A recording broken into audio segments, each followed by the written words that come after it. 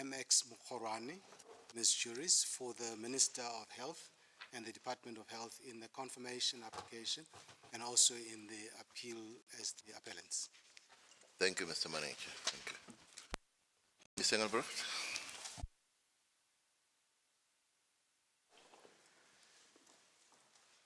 May it please the court. For the past 2 years, Gracious Tefu and Patricia Mpela have taken care of my mother at her home. I procure their services through a health agency as defined in Section 1 of the National Health Act. That is, a business supplying healthcare personnel to users. Dr. Elise van Heerden is a general practitioner in Bloemfontein. She's been a doctor for 30 years. Her doctor's rooms are part of her home converted for the purpose. She is a healthcare practitioner as defined, and the converted portion of her home is a health establishment as defined, a facility, building or place where for profit she offers diagnostic or therapeutic interventions and other health services. Johan Kok and Cholwe Nukeri are fourth-year medical students at the University of Cape Town. After obtaining their degrees, they will complete their internship and the community service, and after close to 10 years of study and working in public institutions, they may wish to enter private practice. They stand shoulder to shoulder with the 4th to 7th applicants in this matter. Amongst them, Barbara Pretorius, whose affidavit is at page 137 of the record. She describes how since the early 2000s, she has developed a physiotherapy practice in Knysna through the investment of resources and costly equipment. She's involved in her community and she maintains close relationships with her regular patients. Dr. Brian Spiss, whose affidavit appears at page 148 of the record, moved to Menlo Park in Pretoria in 1990. He has operated his private practice out of his home for 35 years, and he has consulted at the nearby Zuid-Afrikaans hospital. He's also purchased expensive equipment to facilitate his work. He's an active member of the community, and he has no desire to move. Anya Haynes, whose affidavit appears at page 153 of the record, is a physiotherapist specializing in pediatric neurology. She has lived in the greater Cape Town area all her life. She's the co-owner of a health establishment where she provides services. And over nearly 20 years, she has built a referral network and a client base. Her husband works in the area, her children attend school there, and she's a flautist in 3 orchestras in Cape Town. She has no intention of locating anywhere. As this court deliberates on whether to confirm the declaration of constitutional invalidity of sections 36 to 40 of the National Health Act in paragraph 1 of the Gauteng High Court order, which we find at record page 888, it is these individuals that the court will keep in its mind's eye, together with the hundreds and thousands of healthcare providers and healthcare personnel, present and prospective, like them. Doctors, nurses, physiotherapists, dietitians, occupational therapists, phlebotomists, dentists, carers. Individuals whose calling as healthcare practitioners make them no less entitled than any other citizen of this country to choose where they want to live and work and make choices as economic actors on where they might earn a living or how they might want to invest their resources. The court, we submit, will keep them in mind because the reality is this: on pain of criminal consequence provided for in section 40 of the Health Act, no person may A, establish, construct, modify, or acquire a health establishment or a health agency. C, provide prescribed health services, or D, continue to operate a health establishment or health agency after the expiration of 24 months from the date this Act took effect, without being in possession of a certificate of need. Considering only subsections A and D, no health agency and no health establishment will be allowed to operate without such a certificate. The scope is broad. In accordance with the definitions in Section 1 of the Health Act, which we quote in full in footnotes 5 and 6 of our heads, those are the definitions of health agency and health establishment. This includes hospitals, medical practices, physiotherapy centers, dental rooms, nursing homes, rehabilitation centers, clinics. Unlike the holders of mineral rights some years ago, existing establishments will not be able to simply convert their old order rights and be protected from deprivation. No. In the hands of the Director General will lie the ability to refuse them the opportunity to keep open their practices. But there's more. No person will be entitled to provide prescribed health services without such a certificate, as Section 36(1)(c) tells us. The respondents see this as a virtue, because they say, well, not everyone that is rendering a health service will actually require a certificate of need, only those who render services that are yet to be prescribed by regulation. In paragraph 38 of the written submissions that they made on 4 September, they explain that it is, quote, only once regulations are made that one will know which healthcare services are prescribed for purposes of Section 36(1)(c). But that's not a virtue, nor a consideration that can save this scheme from constitutional invalidity. Quite the contrary. As the court below correctly held at paragraph 39 at page 903 of the record, it bears mentioning that there is no definition of prescribed health services, and so the con scheme may operate as widely or as narrowly as regulations which have not yet been conceived may determine. That means that the extent of the operation of the scheme is vague. Indeed, as the Director General said before the High Court in the answering affidavit at paragraph 16 at page 441 of the record, it is extremely difficult to assess how the con scheme will function in the absence of regulations. This court will appreciate that since regulations cannot be relied on to interpret the legislation or to save it from constitutional invalidity, the Director implicitly accepts that the scheme is vague and therefore unconstitutional. Moreover, nothing in the Health Act constrains the Minister in deciding what health services might or might not be subject to a certificate of need. The respondents themselves point out in paragraph 110 of the answer in the High Court at record page 474 that Section 90 of the Health Act, which circumscribes the powers of the Minister to make regulation, doesn't deal with the power to make regulation related to health services. We say what the Minister is given is an untrammeled lawmaking power to decide which health services will be subject to the scheme and which not. And whatever the extent of those prescribed health services might be, those to be rendered by individuals, what the respondents cannot say, as they did before the High Court, is that the only persons who could conceivably be subject to the scheme are those seeking to establish, construct, modify, or acquire a health establishment or agency. They said that at paragraph 111 at record page 475. They also can't say that the scheme applies at a health establishment or health agency level only, and therefore that practitioners can rely on a health agency or a health establishment's certificate.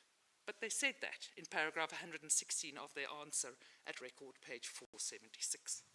It's plainly not what the Act provides. And in any event, every doctor, every physiotherapist, every dentist who has rooms of their own operates a health establishment within the meaning. the list goes on. The individual impact cannot be avoided. And what cannot also be ignored is that if the health establishment or the agency does not obtain a certificate, those employed by it will be left without employment, unless and until they can find employment with another agency or another establishment, assuming that they have staff requirements. But remember, there's now a rationalization of the services, so where are they going to find their employment? It's cold comfort to those employees that the Director General said in paragraph 100 of the answer before the High Court at page 472 that the certificate attaches or is linked to health agencies and not to healthcare personnel. Cold comfort. The impact is individual, no matter how narrowly the respondents seek to interpret the Act. Dr. van Heerden will not be able to keep open the practice at her home, and nor will Dr. Spies unless they obtain their certificates.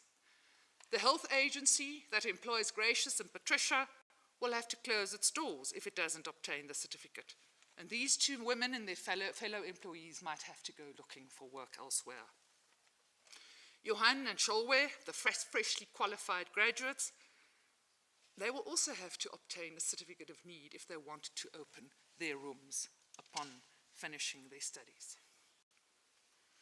So, how will the Director General decide whether to issue or renew a certificate? Well, section 36.3 says he must consider 13 factors. Not one of those factors that the Director General must consider in the Act includes the applicant's position, goals, ambitions. The applicants as agency, their capacity to make meaningful choices about their own lives does not seem to warrant consideration under the scheme. Nor apparently will it be relevant that a healthcare provider or a prospective healthcare provider has ties with the community, has built a reputation, or maintains relationships with the people they serve. As the court below held at paragraph 40 in the record at page 904, it is what is not set out as a requirement for the DG to take account of which is problematic.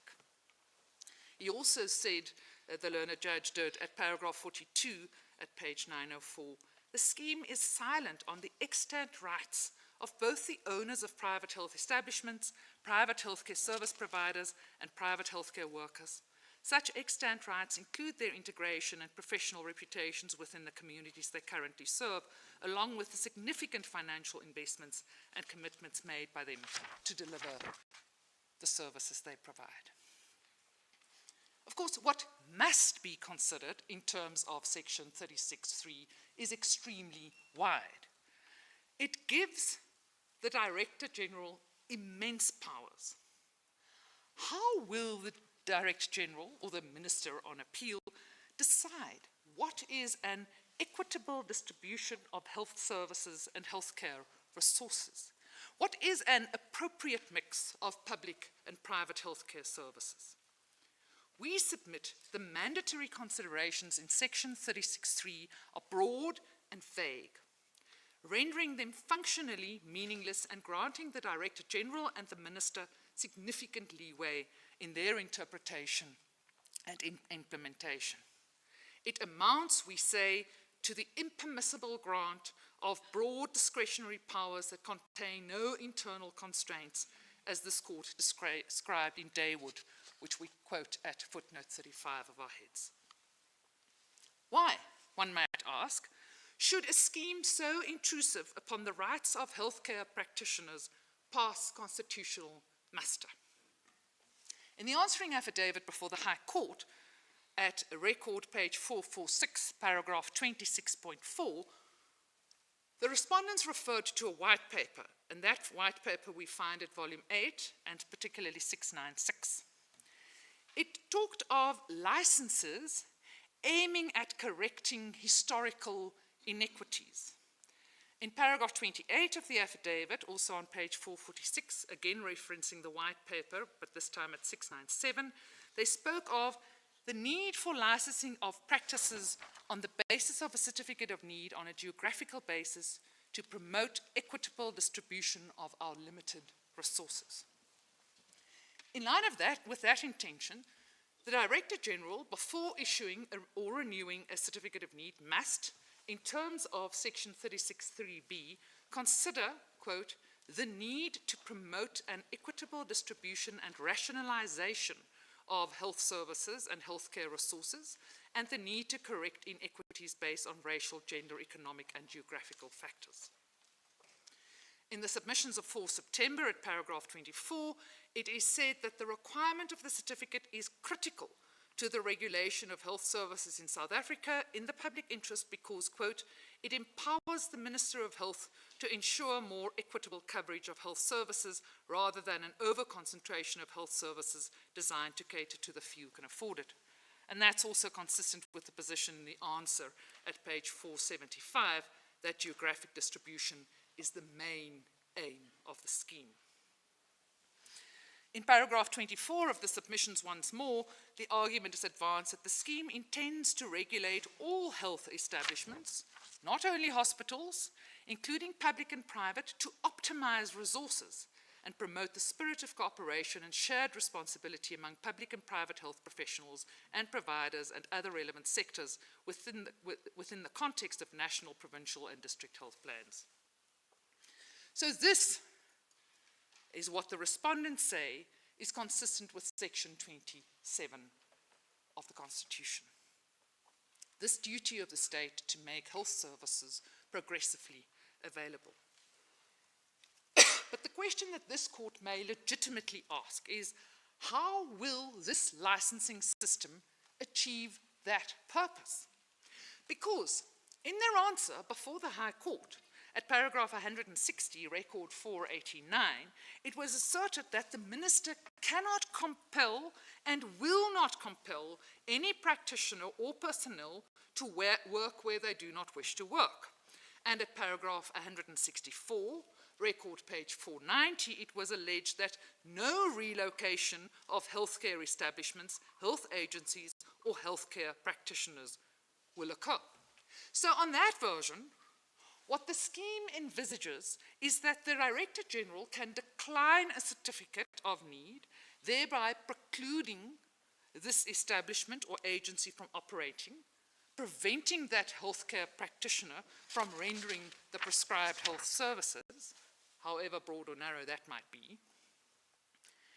They may take away the livelihood of the individuals without actually being able to ensure that then those practitioners will go elsewhere and redistribute to another area. All that the respondents can do is to point to a possible connection between the scheme and its intended aim, and this is what they do at paragraph 210 of the answer at page 501 of the record. They say the criteria used in evaluating the issuance of a certificate of need will hopefully incentivize health agencies and establishments to direct their investment in the creation of new infrastructure for underserviced areas. But that hope is not based in a reality. First, the migration of South African healthcare personnel to other countries is a well-known fact. In the record at page 114, line 19, we see that in 2019, the then health minister explained that there was a shortage globally of healthcare practitioners and that it was attractive for those from low and middle income countries to migrate to other countries in search of better living and working conditions. If we make it so difficult for the practitioners here, will they stay? Will they move to the underserviced areas? Or will they go? After all, healthcare practitioners must be taken to be economic actors that will make rational decisions about their ability to earn a living at a different location. And in any event, the great irony is this. In terms of section 36(3) sub J, when the Director General must consider an application for a certificate of need, what he must consider is the probability of the financial sustainability of the health establishment or health agency. So now the applicant who can't work in the big city must apply and show the Director General that the practice in the far-flung area that nobody wanted to go to will be financially stable. And the court will remember the story of Barbara Pretorius. She describes in paragraph 5 of her affidavit at page 138 of the record how, when she first located to Knysna, after 15 years of already being in practice, she had no customer base and no referral network. She doubted whether she could build a practice. There was a time when she considered closing it, and a colleague told her to stick it out for 1,000 days, because it usually takes 2 to 3 years to establish a sustainable practice. How? This court must ask itself, can it be said that the scheme that places these requirements on practitioners undoes the systemic and persisting inequities in the geographic distribution of health establishments and agencies in South Africa? Can this certificate of need scheme address the problem identified at paragraph 36, page 449, that the country has relatively few doctors? Can it address the difference between public and private healthcare expenditure mentioned in paragraph 37, page 449? Is the scheme responsive to the problem identified in paragraph 41, page 455, that there is a dearth of healthcare establishments and healthcare personnel in particular areas? No, no, and no. There simply is no rational connection between the stated purpose of the scheme and the outcomes that can be achieved. It fails the test. It fails the test of Law Society versus Minister of Transport, which we quote at paragraph 70.9.1 of our heads, that there must be a rational nexus between the legislative scheme and the pursuit of a legitimate government purpose. Because that requirement is meant to promote the need for governmental action to relate to a defensible vision of the public good and to enhance coherence and integrity of legislative measures. I can't describe it any better than the court below did in paragraph 63, page 911. The power to withhold the issue of a certificate or the renewal of a certificate is nothing more than a blunt instrument which would be used by the DG to reduce the number of healthcare establishments and private healthcare providers who could lawfully provide medical care within a particular area, in the hope that being deprived of their property and ability to earn a living, they would, without more, accept the losses foisted upon them and relocate to an area in respect of which the DG had determined a certificate would be issued. The learned judge in that same paragraph went on to say, even if this did occur, there would be no certainty. The sword of Damocles hangs over every private healthcare establishment and private healthcare provider in perpetuity for so long as they are required to renew a certificate of need.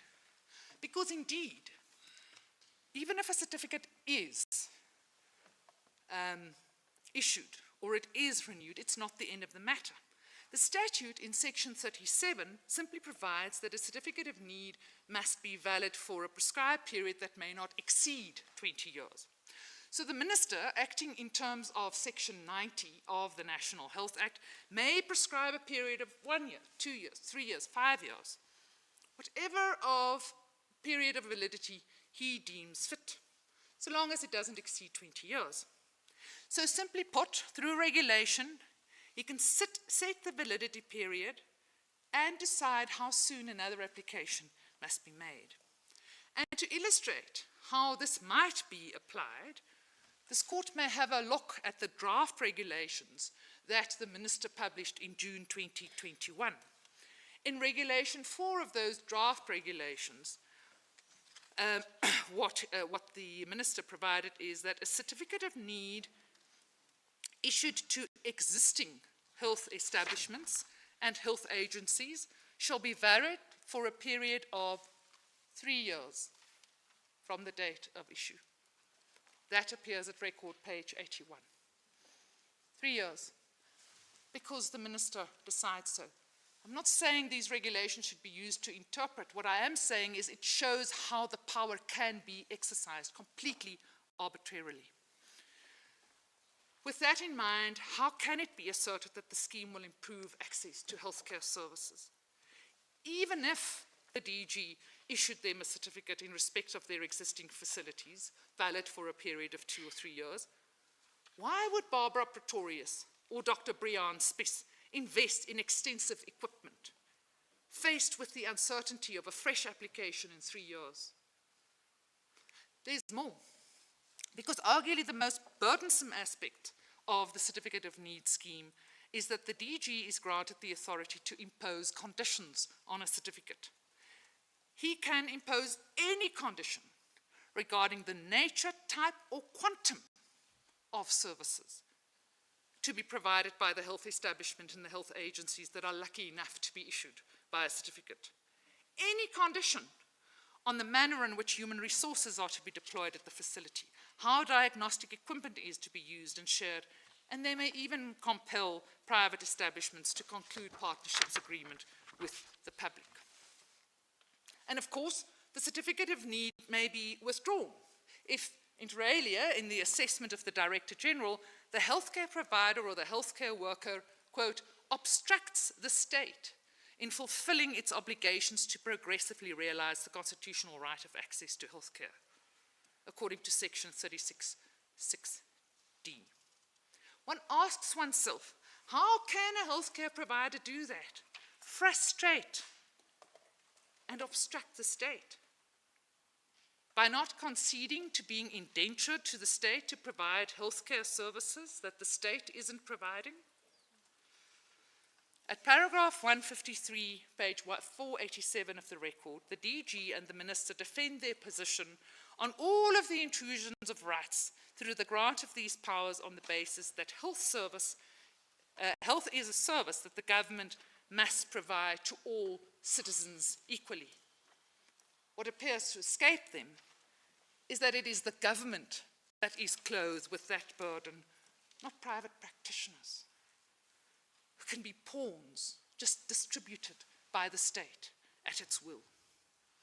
What all of this shows us is that on its face, the Certificate of Need scheme intrudes upon the rights of healthcare practitioners and health workers because the DG and the minister are quite simply not sufficiently constrained in dealing with the various aspects of the scheme to protect the rights and the interests of the affected individuals whose livelihoods are made subject to the scheme. And so in the circumstances before this court, as we did before the High Court, and for all of the reasons traversed in our written submissions, we say sections 36 to 40 violate the separation of powers, are irrational, are impermissibly vague, and they unjustifiably infringe constitutional rights. We contend that the scheme on its face is unconstitutional. It's evident from an examination of the text itself.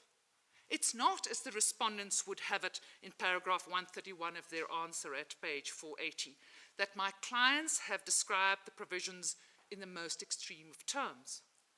Rather, it is that the scheme as it is set out in the Act produces these extreme effects. It's not for the respondents to say that the scheme ought not to be declared unconstitutional just yet, because regulations will save it in due course. They must accept the consequences of what they said in paragraphs 18 to 19 of their answer in the record at 442, that without regulation, the scheme is inchoate. It's not for them to argue that the scheme won't be applied unconstitutionally, because the assurances of the current administration that they will exercise their powers cautiously to save the provisions from unconstitutionality is of no assistance. We discuss this fully in section D of our heads, starting at page 16. What is incumbent on the respondents is to show why, despite the obvious problems with the scheme, it passes constitutional muster, Because in EFF versus Minister of Correctional Service, it was plainly explained that no matter how good the objective is, there must be a juxtaposition with the rights of the people that are affected, those whose rights are being infringed. Because it is the state that infringes, and it is the state that must then explain why it should be allowed to limit. The consequence, unfortunately within the time, those are my submissions. Thank you very much, Ms. Engelbrecht. At the commencement of your argument, you tell us about the current circumstances of some of the applicants. But suppose what you were seeking to demonstrate is what the fears are of what the requirement of a certificate of need will bring. Am I correct? Deputy Chief Justice, in part, but it's not just about fears. It's about realities for these practitioners. Okay. Because the fact is they are being subjected. They are currently in practice. And if these sections come into effect, they will have to, we know, within 24 months, apply for their certificate of need. And in other words, what happens then is they are subjected to this approval system. So the Act affects them. It's not a fear, it's a reality. Well, I think you've covered some of the ground I wanted to cover in what I want to ask you. The respondents say all that is speculative. It's you arguing in the abstract. You say this is what will happen. And you have no basis to say what you're saying. And they rely on I think the Savoy and Lawyers for Human Rights cases to say, you asking these courts to speculate as to the future. May I So that's why I'm asking you that question. I mean, what's your response to that? Yes. My response is through the submissions that have been made about how the scheme will operate. In other words, the powers of the minister and the DJ, they're in the Act. That's not speculative. What will have to be done, which is an application for a certificate of need, that is not speculative. That it is possible not to obtain a certificate of need is not speculative. It is there in the Act. That a certificate of need may be withdrawn. It's not speculative. It's there in the Act. We say all of the submissions that we make show that the challenge is anything but abstract and speculative. It's not a case of the law possibly operating unconstitutionally under some conceivable set of circumstances. It is a law that gives the minister and the DG an extensive set of powers. Powers that infringe upon the rights of individuals in aid of an objective that the scheme cannot fulfill. They can impose the conditions on the services to be rendered. It's there in the Act. They can subject the practitioners to the sharing of their technology. It's there in the Act. There is no provision for compensation in the Act. They can withdraw the entitlement, as I've already mentioned, because there is this broad notion of obstructing the state somehow in rendering its services. And I need to make a second point. These are Section 172 proceedings. And this court, in Lawyers for Human Rights, at paragraph 24, explained it very well. It's incumbent upon the court now to grapple with these issues, because there is already a High Court decision declaring these sections unconstitutional. The court can't now say, well, it's premature, it is speculative. There is a declaration of constitutional invalidity, and therefore the court must enter upon the debate of the merits of the provisions. That's at Lawyers for Human Rights at paragraph 24. Well, let me ask you a different question. In your written submissions, you don't dispute that the current context in South Africa is that many South Africans still have no access to quality, affordable, and timeous health care. Is that correct? That is indeed correct. And the respondents mentioned this as the overarching objective of these provisions that are under constitutional attack. Is that a misplaced reliance on that context? We submit it is a misplaced line. First, because as I indicated in my argument, there is nothing to suggest that in fact there will be a redistribution of services to poorer areas if certificates of need are not granted in the so-called oversubscribed areas. That's the first problem. The second problem is we know from the judgments of this court that when one looks at a scheme that is, let's call it an affirmative action scheme, a scheme that is intended to improve equality rights, it has to be a plan.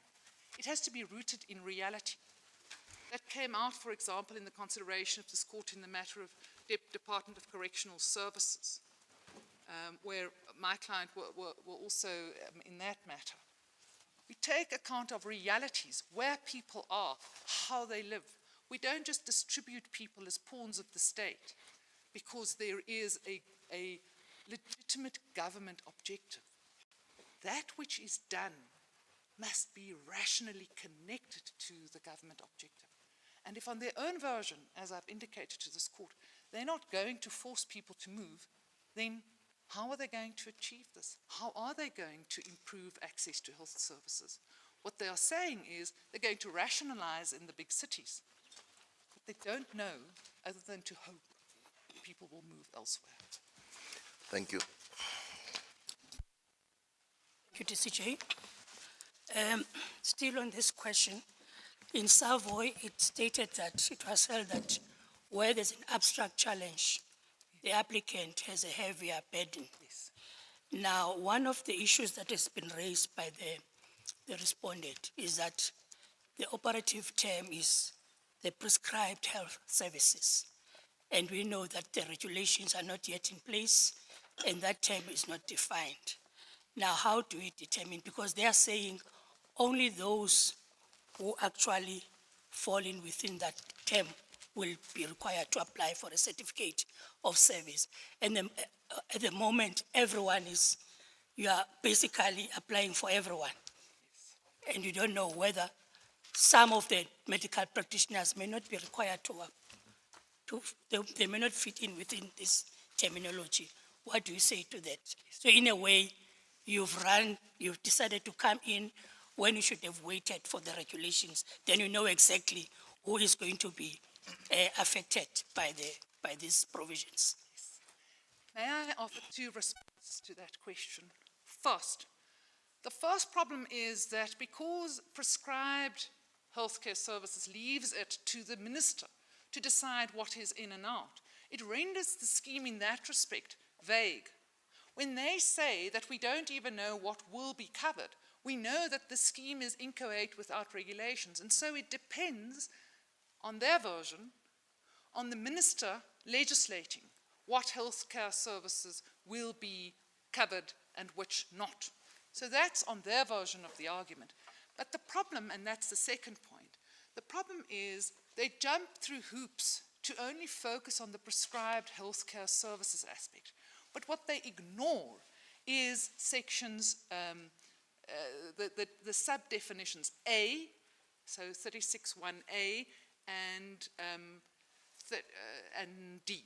A and D apply without regulation, without prescription, to health agencies and health establishment. In the case of D, it applies to all existing health establishments and existing health agencies.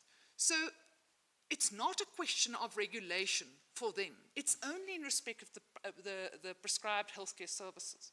And what they then say is, and that's the argument I dealt with earlier, well, it actually doesn't have an effect on individuals. But that's to overlook that health establishments include a doctor's room.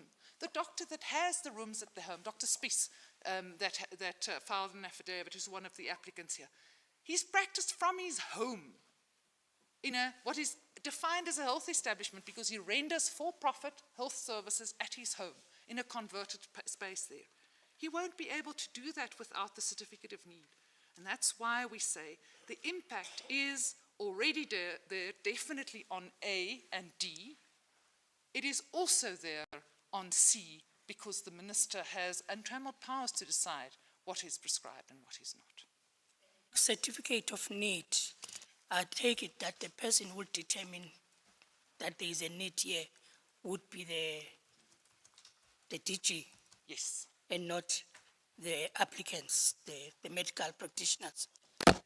That is correct. So one conceives of the applicants making application and having to explain why there is a need. We know from the various subsections of Section 36 that there will be a variety of considerations that will be taken into account.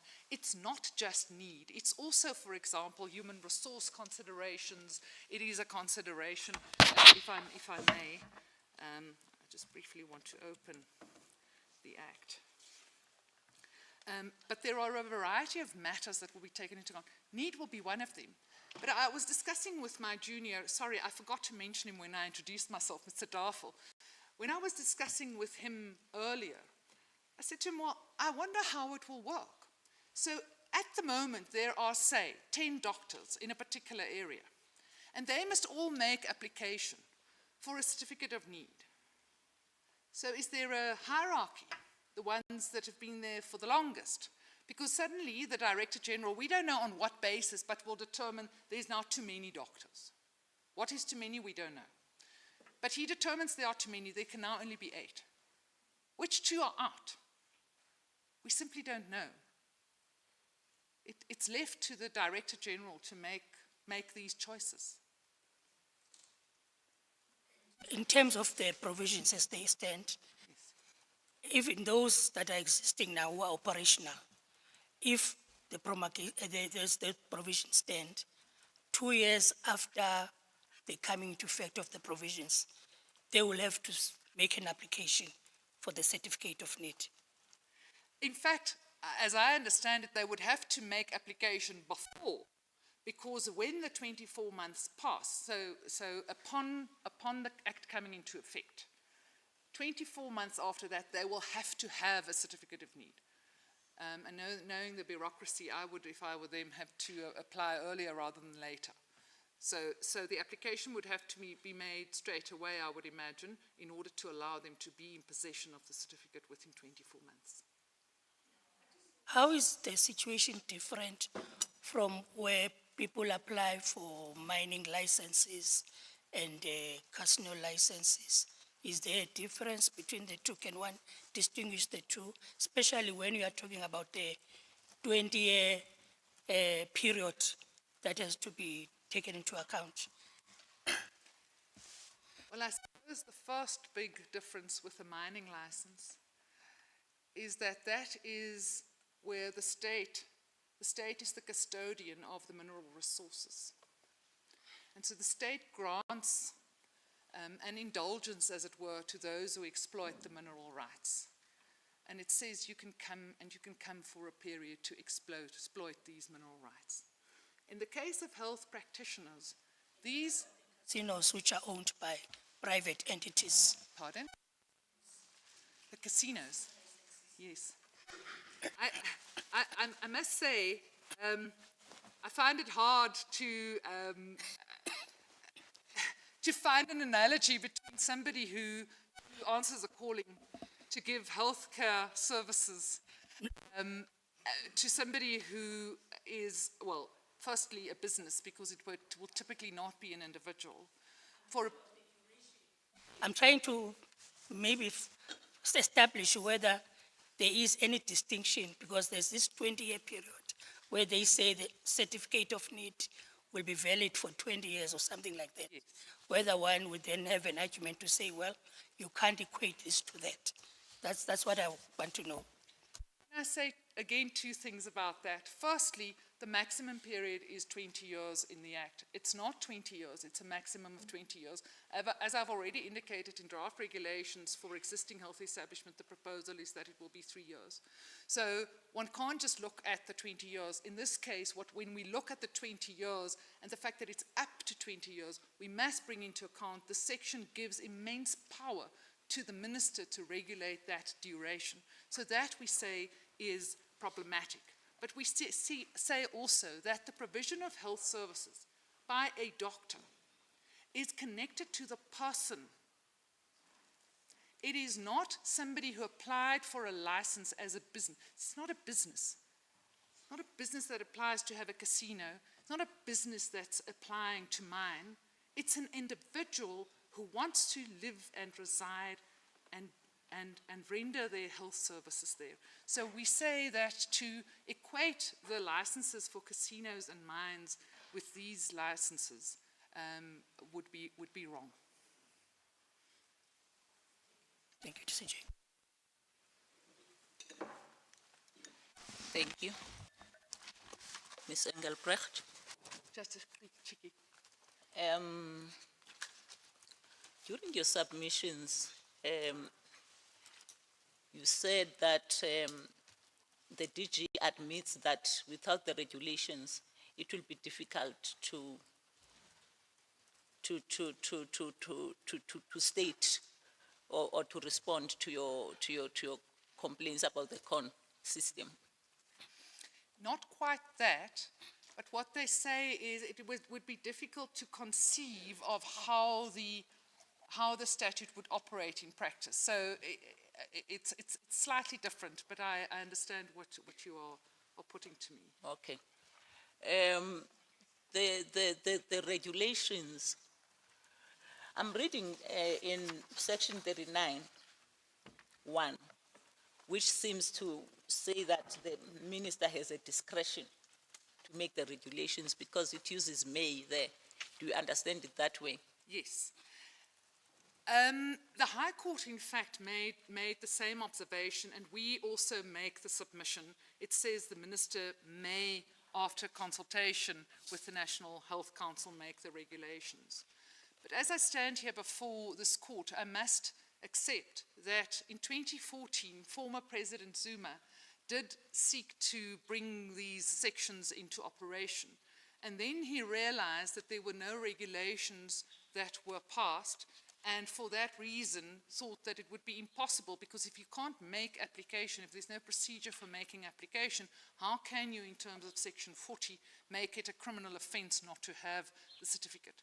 So I will say this, I'm not entirely sure that it is a discretion. It does seem as if regulations would have to be passed to at least explain what the process is that would have to be followed to make application. Perhaps I should reserve that for Mr. Maineche. Perhaps. Yes, because I'm interested. If Mr. Maineche's submission is that it will be clear, the scope of their functions at least will be clear, and they will be able to clarify them when there's regulations. And I'm worried that if the making of regulations is discretionary, and I know that we don't have regulations now at this point, I'm worried whether we, in fact, waiting for regulations that may or may not come would be a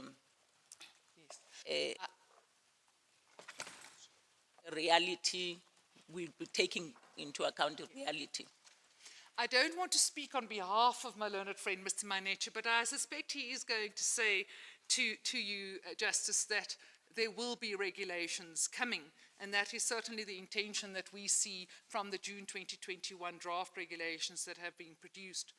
But we say that that is actually not the real question, because the statute has to stand on its own 2 feet.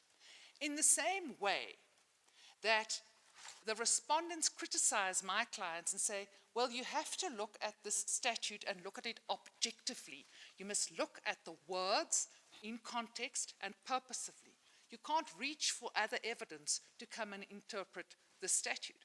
By the same token, the respondents can't do that. If they cannot defend the constitutionality of these sections on the words as they stand, it is no assistance to them that they are not. Is there no merit to them saying that, look,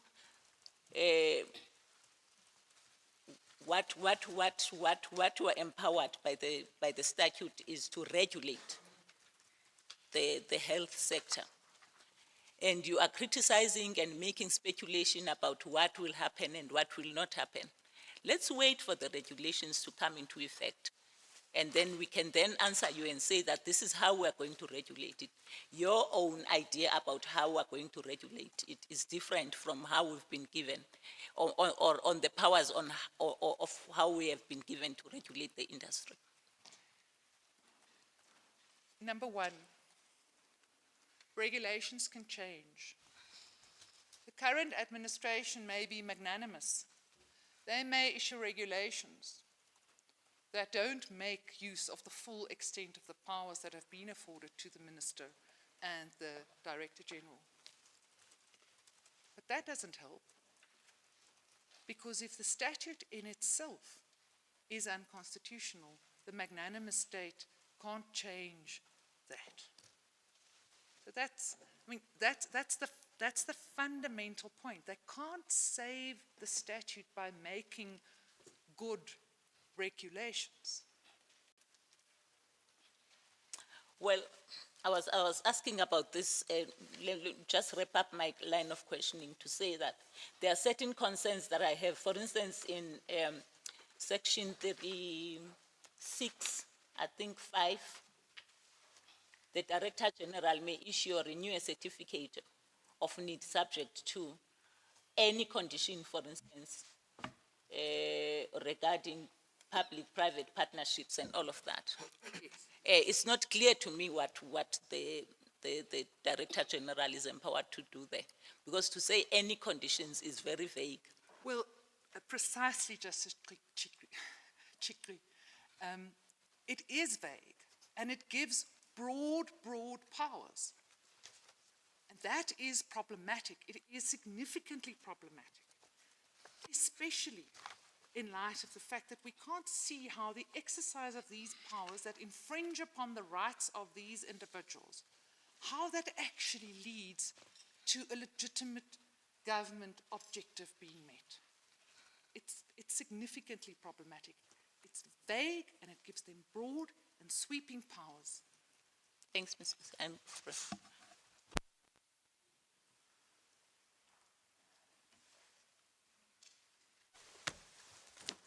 Ms. Engelbrecht, can you point to an infringement in the current wording of the Act? Or will the infringement become operative or clear once the regulations are passed? It can potentially operate at two levels. It might be that the content of the regulations may make it even worse. But at the moment, the focus of the attack is the extent of the powers that's been given to the Director General first, but then at a secondary level to the Minister. So, in other words, Elaborate on those powers. if I can elaborate on that. Please. Well, the fact that the Minister is entitled to, as it were, arbitrarily decide what the period of validity will be, up to 20 years, but otherwise no restriction. That means that there is an infringement. The fact that the Director General can impose conditions, and those conditions are Where do we find that in the current legislation, Ms. Engelbrecht?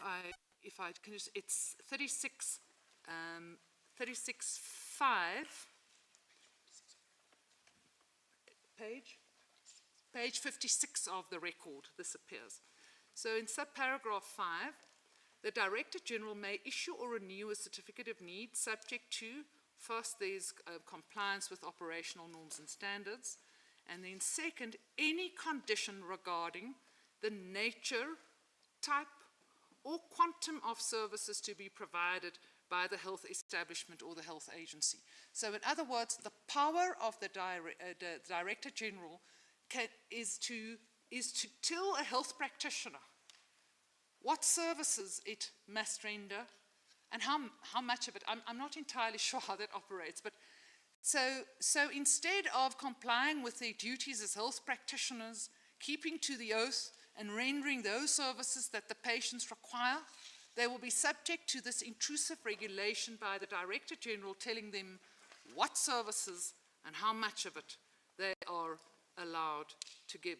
The second one, human resources, any condition regarding human resources and diagnostic and therapeutic equipment and the deployment of human resources or the use of such equipment. What may you have in your practice in order to service the needs of your client? Your human resources, what must they look like? How you must share them with others potentially. Public-private partnerships.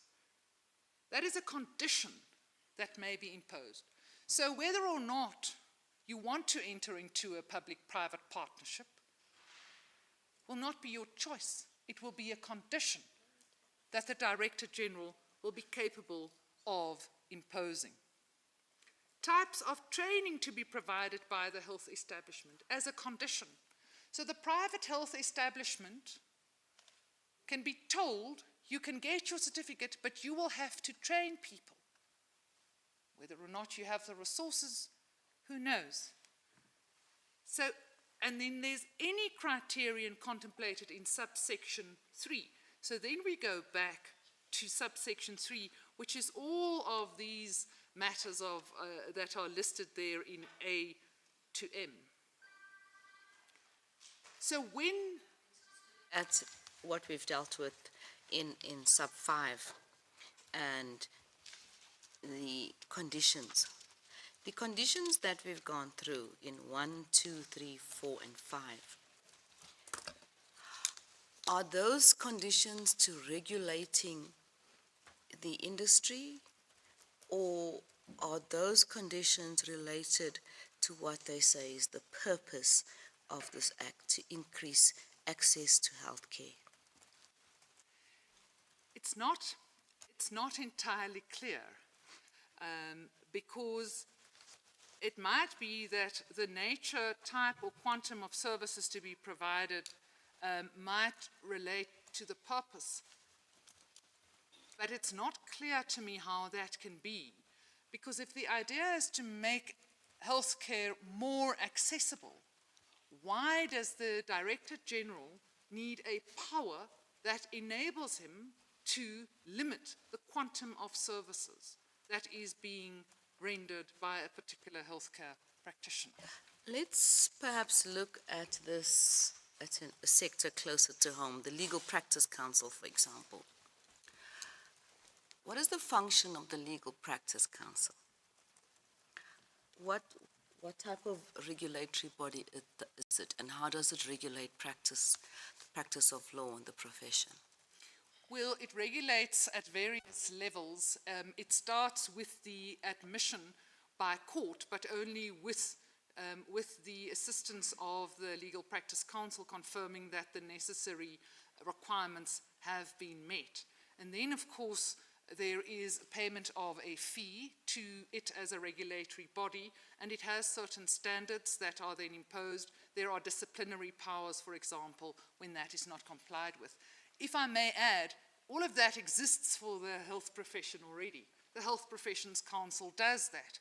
There is oversight of the professional duties. This certificate of need is not concerned with that sort of regulation of the, as it were, the quality of the services, or making sure that people are complying with their ethical duties, like, for example, the LPC might.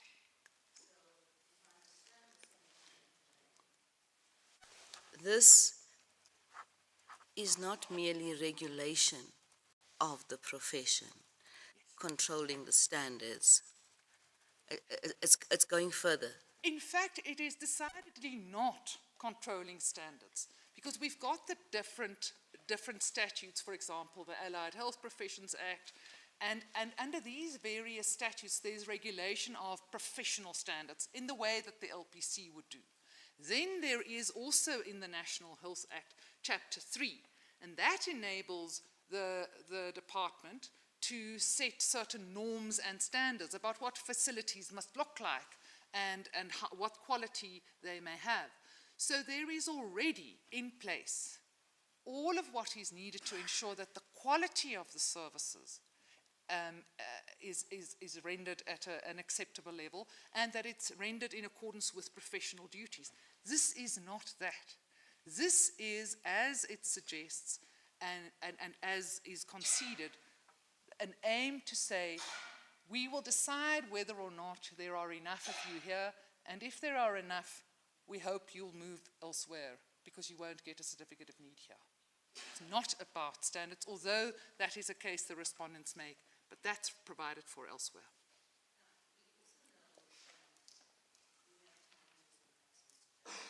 Yes. Also know that we have challenges with access for justice.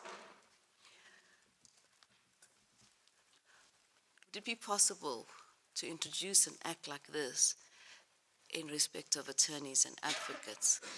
How could it be done? In what manner would it be able to be done? Well, I would suggest there would be far more applicants before this court than there are today, because I don't think the lawyers would take that. But that is exactly the point. Because what is it that we do as legal practitioners? Yes, there is access to justice rights, and there are ways of dealing with that. For example, that we must render pro bono services. Now, under the Legal Sector Charter, we assume certain obligations in order to train people and to promote access to justice. We can have, under the LPC, community service obligations. All of that can be done to assist in promoting access to justice. But the suggestion that we say, well, you are senior counsel in Johannesburg, there are too many of you, we need somebody in Kuruman to be senior counsel. So you can apply there. It would be inconceivable. It would be inconceivable in submission. You don't fix the problem of access to justice by moving around the people who render the services.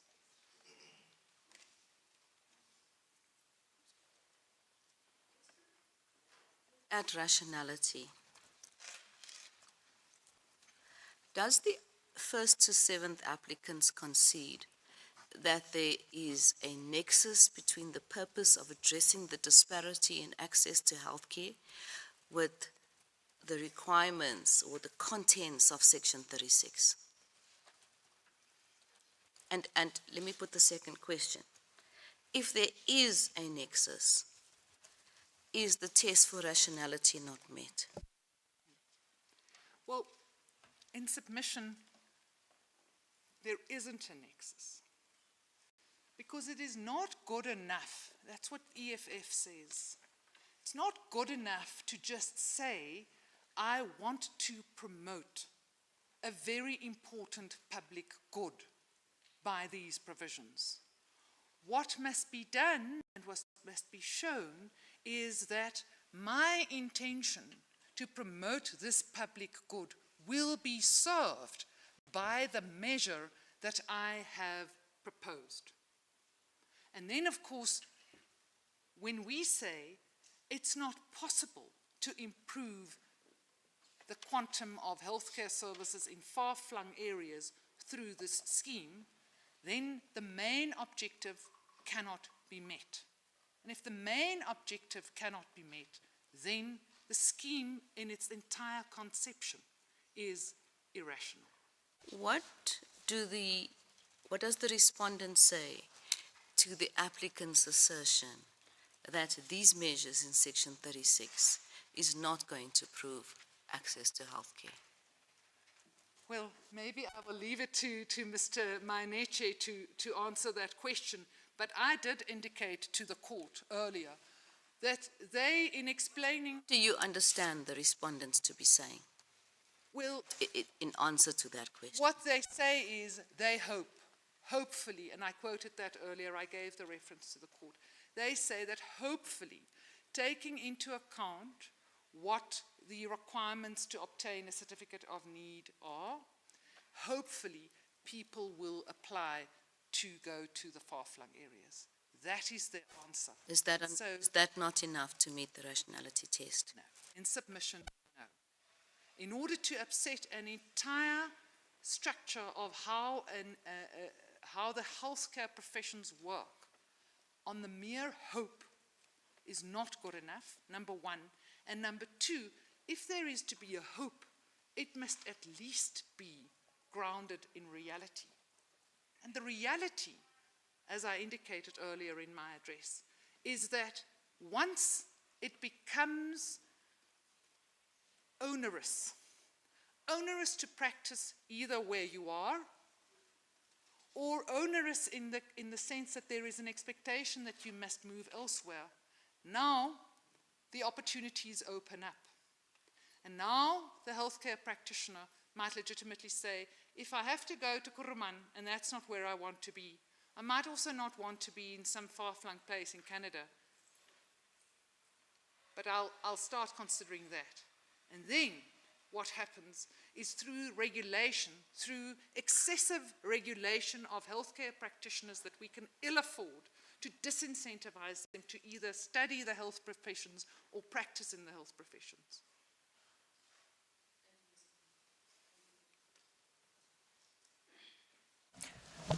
Thank you, Ms. Engelbrecht. You introduced your argument by sort of taking us into the hearts and minds of a few healthcare professionals. And I suppose this case is fundamentally important, not just for healthcare, but in a sense for transformation in South Africa. And whatever the outcome might be, there must be some fundamental questions that we need to confront, and we may need to confront them in this case. And let me start with that I suppose one would see the importance of this case depending on one's vantage point. You've given us the vantage point of the first 7 applicants.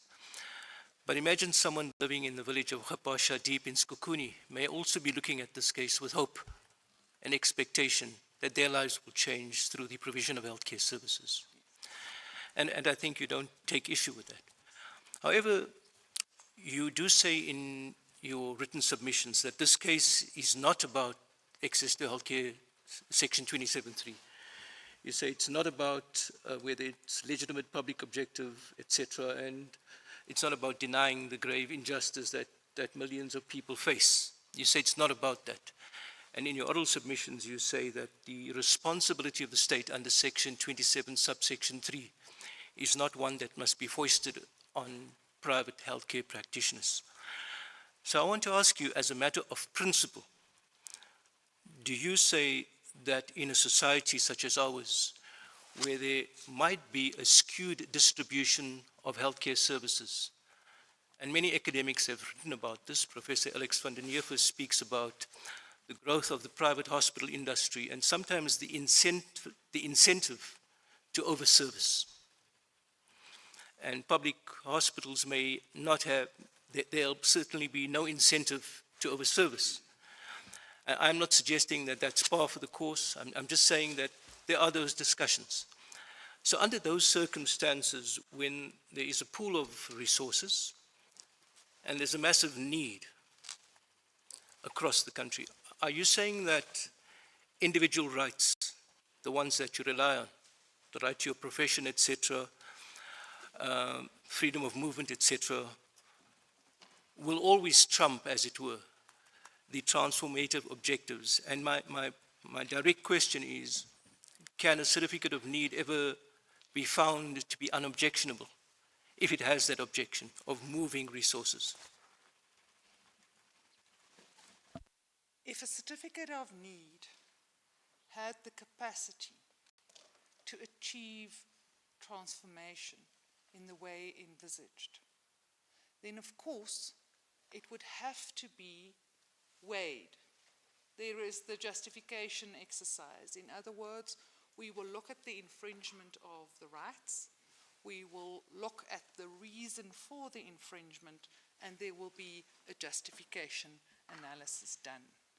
But in that justification analysis, because it is the state that has to, for example, in this case, promote healthcare, and in aid of performing its duty to promote greater access to healthcare, wants to infringe on the rights of individuals, it would have to bear the burden of showing that the way in which it has chosen to do this doesn't go beyond that which is justifiable, and that there is not another less intrusive means to achieve this same purpose. So it's not a question of never trumping, but it is a question of an appropriate balance that has to be struck. And when that balance is struck, it has to be that there is a proportionality between the infringement and then ultimately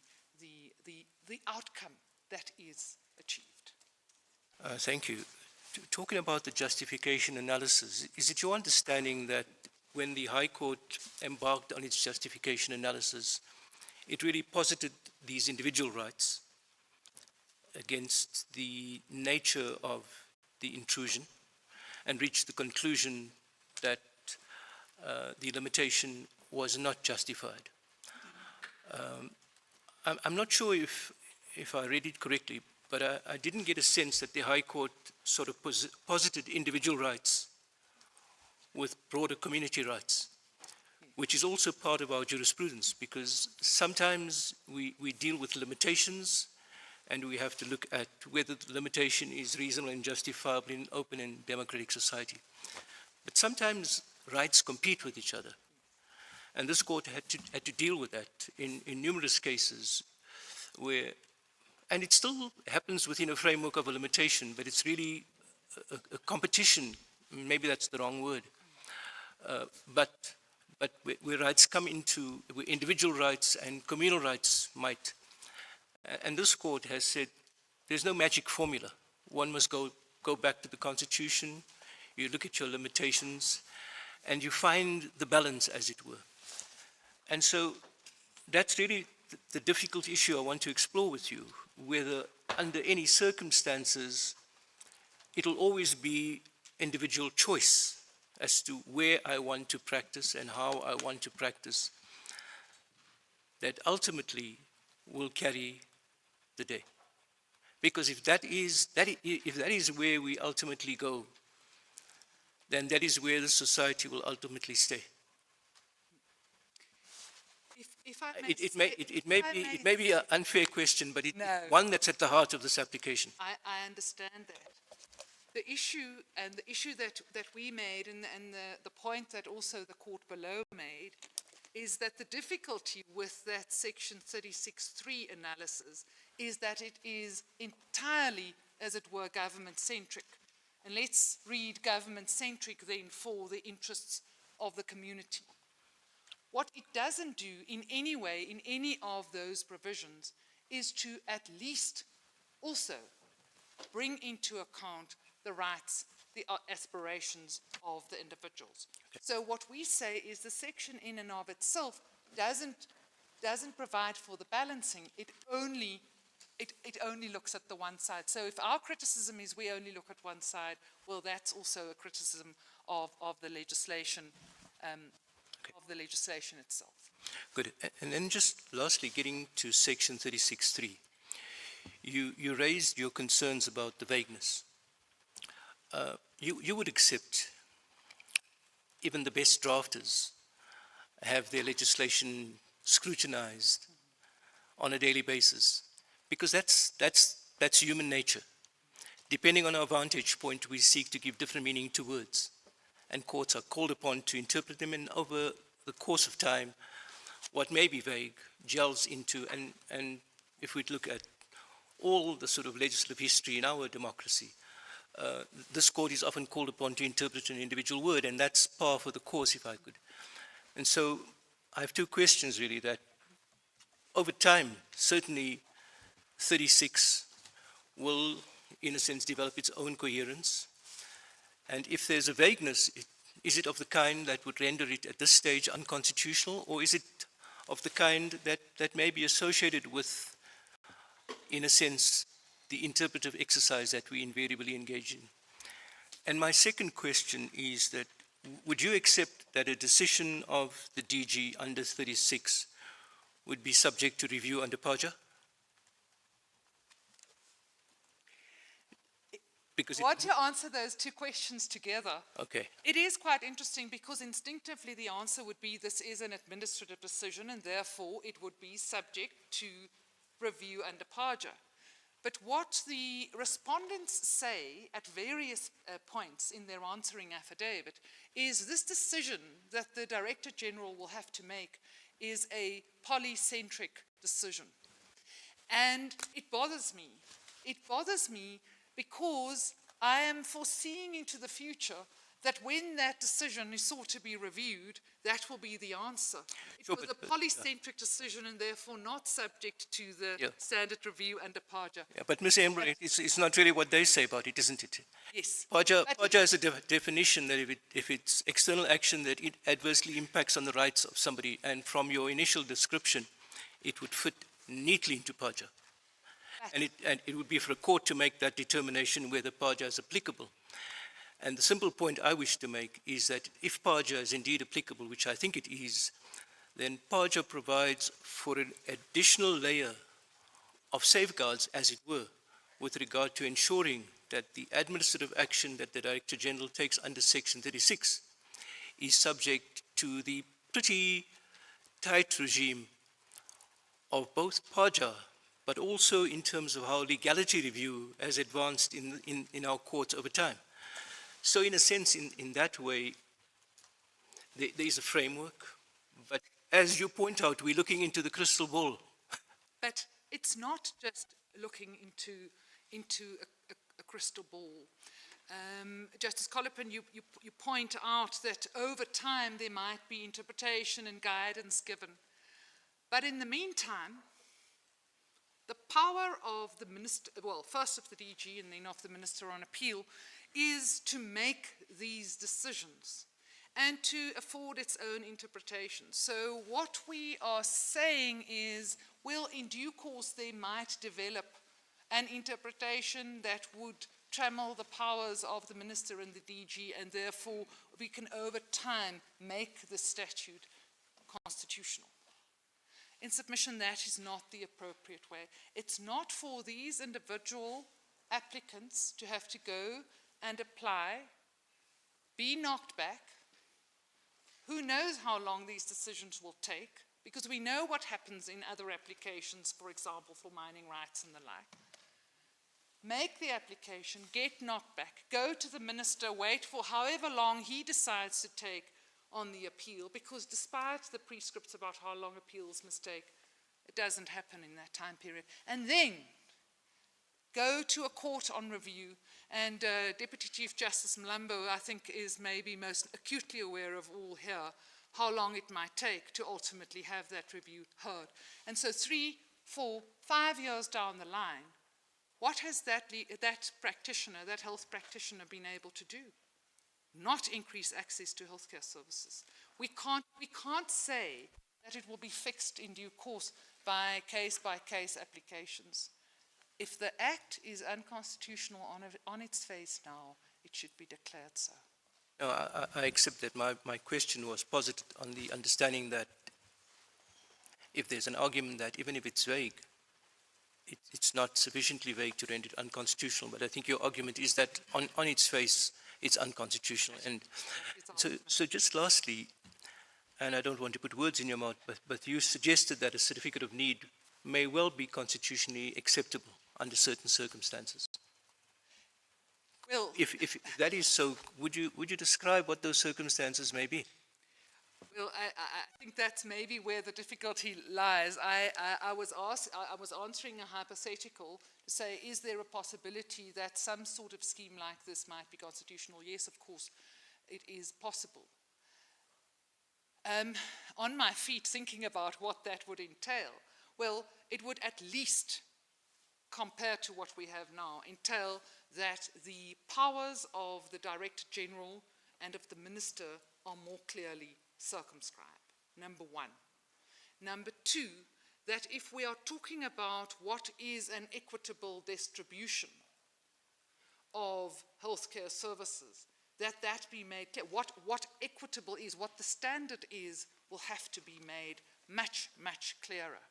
What will have to be made clear is that there can be no compelling of people to render services where they don't want to, or to share their services if they don't want to. That may carry consequences for them, but they can't be compelled. There are a variety of, it is quite difficult.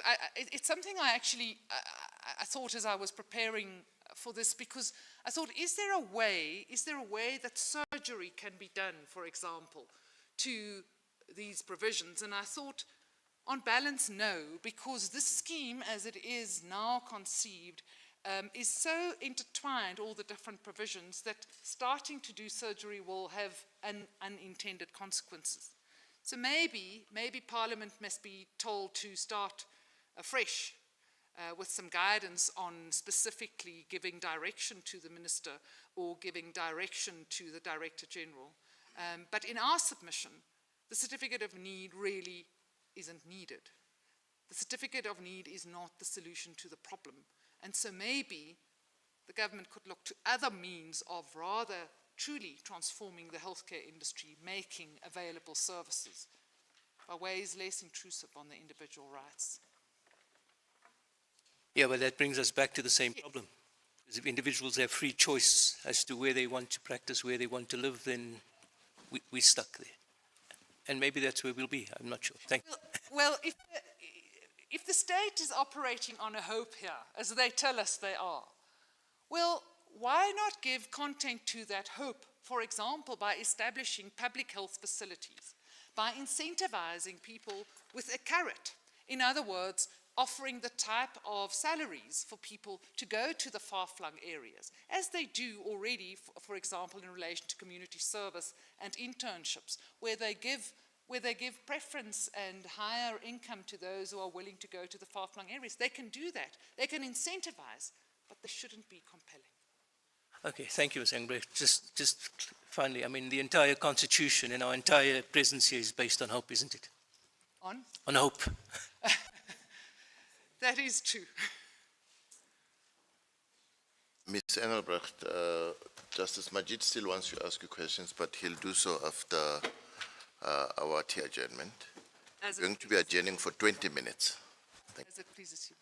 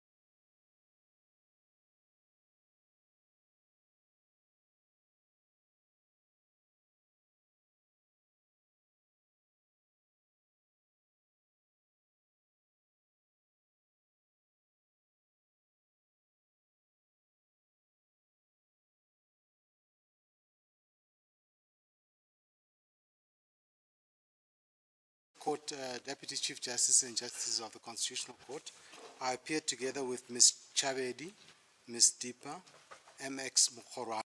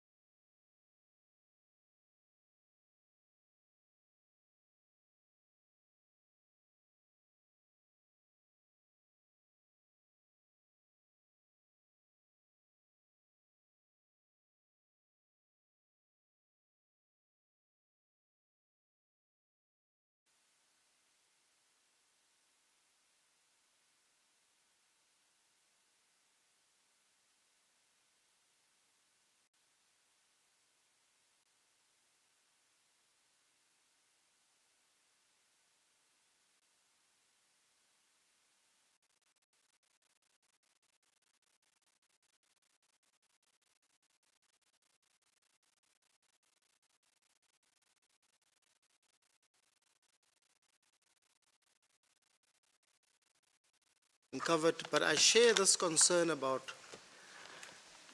ours is a transformative constitution. So I share this concern that on the face of it, Judge Miller, that my brother Kolop and Jay raised with you, Judge Miller seemed not to have taken into account adequately, if at all, this section 27 obligation really that's on government. It's a right, it's also an obligation on government.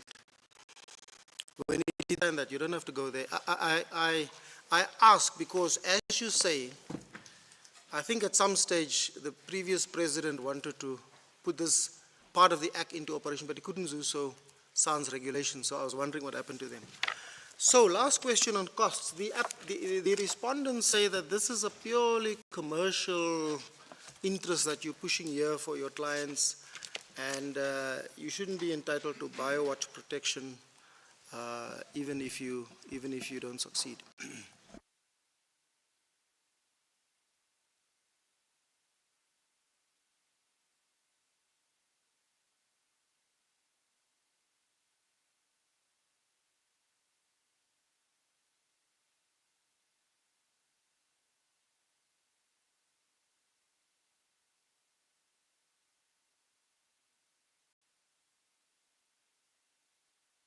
There's also those individual applicants like Ms. What's the lady from Nyasna, Ms. Pretorius?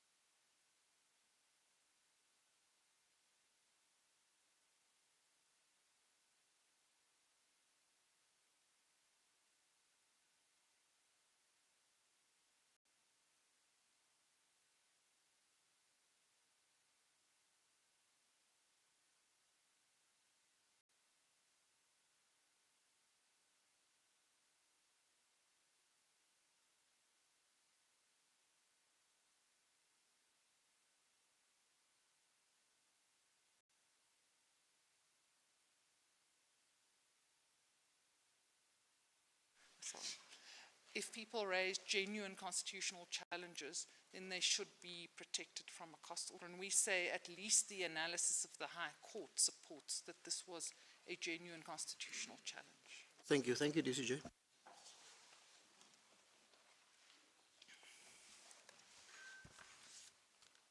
Ms. Engelbert, may I ask you about the Section 36 limitation?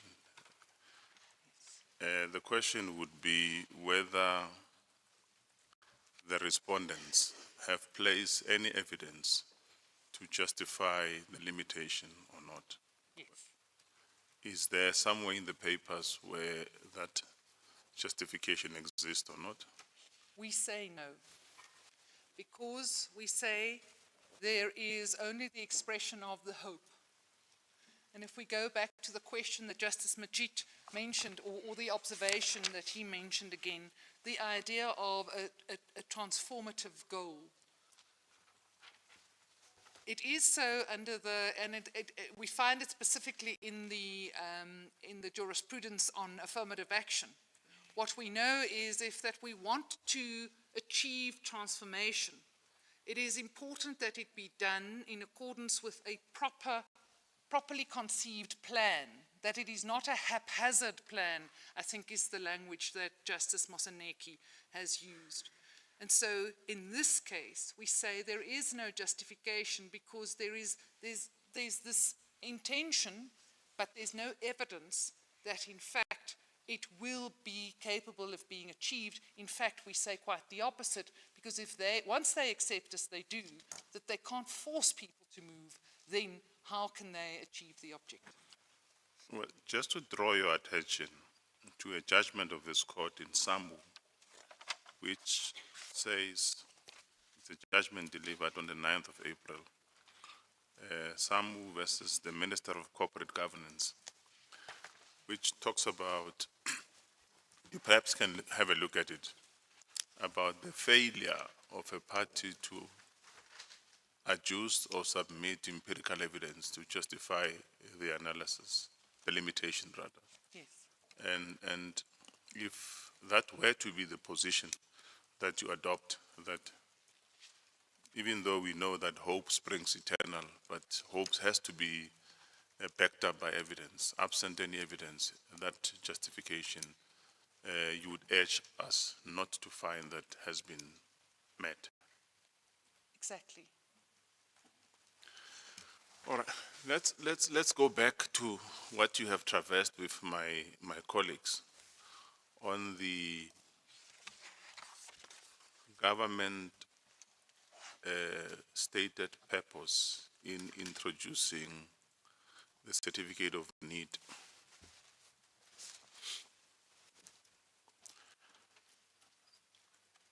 I probably would approach it differently.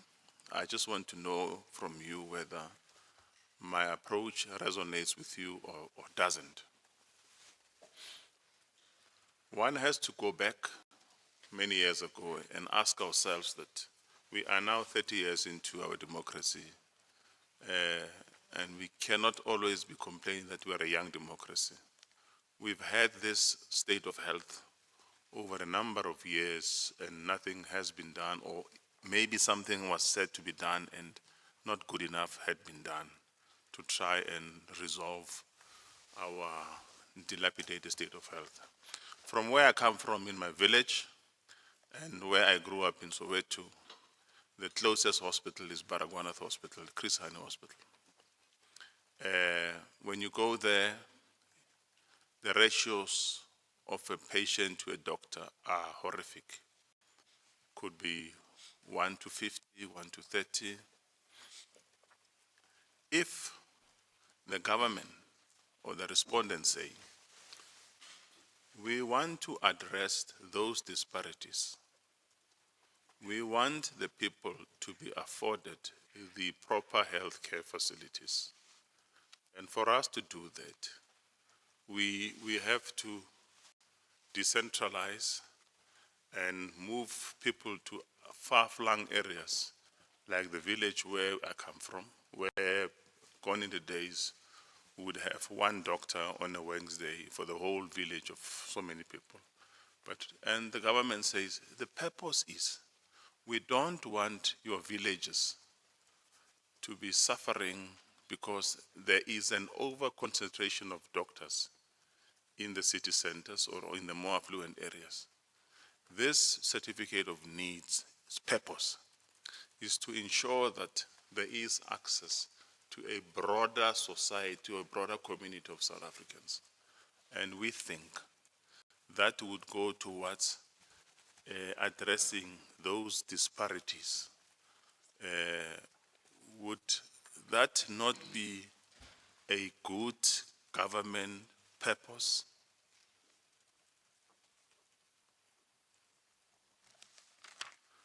The government purpose is a wonderful purpose. The idea that people in far-flung villages should have access to healthcare is obviously a good purpose. But if we want to achieve a good purpose, then we must adopt means. Sorry. If we want to achieve a good purpose, then we must adopt the appropriate means to achieve that.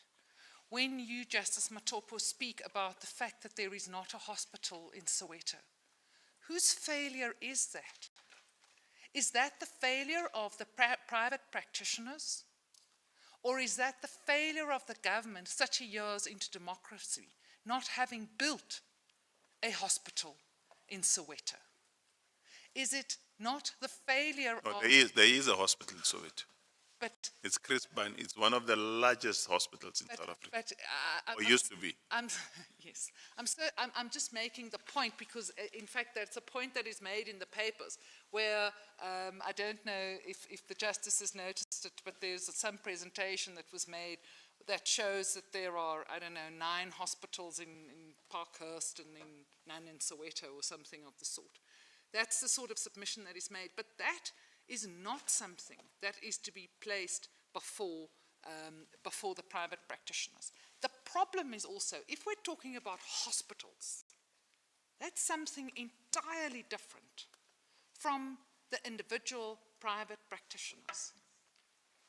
And the problem with this scheme is it doesn't only deal with, for example, large-scale investments, putting up hospitals, getting licenses for beds and the like. It intrudes into every little practice. It intrudes into maybe the wife and mother who doesn't want to have a full practice, who wants to see patients in the morning and in the afternoons, spend time with her children. Maybe she doesn't want to go to another place. So that's Sorry to interrupt. That's the problem. It doesn't address. Sorry to interrupt. Do we know how the DG, in his wisdom, he's going to decide whether to renew, withdraw, or we are putting the cart before the horse? We have to wait for the regulations? Or as it is now, the premise would be to look at the Act as it stands and ask ourselves the question whether the Act as it stands, including the impugned provisions that it sought to be asserted, whether those impugned provisions infringed on the rights of the health practitioners, let me use health practitioners, or not. And if it does, would it be fair to say we should, or their devices, or no, not their devices, their fate, rather, should be left to the hands of the DG, who may decide that it's not good enough, you have to move? I just shudder to think what would happen if the same were to happen in the legal fraternity. I think if you were to be told, to use your example, to say go back to Kuruman, you would kick a lot of dust to say, I'm not going there. I have a right to practice here. But are we comparing apples with apples there? It's always difficult to make comparisons because, in a sense, one would say that maybe in the hierarchy of rights, the access to healthcare might by some be considered to stand higher than, for example, access to courts. But when we start to draw these distinctions in order to justify intrusion in one profession and that over-regulation in one profession, I would submit we start on a slippery slope where we start deciding as between professions which one is more worthy. As to the question, Justice Matopo, about the regulations, I think it's important to say this. We cannot wait for the regulations. And even if we were to wait for the regulations, there are certain things that the regulations, no matter what they do, cannot fix. And one of those is the fact that the Act does not compel the DG to take into account the personal circumstances, at least amongst the factors that must be taken into account. So Justice Collopin asks me about the potential for a PAJA review, for example. Now, let's assume there are regulations, and let's assume the decision goes against the practitioner, and the practitioner wants to review. He wants to say you didn't bring relevant considerations into account, including my own life here, my practice. And the answer could legitimately be, well, Section 36 doesn't countenance that your private circumstances be taken into account. Can I ask you, what is being contemplated or envisaged? Is that the practitioners would ask or would apply for a license, and the DG would be sitting alone or with his or her team? Do we know how this exercise is going to be conducted? Well, it will be delegated. That's what they explain. They say, just like any other license procedure, there will be a delegation. How precisely and practically it will work, that one can only see, not even with regulations, one can only see that if it were ever to be implemented. We say we shouldn't be doing a social experiment with those that we so desperately need to provide healthcare services in this country, just to see whether it works out. And I'll tell you what my concern is. My concern is the practitioner's fate being determined by some bureaucratic official somewhere in whatever room and say, right, you've got a license, you don't have, here are the conditions, meet the conditions. If you don't meet the conditions, you can't practice. I think it's horrendous. We obviously share your concern, Justice Matopo, and it is a very serious concern. But if the respondents say, wait until you hear how the DG is going to be exercising his or her functions, and your fears may be allayed. And in other words, they're saying you put in the cart before the horse.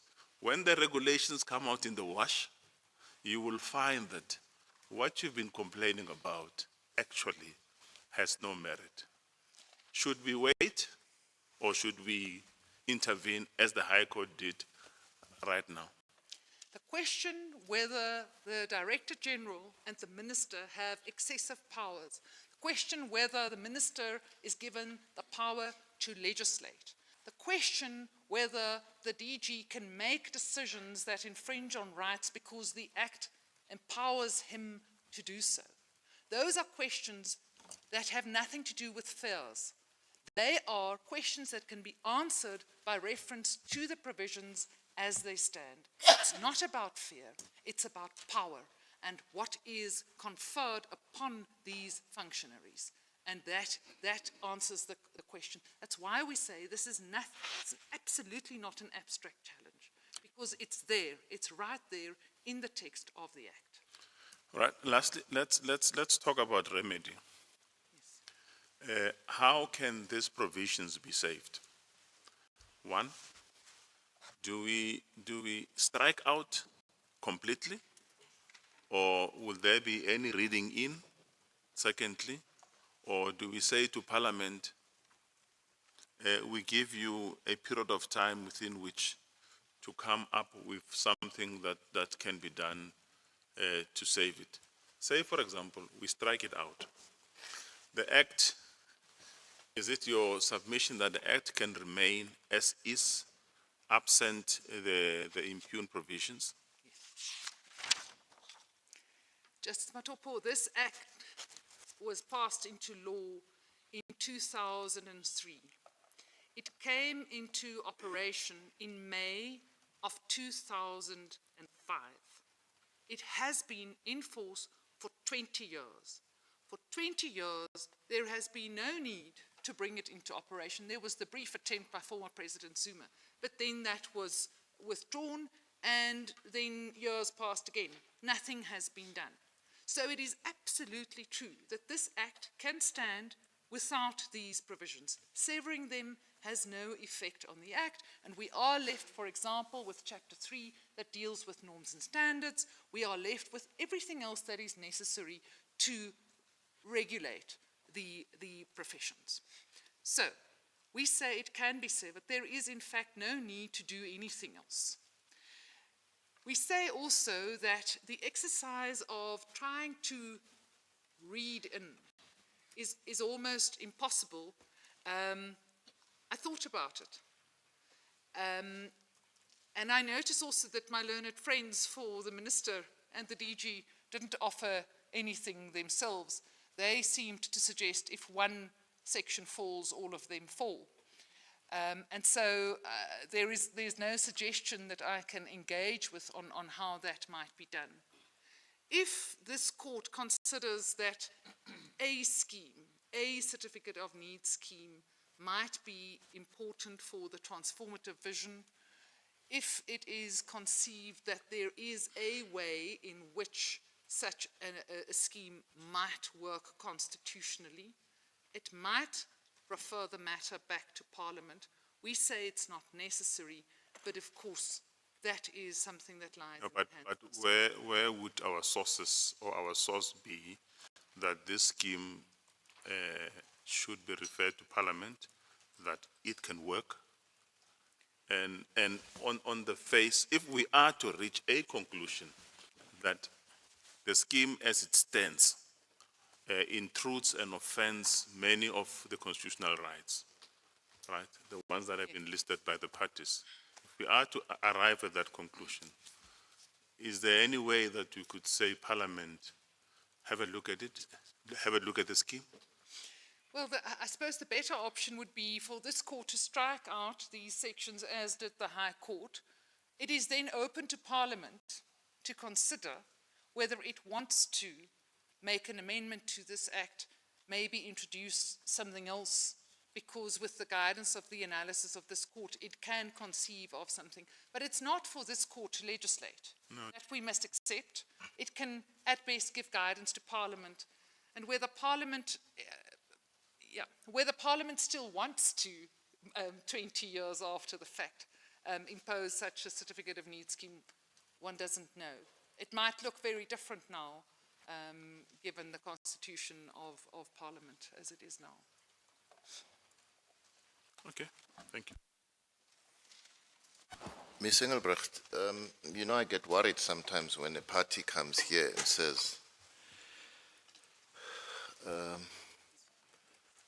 strike it down and do nothing.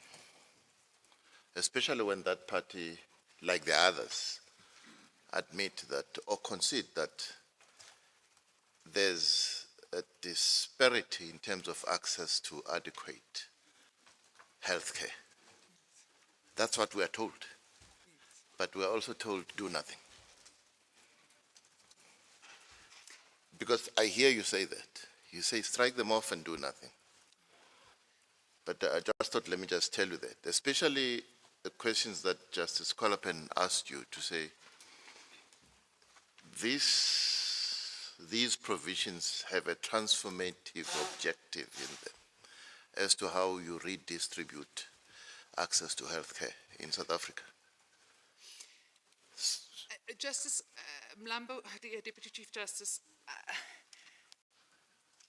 you heard me answer Justice Matopo in this way, that Yes. it is possible to send it to Parliament. We don't raise a particular objection to it. The difficulty is to conceive of what it is that Parliament must do, and that is the question that Justice Matopo asks of me. Well, we can't dictate to Parliament, can we? And that is the difficulty. So the problem is not that my client is coming before this court and saying, you must strike something that has transformative vision and do nothing. The point is that Parliament, faced with the finding that the mechanism that it has put up does not pass constitutional muster, and that doesn't survive. It is open to Parliament then to conceive of another transformative measure. It doesn't mean it can't do anything, but it only means that this court isn't crafting legislation, as it were, for Parliament or directing it on what to do. And I have to reiterate this. I was here a number of years ago in a matter, and I made the point to the court. There's a Xhosa proverb that says, good parents can have bad children. We must be careful that the very important transformative goals aren't trampled on, that they don't yield bad children, because we just rely on a generalized transformative vision. It is important, because transformation is so important, it is essential that transformation and transformative objects be pursued in a structured and appropriately confined manner, so that it is not open to those who are anti-transformative to come and attack those provisions. It is essential. And so we can't just say something is transformative. We must say, how is the transformation achieved? And we say the certificate of need does not achieve the transformation. Okay, no, thank you for that. And just to read, to clarify in my head, as you stand there and as you began your submissions, you represent the interests of service providers. Yes. Okay, I think that's clear. Just one last thing. In paragraph 17 of your written submissions, you mentioned that this scheme, the impugned provisions, over-centralizes control over the healthcare industry in the minister and the DG, and say this poses a risk of arbitrariness. Yes. Now, what I want to ask you is, can one really say that if one looks at the need to read these provisions in a constitutionally compliant manner, and to look at themselves to say, don't they have enough constraints that assure anyone that there'll be no arbitrariness? Well, we submit, of course, that there aren't enough constraints. But I think in particular as regards paragraph 17 of our written submissions, there is a different layer, and a layer that I didn't really touch on very much today, and that is this question of the powers of the provinces, and the powers of local government in relation to healthcare services. And the point about centralization is we are talking about a certificate of need, that somewhere in Pretoria, a decision is being made about a certificate of need. What about the involvement of the provinces? What about the involvement of the districts? Is it not more appropriate, one asks hypothetically, that given the constitutional powers of the provinces and their involvement in health, and also the ability of the local and provincial governments to more effectively consider whether there is a need or not, is it then appropriate that there is centralization at national level? So that's really more what this concern is about in paragraph 17. Okay. Thank you very much, Ms. Engelbrecht.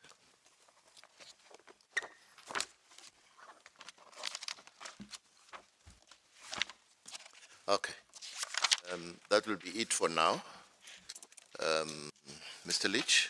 As it pleases you. So, excuse sorry. me, there's something that worries me, it relates to remedy. And the striking out the debate that you had with me and also with the DCJ. Would it be correct, or would it be a correct approach, seeing that the regulations have not been promulgated, to say we strike out everything and if there is a need to reintroduce this certificate of need together with the regulations, it will be at that time. In other words, the respondents will have an opportunity to have a re-look at the certificate and also the regulations that are foreshadowed and decide what they have to do. I'm not too sure whether it's a good question to you or it's just unfair. Justice Matopo, I have to face all questions, fair or unfair, when I stand here. I think the concern about giving sections 36 to 40 a sort of a half-life, in other words, saying that they are struck, but they can somehow be revived once regulations are ready, would be problematic. I think the better approach is that if these provisions are struck, it is for the Health Department and the Minister to persuade Parliament to then adopt new provisions that are suitably tailored to take into account both the interests of the transformation of the industry and the individual rights, appropriately balanced, and when they are ready at that time to then seek to introduce that legislation and couple it with regulation. Okay, thanks. Very much, Ms. Thank Engelbrecht. you, Deputy Chief Justice. Mr. Leach?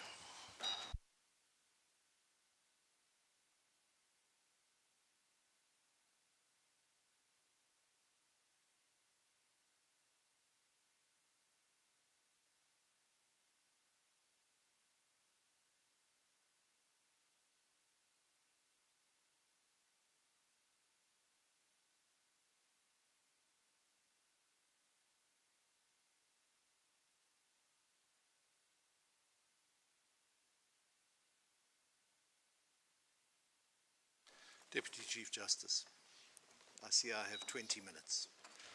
Deputy Chief Justice,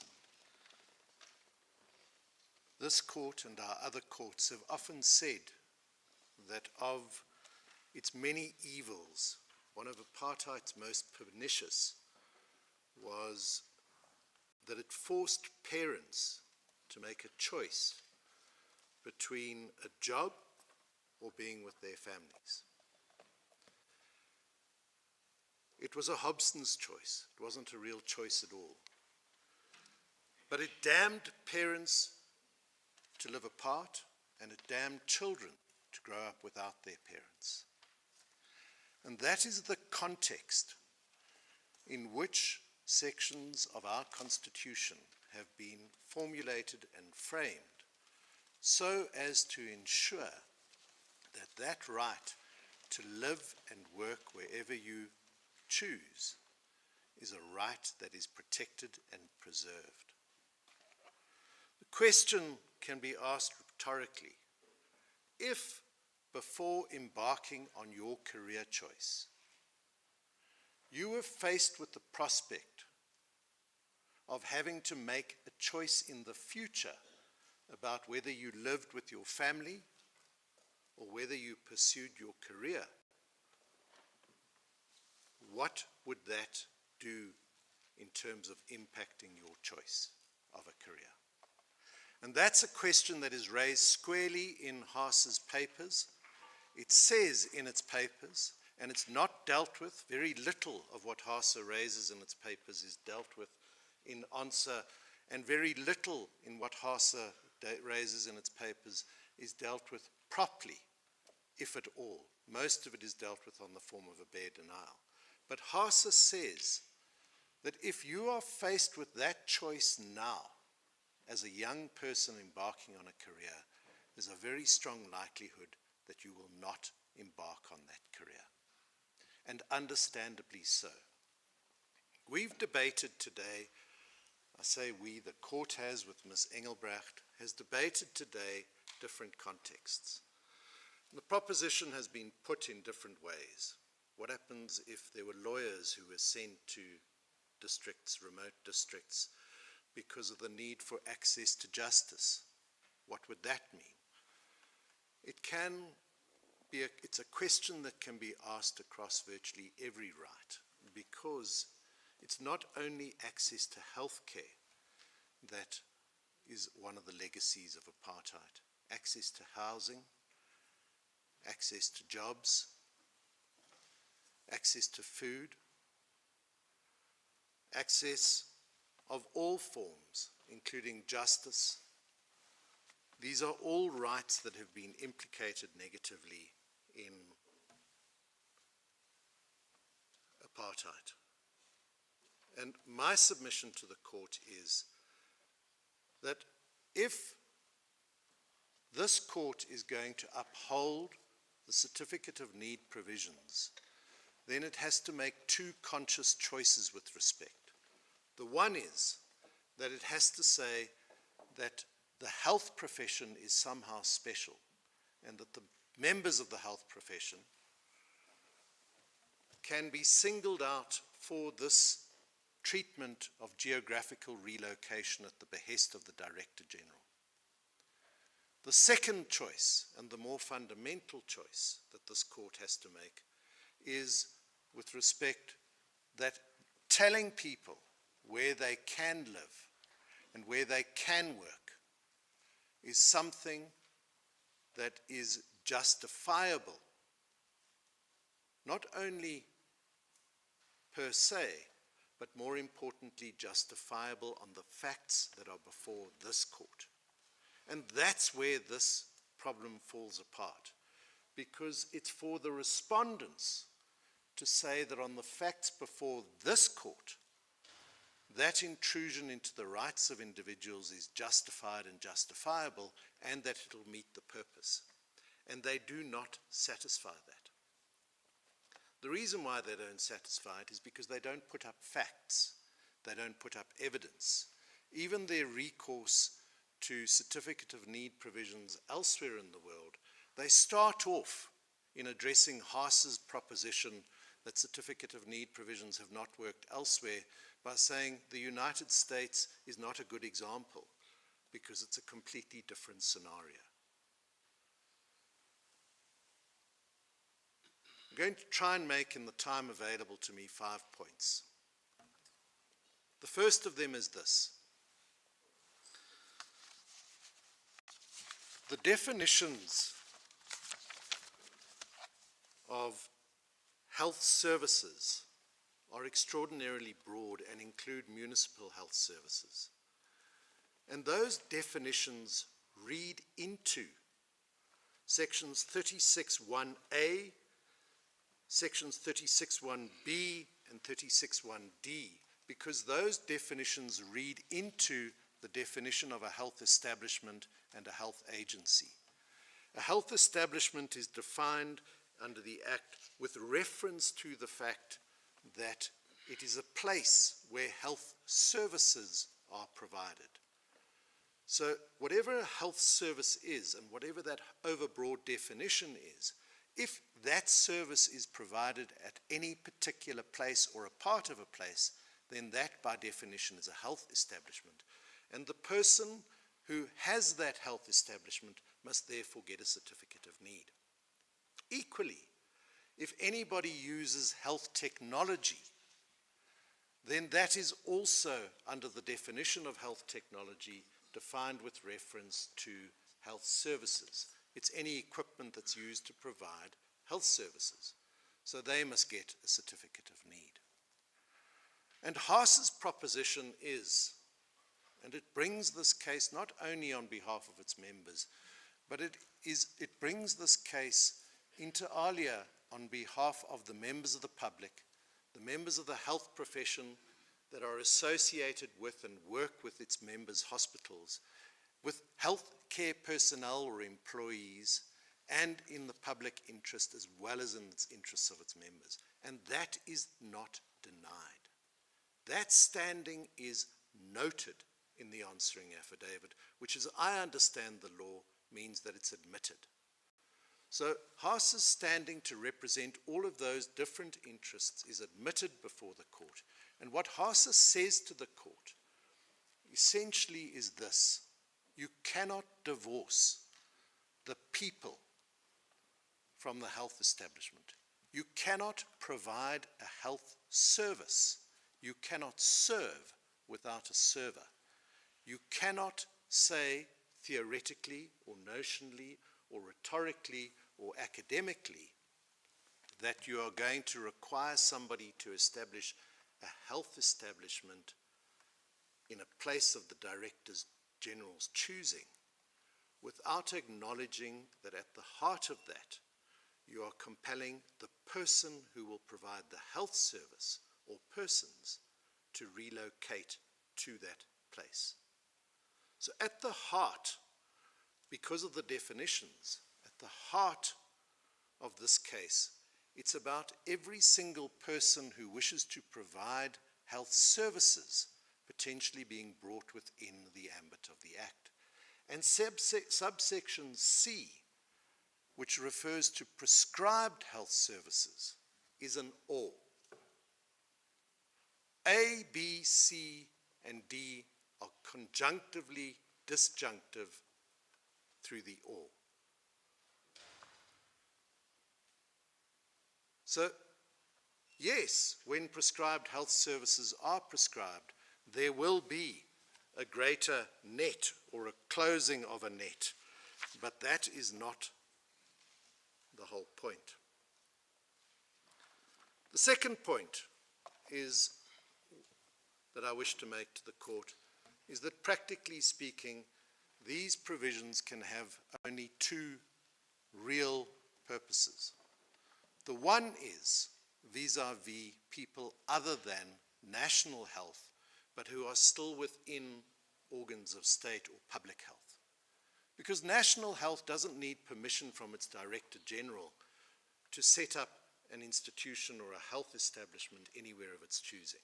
It can do that, and Haas says that one of the reasons why it's now trying to corral or cudgel private into doing it on its behalf is it's because the public has singularly failed the public health system to do that. After 30 years, as Justice Matopo said, after 30 years, health has gone backwards, not forward. That's the evidence on the affidavits of Haas, which is met with bare denials. So, if the state is going to use the certificate of need provisions to compel local authorities or provincial authorities to provide access to health care, then that intrudes into the separation of scheduled powers under the Constitution, which is a point we've made. But Haas says that leaving that aside, the real import of the certificate of need provisions is to compel private people to move somewhere that they would not otherwise want to go and to do something on behalf of the public. And that's with respect where Haas's affidavit and the failure on the part of the department to answer that affidavit becomes crucial. Because Haas explains to the court what the decision-making processes are that go into establishing a health establishment. Whether that's a GP's practice that could cost somewhere between 500,000 or 3 million rand, or whether that is a health establishment like a hospital which can cost somewhere between 500 million and R1 billion. HASA says that there are commercial decisions that have to go into that, and that makes sense. And that, with respect, is not challenged and it's not denied on the papers, other than for a bare denial.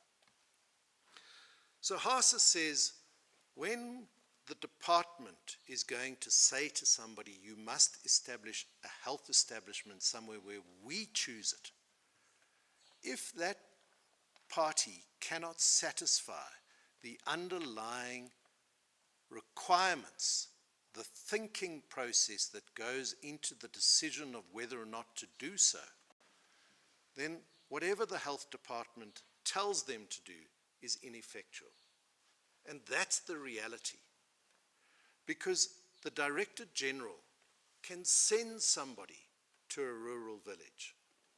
But if that person goes to the rural village, whether it's to dispense access to justice or dispense access to health care or to build houses, if they go to that rural village but are not provenanced through an income that they can earn, then they are working for free because the government is not offering to pay them. So the second point is, then, can you force the private sector to undertake this requirement of meeting the government's obligations under Section 27 of the Constitution? But HASA says that that's only half of that debate. And the third point I wish to make is this. On the evidence before the court, and I know that I'm probably sounding, and I apologize to the justices, I'm sounding like a stuck record. But the Samu decision that Justice Matopo referred to earlier clearly establishes as a trite principle in paragraph 59 that it is evidence that the court will have regard to, not submissions. And HASA puts up that evidence, and it's not countered by other evidence that comes on the part of the respondents in their affidavits. And on the evidence before the court, HASA says quite unequivocally that these provisions, when they are implemented, and virtually from the moment they are implemented, will have a chilling effect and will have the opposite effect to promoting access to health care. They will reduce or diminish access to health care. And that is the case with respect on the evidence before the court that we must decide. So Section 27(2) is not going to be enhanced through these provisions. The fourth point I wish to make is this. It is geographical location, and geographical location that is put up at various places in the answering affidavit as being the founding purpose of these provisions. It is not norms and standards. And the reason why I say that with respect is because there is an entirely separate department, the Office of Health Standards Compliance, that is tasked with enforcing norms and standards. The norms and standards are not set by the Director General. They are prescribed by the Minister acting on advice, not of the Director General, but of a commission. And under the health standards, the Office of Health Standards, under the office, if I can call it that, under that office, there are people who are appointed as health officers and inspectors under sections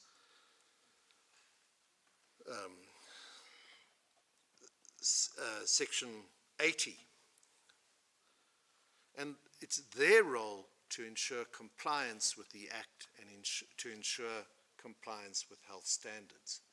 They are the people who are specifically tasked with investigating, inquiring into, and enforcing compliance with norms and standards. That is not the role that is assigned the Director General.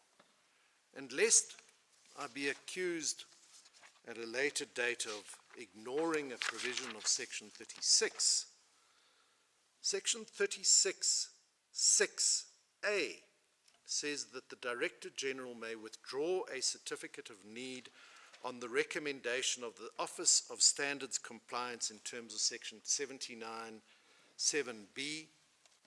That subsection has been deleted. Subsection 79 no longer makes provision for that, and the decision whether or not to withdraw permission for a private health establishment to operate no longer vests in the Director General, it vests in the Minister. So norms and standards are not what Section 36 is about. That is dealt with in an entirely separate section, and time precludes me, unfortunately, from going through the details of that, but Chapter 10, Section 77 and following, establishes the Health Office, the objects of which are to protect and promote the health and safety of users of health services by monitoring and enforcing compliance by both health establishment with norms and standards prescribed by the Minister in relation to the national health system. So whatever else these certificate of need provisions are about, they are not about upholding norms and standards. And if the Director General were to intrude into that realm, then with respect, our submission is that he would be acting ultra vires the provisions of the Act.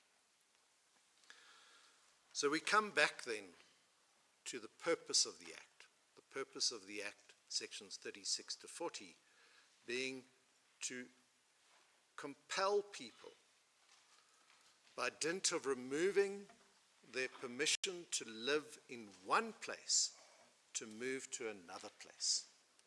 And with the greatest of respect, that sounds to me very much like the Group Areas Act. You remove the consent of somebody to live in this place, and you tell them that you can only go and live and work in that place. And Justice Colopin, in asking questions of my learned friend Ms. Engelbrecht, spoke about ours being a transformative constitution. But this court in, I don't know how you pronounce it, whether it's Garvas or Garvas, but Satawu versus Garvas, I think it is. Satawu versus Garvas said, ours is a never again constitution. And this court has also, in the most recent judgment on housing, Chanel Commando versus City of Cape Town, Deputy Chief Justice, may I just finish this last submission? It's my fifth and final point. In Chanel Commando, which also referred to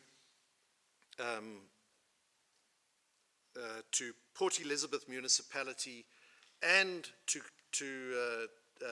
Tubalisha Homes and Blue Moonlight, this court has repeatedly and consistently affirmed the principle of allowing people the dignity of letting them live where they want to choose, and the interrelationship between where they live and where they work, and how that also allows them to form communities. So if this court is going to find that the transformative obligations resting on the department under Section 27(2) is to trump all of the other rights, I'm sorry, that's a terrible use of that word, I shouldn't use it. If this court is going to find that that obligation under Section 27(2) allows the department to override all of the other myriad rights, then with respect, the court will be going against the foundational principles of other decisions which have asserted those rights as being of enormous importance in the lives and the dignity and the entitlements of people. Deputy Chief Justice, I strayed over my time. I apologize. Thank you very much, Mr. Leach. I know we've debated this point with Ms. Engelbrecht, but I just want to hear you. The respondents, in essence, say your challenge is against an inchoate legislative arrangement. The scheme is still inchoate because the regulations in terms of which it will be implemented are not yet there. And the question that comes to mind is, why should we look at it now until these regulations come? Deputy Chief Justice, can I answer your proposition in two ways? The first is a factual way, and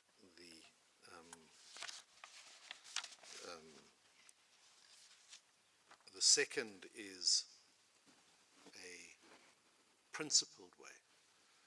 From a factual point of view, Ms. Engelbrecht made the point, and I'm not going to repeat her submissions, but Ms. Engelbrecht made the point that the 2-year window period is not a window period that says when it expires, then you must apply for a license. It says when the 2-year window period ends, if you do not have a license, you're committing an unlawful offense under Section 40. HASA says that the implication of this, from a factual point of view, is that immediately the sections are introduced into law and become effective, there will be a risk that arises. And that risk is one that is going to implicate the funding of private hospitals, health establishments, including maintenance and future costing, decisions that are taken many years in advance.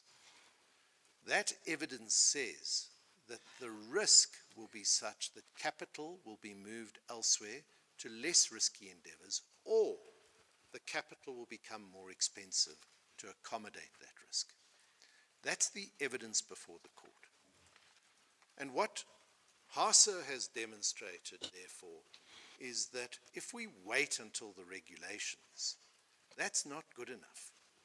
Because once we're waiting for the regulations, we're still not forestalling the problem. Because when the risk eventuates, then the harm arises, including the diminution of the Section 27(2) rights. And the alternative to dealing with it now, from a practical and factual point of view, would be to have HASA come rushing back to this court once the regulations have been promulgated, or to the High Court for urgent relief. And that, with respect, is not feasible. The legal proposition, Deputy Chief Justice, is this one.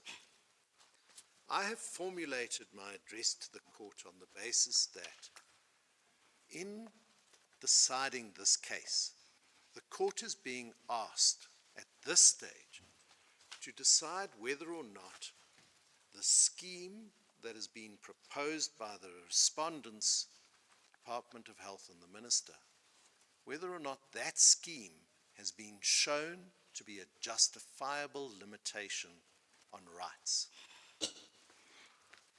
And that scheme, the entire purpose of it, is geographical relocation. Answering affidavit is replete with instances of that. We've chosen only paragraph 114. I can give you, I counted them, there are about 20 references to geographical relocation in the answering affidavit as being the purpose of the scheme. So this court is being asked to determine a legal question, and the regulations cannot save that legal question. No matter what the regulations are that are promulgated, they cannot answer that legal question of whether or not the department has shown under the obligation that they bear in terms of Section 36, that their scheme is a justifiable limitation on rights. And one of the principal reasons why the department hasn't shown that is because they haven't dealt with the evidence that has been put up by HASA that shows that actually, rather than enhancing access to healthcare, this will diminish access to healthcare.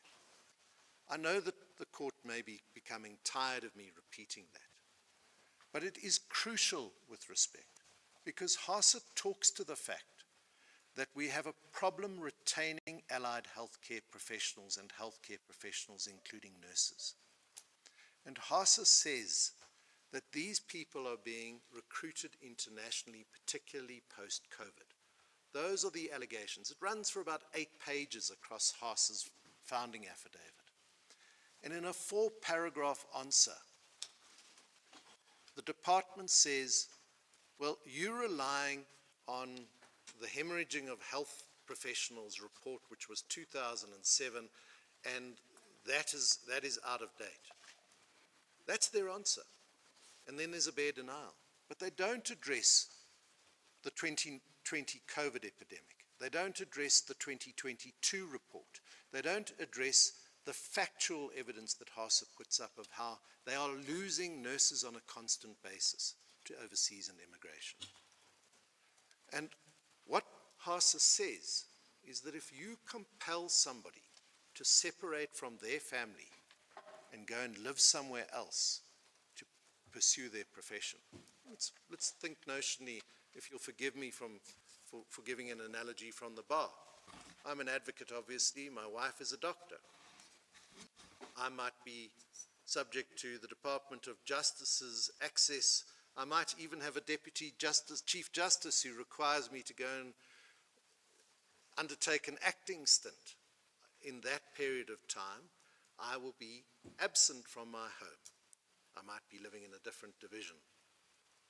Might be living in Bloemfontein or Cape Town or in a labor court in Durban. My wife, on the other hand, might be sent to a rural village. Who looks after my children? I think you're going back to your submissions that you've made. Court pleases, Chief Justice. But I think I have tried to answer you your have, question. yes. Let me ask you a different question. You admit or you concede that the provision of health or the access to adequate, affordable, timeless health care in South Africa is a problem. You make that concession in your written reply, in your written aids. Am I correct? Yes, Chief Justice, I think that everybody understands and appreciates that that's a problem. Yeah. And you, Can I- do you, That's access through public health care. yes, Because HASA says the private hospital sector and the private health sector, free of, and I'm going to be blunt here, they say free of the corruption and the maladministration and the inefficiencies that beset and plague the public healthcare system, have stepped in to fill a gap. That's the evidence that HASA puts up. And they say it's not a case of a failing of private healthcare, it's a case of failing of public healthcare. I see. So do you understand then you to be saying the role of the minister in regulating healthcare is very limited when it comes to private healthcare providers? Not at all, Deputy Chief Justice. Regulation of any industry is permissible, both under the Constitution and more generally. No, but if you agree that the minister does have the power to regulate that, you can't seek to differentiate between public and private healthcare, can you? No, Chief Justice, the question, I apologize, Deputy Chief Justice, the question that was put to me is whether or not HASA, my client, Yes, concedes that access to healthcare is a problem. yes. And HASA in its papers says quite clearly the private healthcare system is a very good and functional system, there is a real problem in access to healthcare in public healthcare. That's where the problem lies, says HASA. Now, the proposition that you, with respect, the Deputy Chief Justice, have now tagged on to that is, does that not mean that the Minister can regulate both public and private? Yes, of course the Minister can. But that doesn't solve the question or answer the question of whether or not there is a problem in access to public healthcare or healthcare more generally. Those are different propositions. Yeah. Look, I'll leave it there, because you see, the sense I'm getting is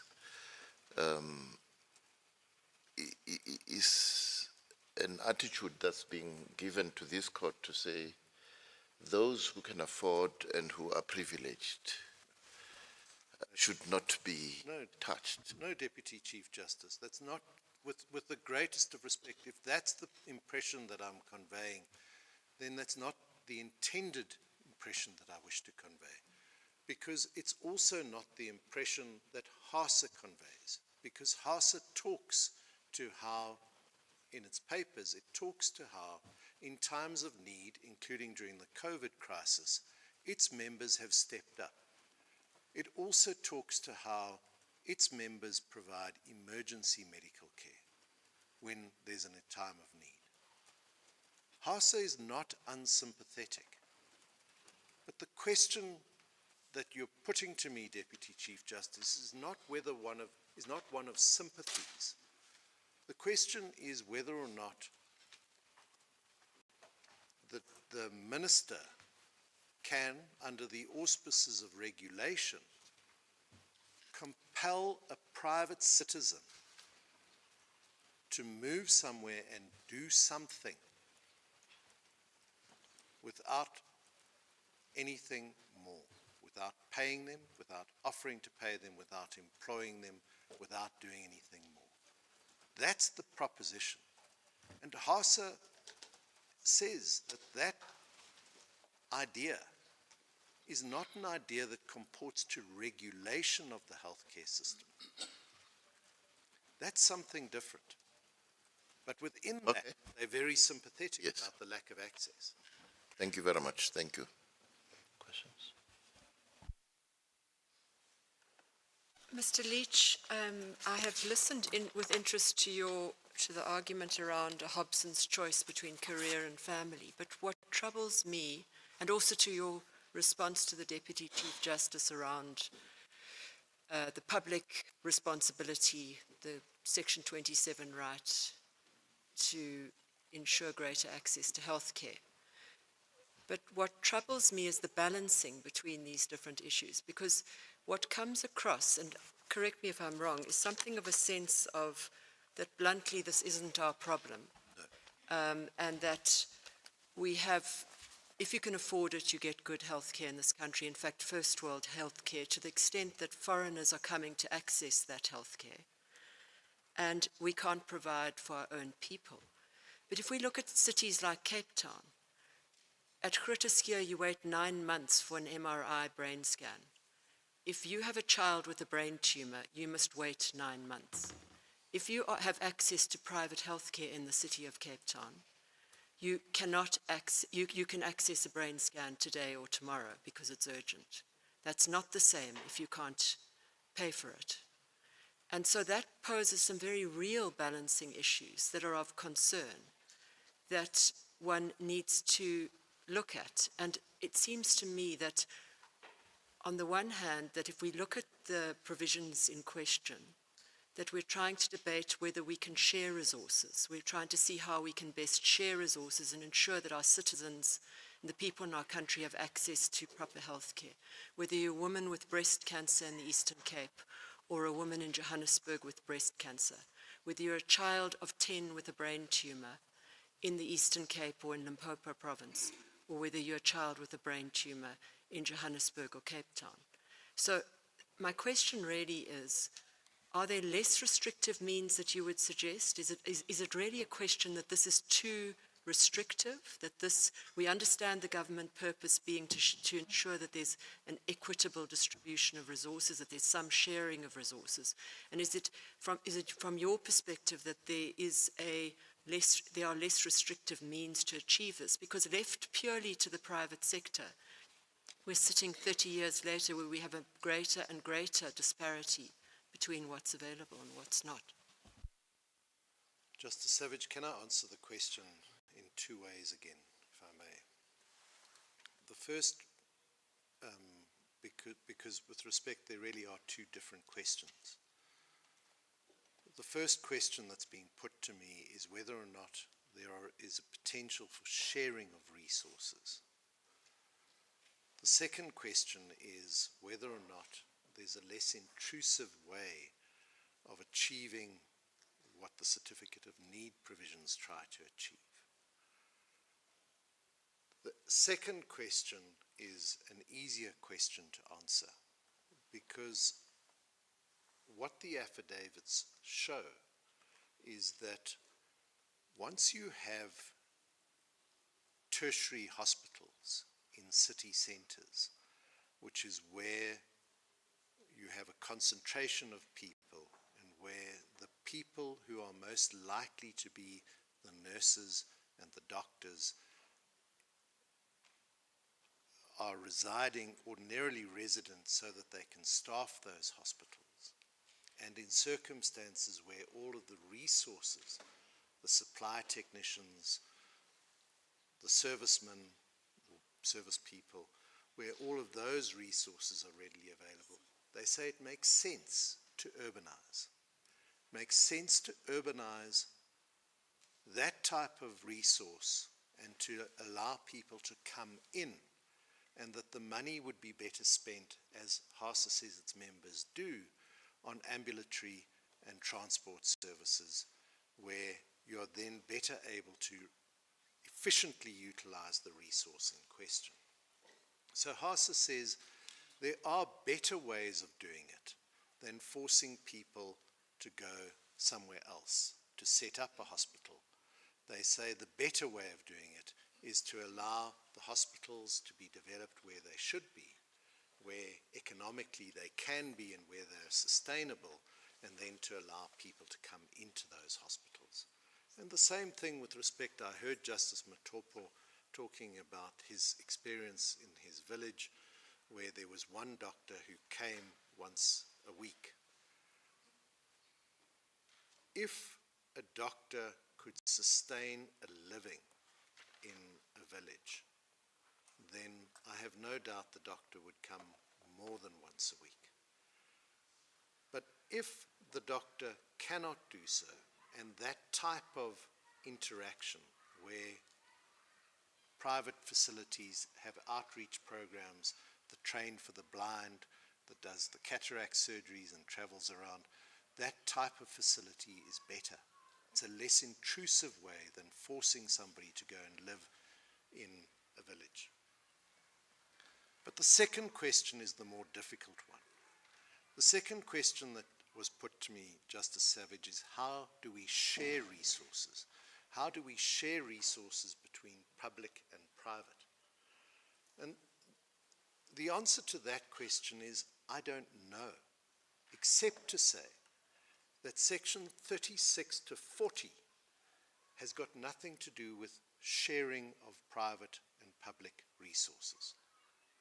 There is nothing in sections 36 to 40 that talks to a way in which the private sector can be made to bring in people or to expend resources on people who are otherwise indigent.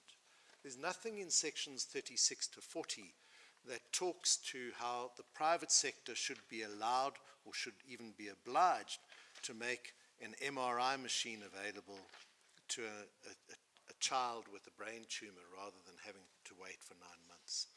That is absent from sections 36 to 40.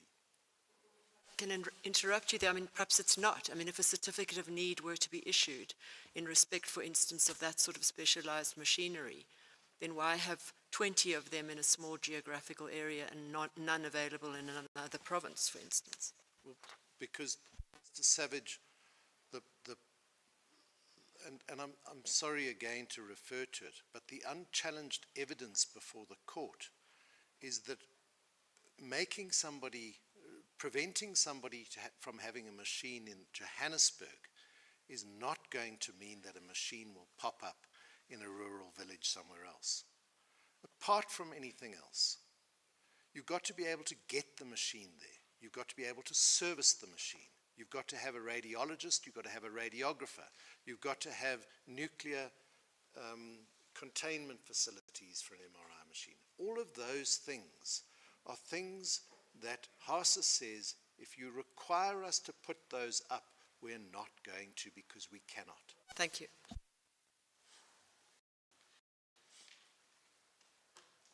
Mr. Leach, I had the debate you had with my sister. You know what worries me is what she has alluded to, the contestation between the resources.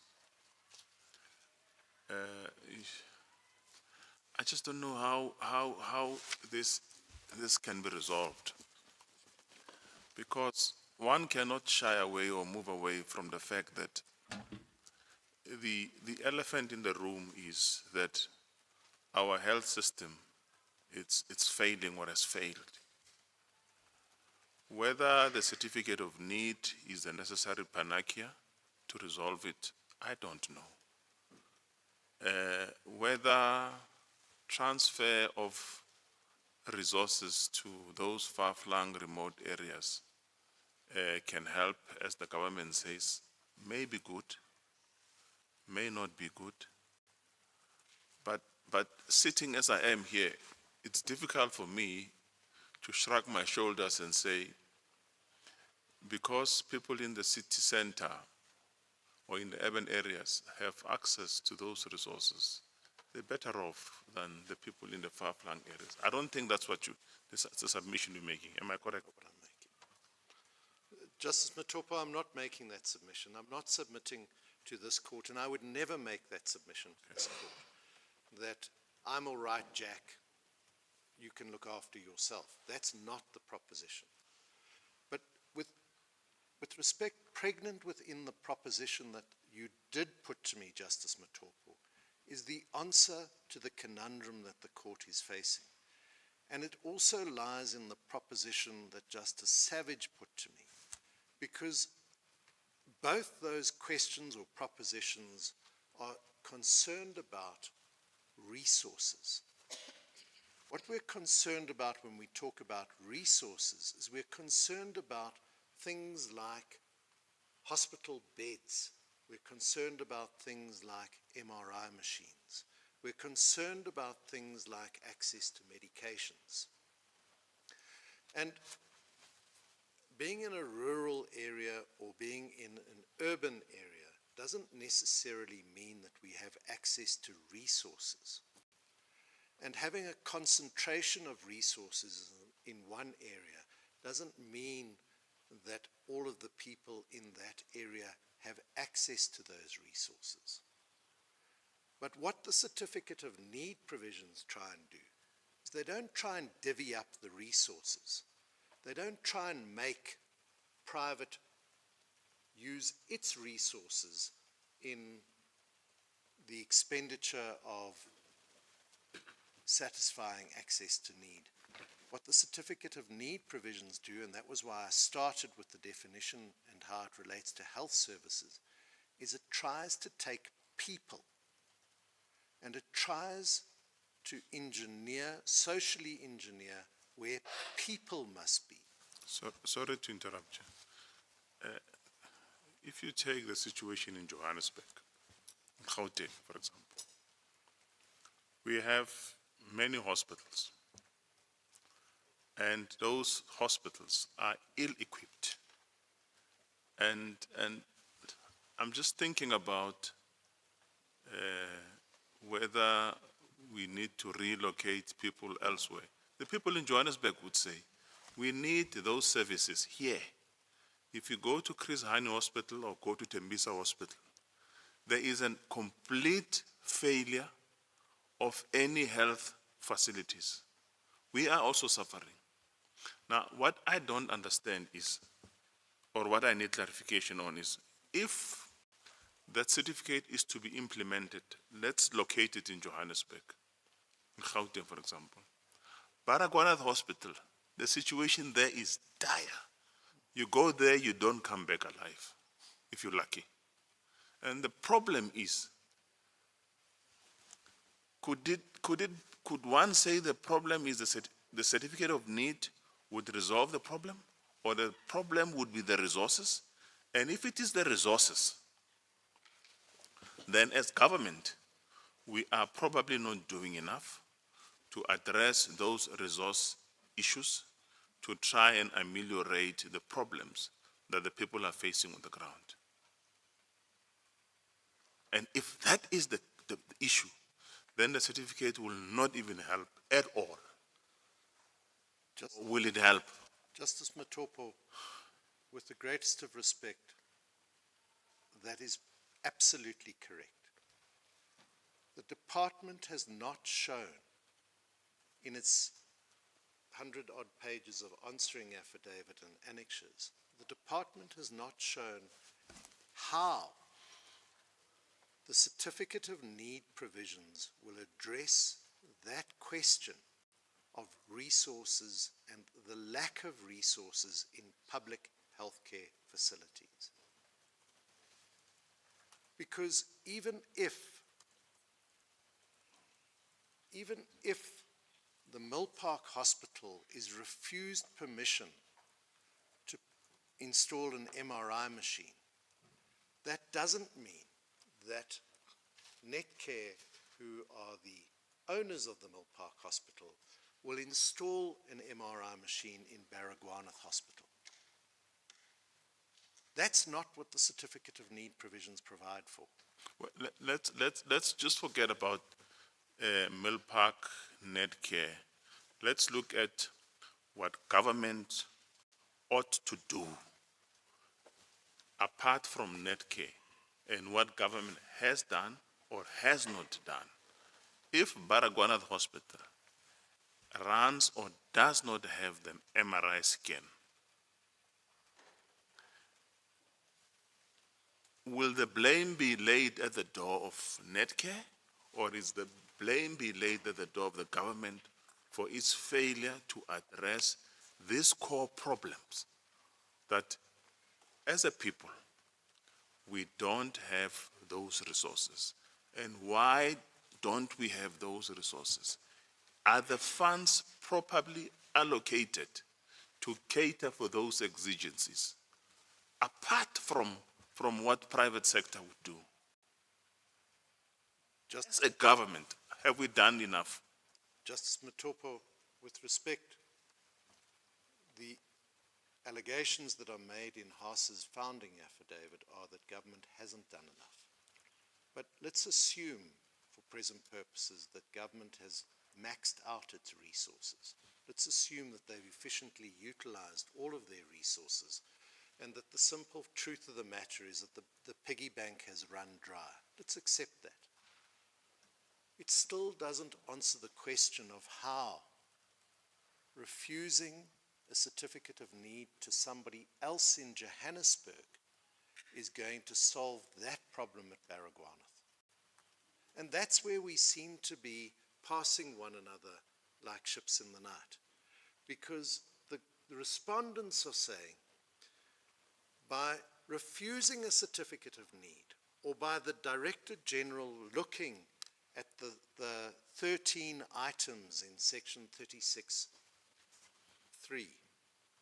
by the Director General looking at those and geographically relocating private individuals, we will solve that problem. And everybody's going, how? It's not a facetious question. It's a question that says, how? How does this address the problem? And there is no answer to that in the department's answering affidavits. So when the 8 applicants say to the department and say to this court, that what you're really proposing to do is ride roughshod over numerous rights in the constitution of individuals. But you can't demonstrate to me how that's going to solve any of the problems. And you can't demonstrate to me how, by refusing a hospital in Johannesburg, a hospital's magically going to spring up in an uneconomically viable area in the northern province. Then why are we having this debate? Why are we having the debate, says Hasa and the other 7 applicants, when you need to show us how this is going to work?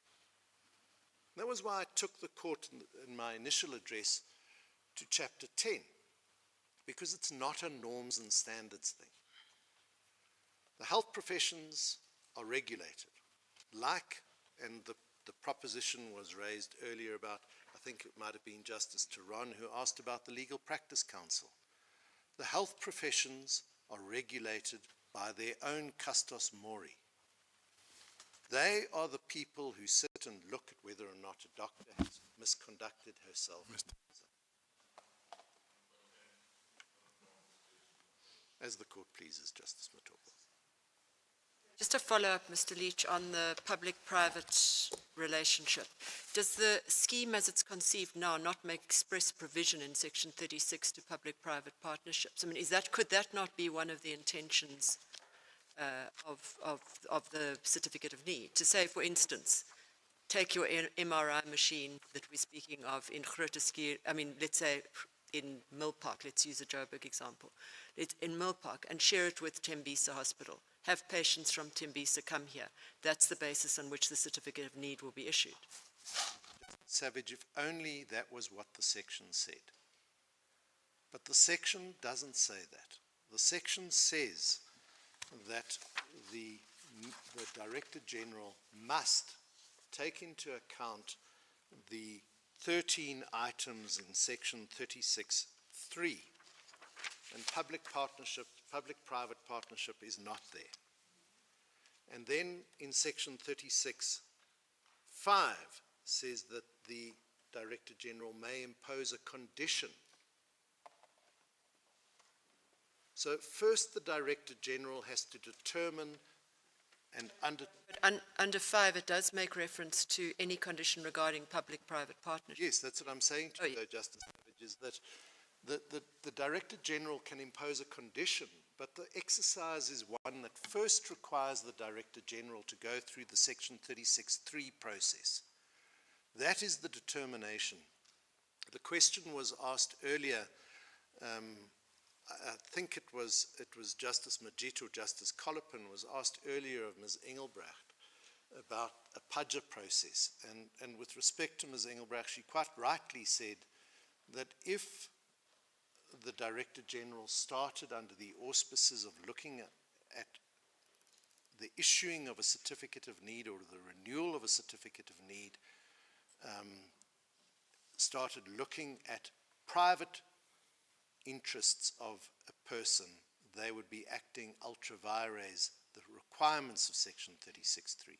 Equally, if under Section 36(3) the Director General started to look at public-private relationships, then that's not one of the features of Section 36(3).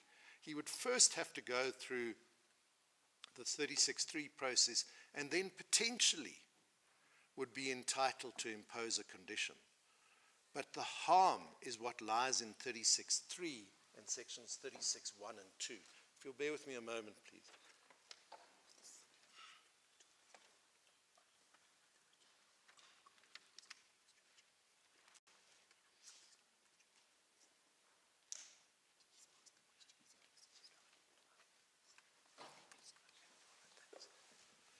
I apologize.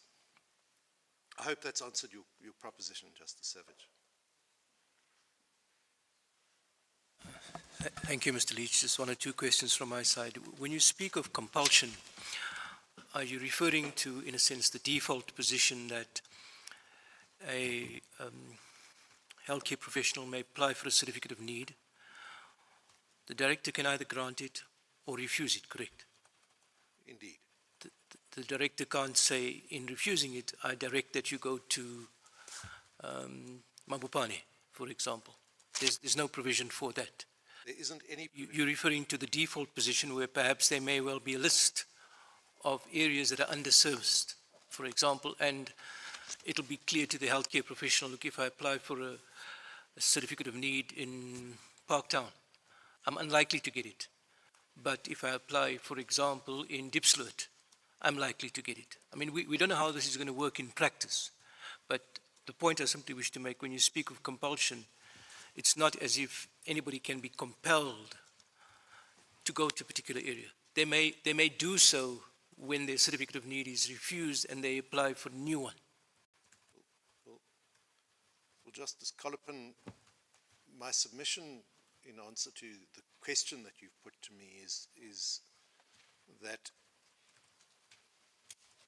forgive me if I can go back 3 steps, and I'm going to use. Sorry, I just want to understand, Yes, your I understanding of Section 36 is that you would apply for a certificate of need and it would be for a particular geographical area, let's say. You would say, I want to practice in Parktown. I was going to answer that question, Justice Colopin, but I'm just mindful of the time, Mr. Leacher. Let's, because we can postulate a hypothetical situation here. Let's postulate somebody who grew up in Johannesburg.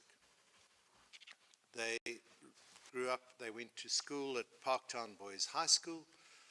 They went to Wits University. They did their internship at Charlotte Maxeke Academic Hospital, and they did their community. Mr. Leach, let's accept all of that in a sense, because I just want to get to my understanding of the legal position, I'm getting not of the person behind it.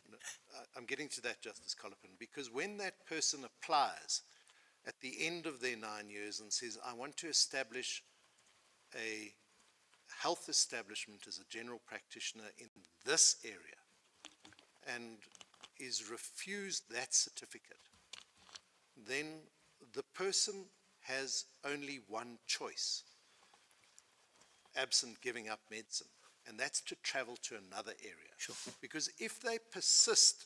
No, I think you've answered my question. But Justice Colopin, there's an important proviso to this, which is Section 40. It's not an idle threat. There is a criminal sanction involved. That's where the compulsion lies. Sure, but and maybe we're talking at cross purposes. I'm simply putting the proposition to you that if your certificate of need application is refused, right, then you have a choice to either go to another area or not. And that's where you say the compulsion comes in. Maybe a matter of words, but I'm simply putting to you that under no circumstances can the Director General say to somebody, you will go to Area A. That's certainly not what is contemplated. And Justice Colopin, may I say this, that if the Director General were to be afforded the powers to direct a private citizen to go somewhere. But that's not No, I understand that. If they were afforded that power to direct somebody to go somewhere, that would clearly be unconstitutional. Sure, I accept that. But I'm just asking you, Mr. Leach, that in your argument, you suggested that someone is then compelled to go and open a practice where they don't want to, they're directed to do so, and that's simply not my understanding of the law, but it may work by default. But maybe we should leave it at that. Justice Colopin, that's the very proposition, that the Director General is achieving what he couldn't do explicitly by a default proposition of refusing a permission here. Sure, but you're saying they won't, because there's no evidence that the refusal will result in that practitioner going there, so they won't achieve it. I mean, that's your argument, not? Well, Hausa says that there are 3 potential opportunities. Either the person is forced to relocate to a place of the Director General's choosing, or the person gives up their career in providing health services, Okay. or the person immigrates. Okay. And Hausa says that if there's a likelihood of either the person giving up their career in health services or emigrating, then that is not good Okay. for access to healthcare generally. And just lastly, Mr. Leach, I think we've been debating with regard to how, in a sense, the obligation of the state to make good on its constitutional commitments can sometimes be married by working with the private sector. And we were grappling to find examples. But there may be a very useful example in what is called sort of mandatory or inclusive housing. And inclusive housing proceeds on the basis that a developer can obtain permission to undertake a development, provided that it undertakes to allocate a certain portion of that development for affordable housing.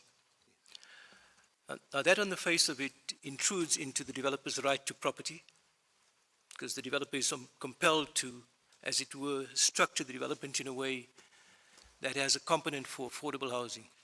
And there may well be an incentive, but it's not being suggested that the absence of an incentive would render that scheme unconstitutional. But there's simply an example, and I just raise it in the context of perhaps a sentiment that may be emerging in these proceedings that, well, government, that's your responsibility, which you can't foist on the private sector. And I'm just saying there are innovative ways in which, in a sense, this constitutional division of labor, if I could call it, is shared, mindful of private property interest, but is shared in the spirit of the Constitution, and that's one example of that. Yeah. Mrs. Collinpin, if I may answer that. I think, with the greatest of respect, what the proposition that you've put to me shows is that there may well be other alternatives. It's not an alternative that resides in sections 36 to 40 of the Healthcare Act, but there may well be other alternatives. HASA put up an alternative. The department has not put up any alternatives. It simply says there are no alternatives. But there clearly are, and there clearly may well be. But this court doesn't legislate. And the difficulty is that HASA, I beg your pardon, the difficulty is that the department is putting the court in the position of all or nothing, the binary choice. Because the department has not come to the court and said, if you take this portion out of the sections 36 to 40, you can save them. If you allow us to amend that portion, we can save them. Or if you read this in, you can save it. The department has gone for an all or nothing approach. That's the case that we have to meet. And as with the greatest of respect to this court, I understand and I sympathize with the difficult task that the court faces of having to say that the transformation of healthcare is not something that can be achieved by sections 36 to 40, and therefore we're constrained to strike it down. But it's the department that has put the court in that position, not the applicants. Thank you. Court pleases. I apologize for intruding into the lunch hour, Deputy Chief Justice, and I thank the court for entertaining me.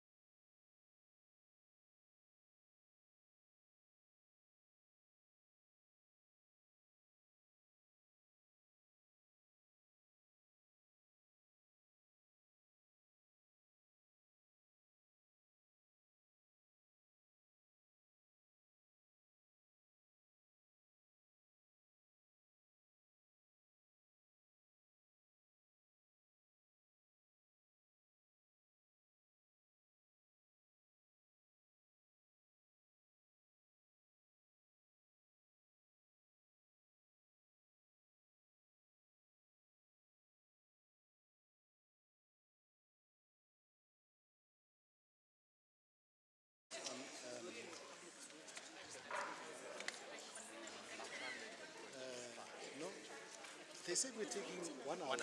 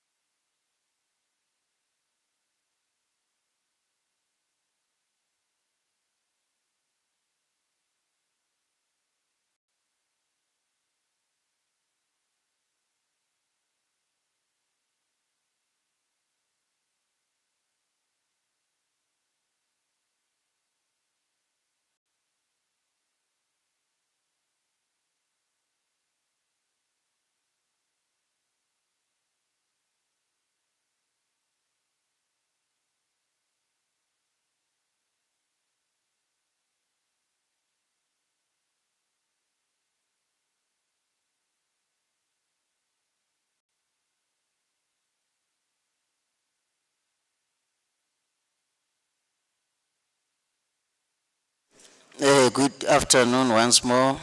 Let us be ready. We are about to start. Thank you.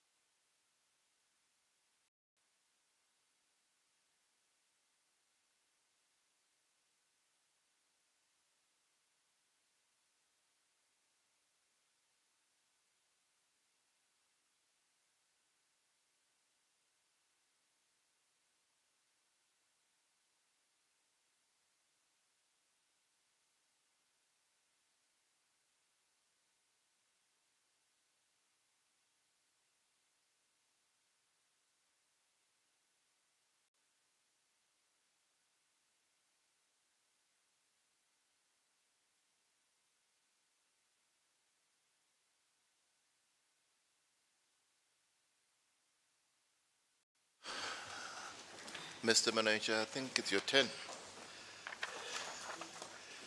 Thank you, Chief Justice, Justices of the Court. I shall address 4 topics.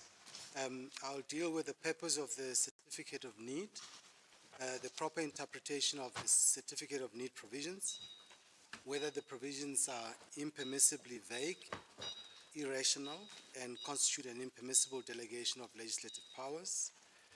Then I'll deal with whether the provisions unjustifiably breach constitutional rights. And my learned friend, Ms. Chabedi, will address the question of justification under Section 36 of the Constitution and appropriate remedy.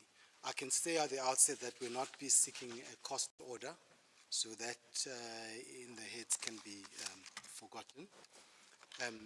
So I will take 20 minutes of the prescribed time, and Ms. Chabedi will take 10 minutes. Okay. And hopefully there might be injury time, but that's the distribution. Starting with the purpose of the, I'll call them the CON provisions for short. The starting point is Section 27, which is that the state has a constitutional duty to comply with the obligations imposed on it by Section 27 of the Constitution. This includes... Just raise your voice. My voice. Like, Thank you, Chief Justice. I was saying the starting point is Section 27, which imposes duties, constitutional duties on the state, and those obligations include those in Section 27(2), which is to take reasonable measures, reasonable legislative and other measures within its available resources to achieve the progressive realization of each of the rights in Section 27(1). And the National Health Act we submit with the Certificate of Need provisions constitute the reasonable legislative measures that the state has taken in compliance with Section 27(2). And going to the National Health Act itself, it starts off in the preamble by recognizing the iniquities of health services of the past, which still persist, and states that the NHA intends, amongst others, to do the following, and I'm only referring to some of them. A, unite the various elements of the national health system. And the NHA defines the national health system to include both the public and private sector in a common goal to actively promote and improve the national health system in South Africa. That's the first point. The second is to promote a spirit of cooperation and shared responsibility among public and private health professionals and providers and other relevant sectors within the context of the national, provincial, and district health plans. And both Solidarity and HASA do not take issue with these objectives of the National Health Act. In fact, at paragraph 37 of its heads of argument, HASA embraces these objectives. And to demonstrate that these problems persist, HASA refers to an article published in May 2019, it's Annex HA16. The court will find it at HASA Founding Affidavit, Volume 5, page 377. And that states the simple fact that about 84% of the population in South Africa depend upon the public health sector. About 16% belong to medical schemes and depend on the private health sector. The 16% belonging to medical schemes consume about 50% of the total health expenditure in South Africa, and the 84% consume the remaining 50%, and also highlights the unequal distribution of healthcare workers and resources between public and private sectors and between urban and rural areas. And the affidavits show that not much has changed since that article in 2019. But instead of maintaining what the applicants want to maintain, the NHI does not, because in Section 2, where it sets out the NHI's objects, NHA, not NHI, I beg your pardon, NHA, the National Health Act, those objects include to regulate national health and to provide uniformity in respect of health services across the nation by establishing a health system which, A, encompasses public and private providers of health services and provides in an equitable manner the population of South Africa with the best possible health services that available resources can afford. i.e. equity and stability. And that speaks to geographic distribution and take into account that health services are localized services, so that when a person is in an inpatient public hospital is admitted, they require support from family, and so generally health services must be provided within a more convenient proximity and not 200 kilometers away, as was suggested. You could have somebody from Zanin come to Johannesburg because there's a concentration of health facilities here. And we submit that these objects, both of Section 27.2 and the National Health Act, permit the state to adopt a measure such as the Certificate of Need provisions as a legislative measure to achieve their objects progressively, i.e. the achievement of equitable distribution of the best possible health services in the national health system across the nation. And that, we submit, is the main purpose of the Certificate of Need provision, which is equitable distribution and equity in providing as best as possible medical services. And quality is achieved by maintaining norms and standards. And here we submit the applicants misconstrue the limited reach of Section 91C, which allows the minister to make regulations regarding norms and standards. Those in 91C relate to protective equipment and do not exclude that the Certificate of Need can be aimed principally at the equitable distribution, but also at ensuring quality, which is what they secondarily actually seek to achieve. So that's the purpose, and I tend to the proper interpretation of those provisions. And we submit with great respect that much of the attacks against the CON provisions stem from their incorrect interpretation. And that interpretation of the Certificate of Need provisions must be undertaken in the context of Section 27.2, bearing in mind the court's obligations under Section 39.2 of the Constitution, which is to interpret statutory provisions as much as possible to promote the achievement of rights or the protection of rights. And turning to those provisions specifically, one must start from Section 35 of the National Health Act, because that section makes it clear that the private health establishments are not all for profit. They may be classified either for profit or not for profit, and that comes from Section 35A, Roman 6 of the National Health Act. And so one mustn't lose sight of the fact when one assesses whether there is a rational connection between the purpose to be achieved and the provisions, that you're not only dealing with profit motive owners of health establishments, such as hospitals, you're also dealing with non-profit organizations which deliver private health services. The first observation we make is that the applicant attacked the scheme as a whole. That's how they frame their attack, but the thrust of that attack is on Section 36. And we submit that that's for good reason, because there is nothing constitutionally offensive with certain of the provisions of 36 to 40. And I take, for instance, Section 37, which deals with the question of limited duration. There's nothing constitutionally offensive with a licensing provision or regulatory measure providing for a limited duration for permission that you need to renew or that it may be withdrawn. Generally, that's nothing constitutionally offensive with that. Section 38 provides for an internal remedy by way of an appeal in the event that the DG's decision is adverse to your interest and you need to challenge it. There's nothing constitutionally offensive about that provision. Then there's the power to make regulations relating to anything about the Certificate of Needs in Section 39.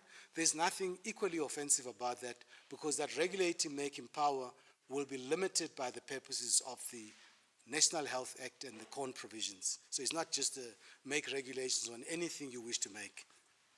And there's also nothing objectionable in requiring that if you don't comply with the requirement for a certificate of need, but you practice without it, that's a criminal offense. None of those provisions we submit offend the Constitution in any fashion. And the section 172(1)(a) of the Constitution only allows the court to declare a provision invalid to the extent of its inconsistency with the Constitution. So there is no basis on which the court can declare section 37, 38, 39, and 40 simply because a scheme is attacked, even though those don't offend the Constitution. Then I turn to section 36, which is the center of the attack. One must understand what section 36 deals with, and once one does that, you will see that a lot of those provisions are not constitutionally objectionable. 36(1) identifies who requires to apply for a certificate of need. So it's the provisions A to D. And then subsection B deals with how to apply for a certificate of need. Subsection 2, not B. How to apply for a certificate of need. There was an issue raised by Justice Teron about how one would apply. That will be prescribed because that's what section 36(2) says. You will apply in a manner prescribed by regulation. That regulation will tell you if there's an invitation to apply, what information is required, and so on.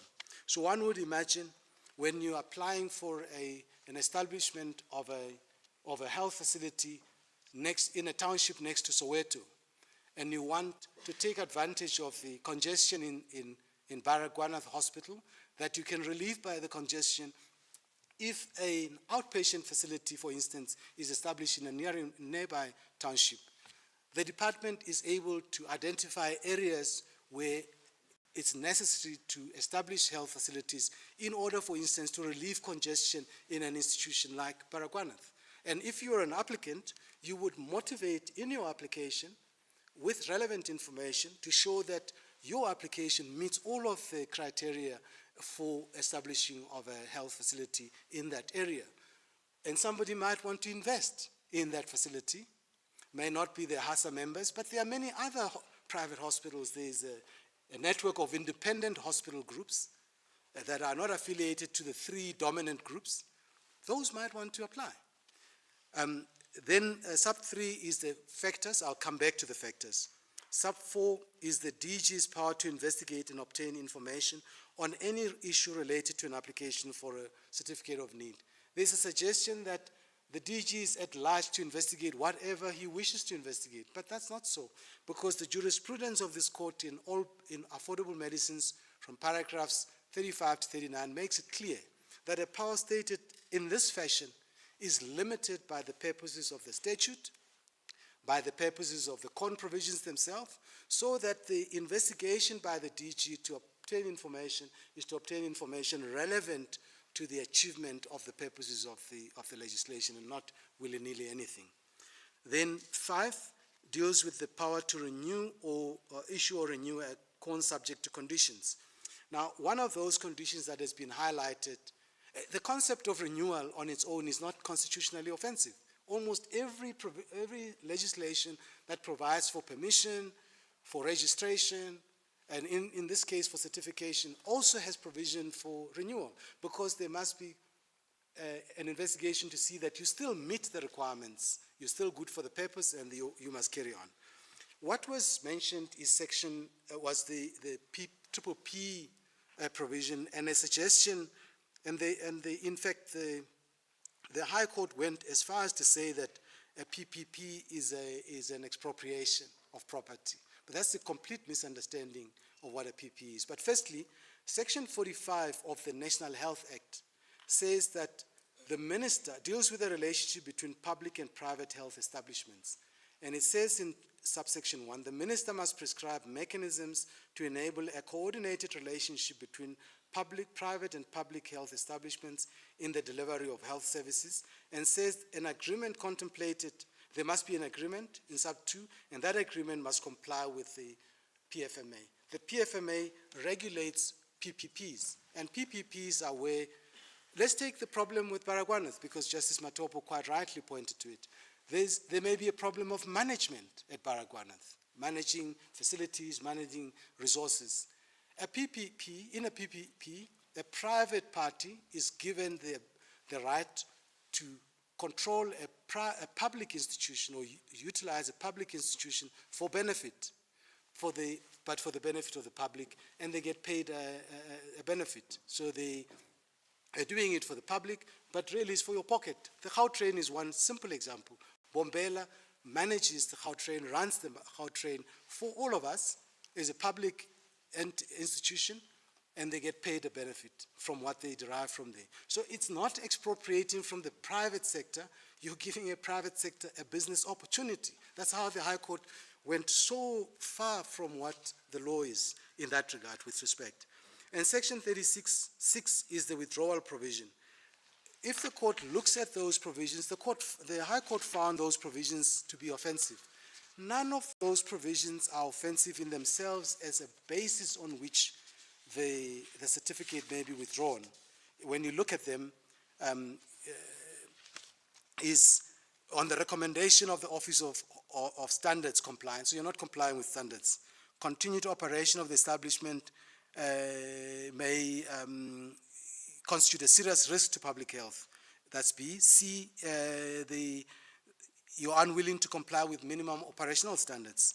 D, if you're obstructing the achievement of access to healthcare under Section 27(2). So those are legitimate. So there's nothing wrong with that. And then there's a duty to give reasons under 36(7). That can never be objectionable. And then, of course, there is the Section 5 of PAJA also requires reasons to be given while they are requested. So there's nothing objectionable in that scheme.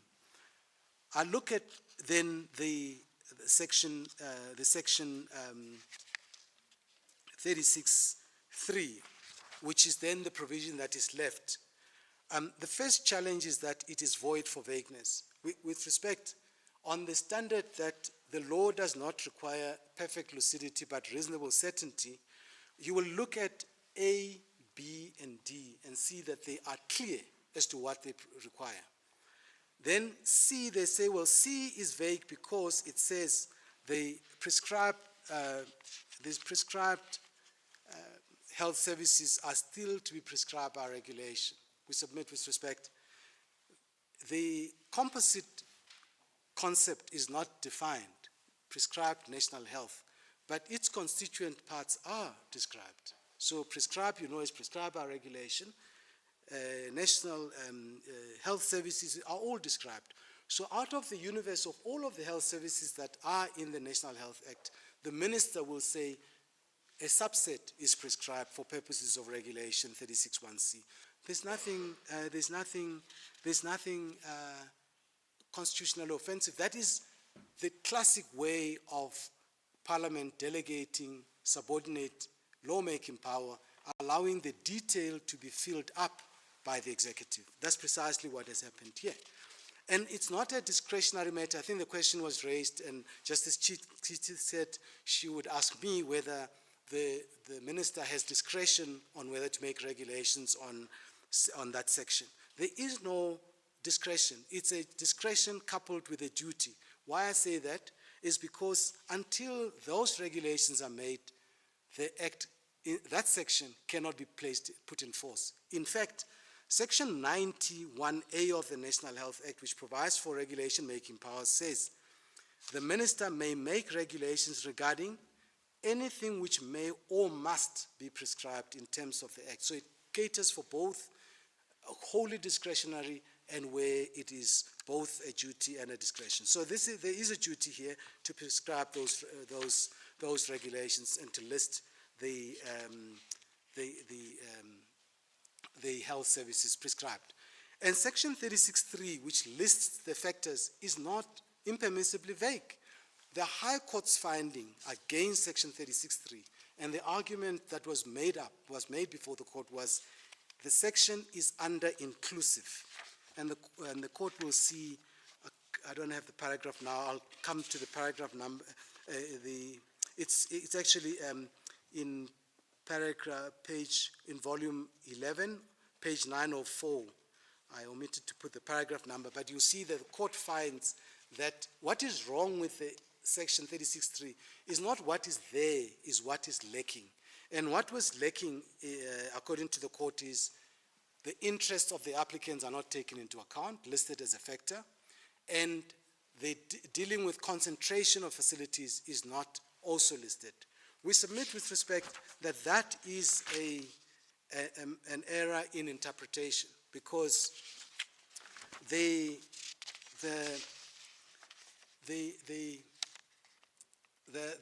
provisions of Section 36.3 must be read subject to parture, and perhaps I'm now moving on to the rationality debate, and let me move there and deal with that concept under that point. So, leaving the vagueness point, our submission is it's not vague. All of the provisions are clear. There may be an issue, and the issues raised about rationality, which is what I moved to. I think I'm over my time, the 20 minutes. On rationality, the court knows that rationality sets a low threshold. What you're asking for is whether there's a rational connection between means and ends. There must be a rational nexus between the legislative scheme and the pursuit of a legitimate governmental purpose. And here, you're not looking to see whether the department has proved that the corn scheme is going to achieve the purpose. They're not required to prove with certainty that the scheme is going to achieve the purpose. What they need to prove is that the purpose identified, that the measures have a likelihood or may achieve the purposes, because one must acknowledge that the scheme might fail for various other reasons, one of which is how complex our healthcare problem is in South Africa. It's not one that is going to be resolved by a magic wand through a corn scheme. A corn scheme will just be one of the measures for intervention. So that does not mean that the scheme is not rational. And so looking at the factors in Section 36.3, the question the court will ask is, are those factors rationally related to the purpose for which the corn is designed? Do they help in achieving the purpose? And we make two submissions. They do, and secondly, they also cater for the interests of the applicants. And I start on the first factor is consistency of health services development. I've referred you to the article which shows these disparate development, inequitable development of health services, so that's a relevant factor. The second, B, is equitable distribution of health services and resources.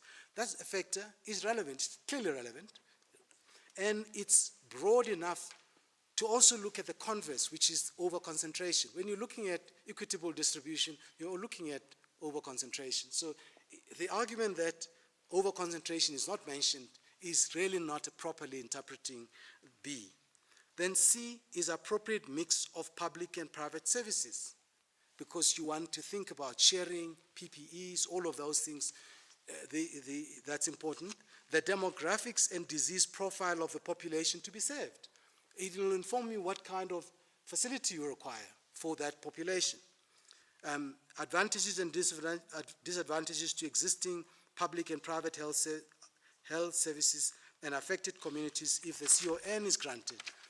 You've heard about, this is going to affect competition. So if you're going to introduce a new facility in an area, it's a relevant factor whether it's going to affect the competitiveness of the existing facilities.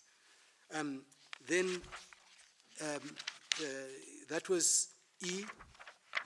I don't know what F went to in my, F is employment equity. So we accept grudgingly that that might not be directly relevant, but it's legitimate to ask whether the applicant's policies and human resource allocation is going to advance the objects of Section 9.2 of the Constitution.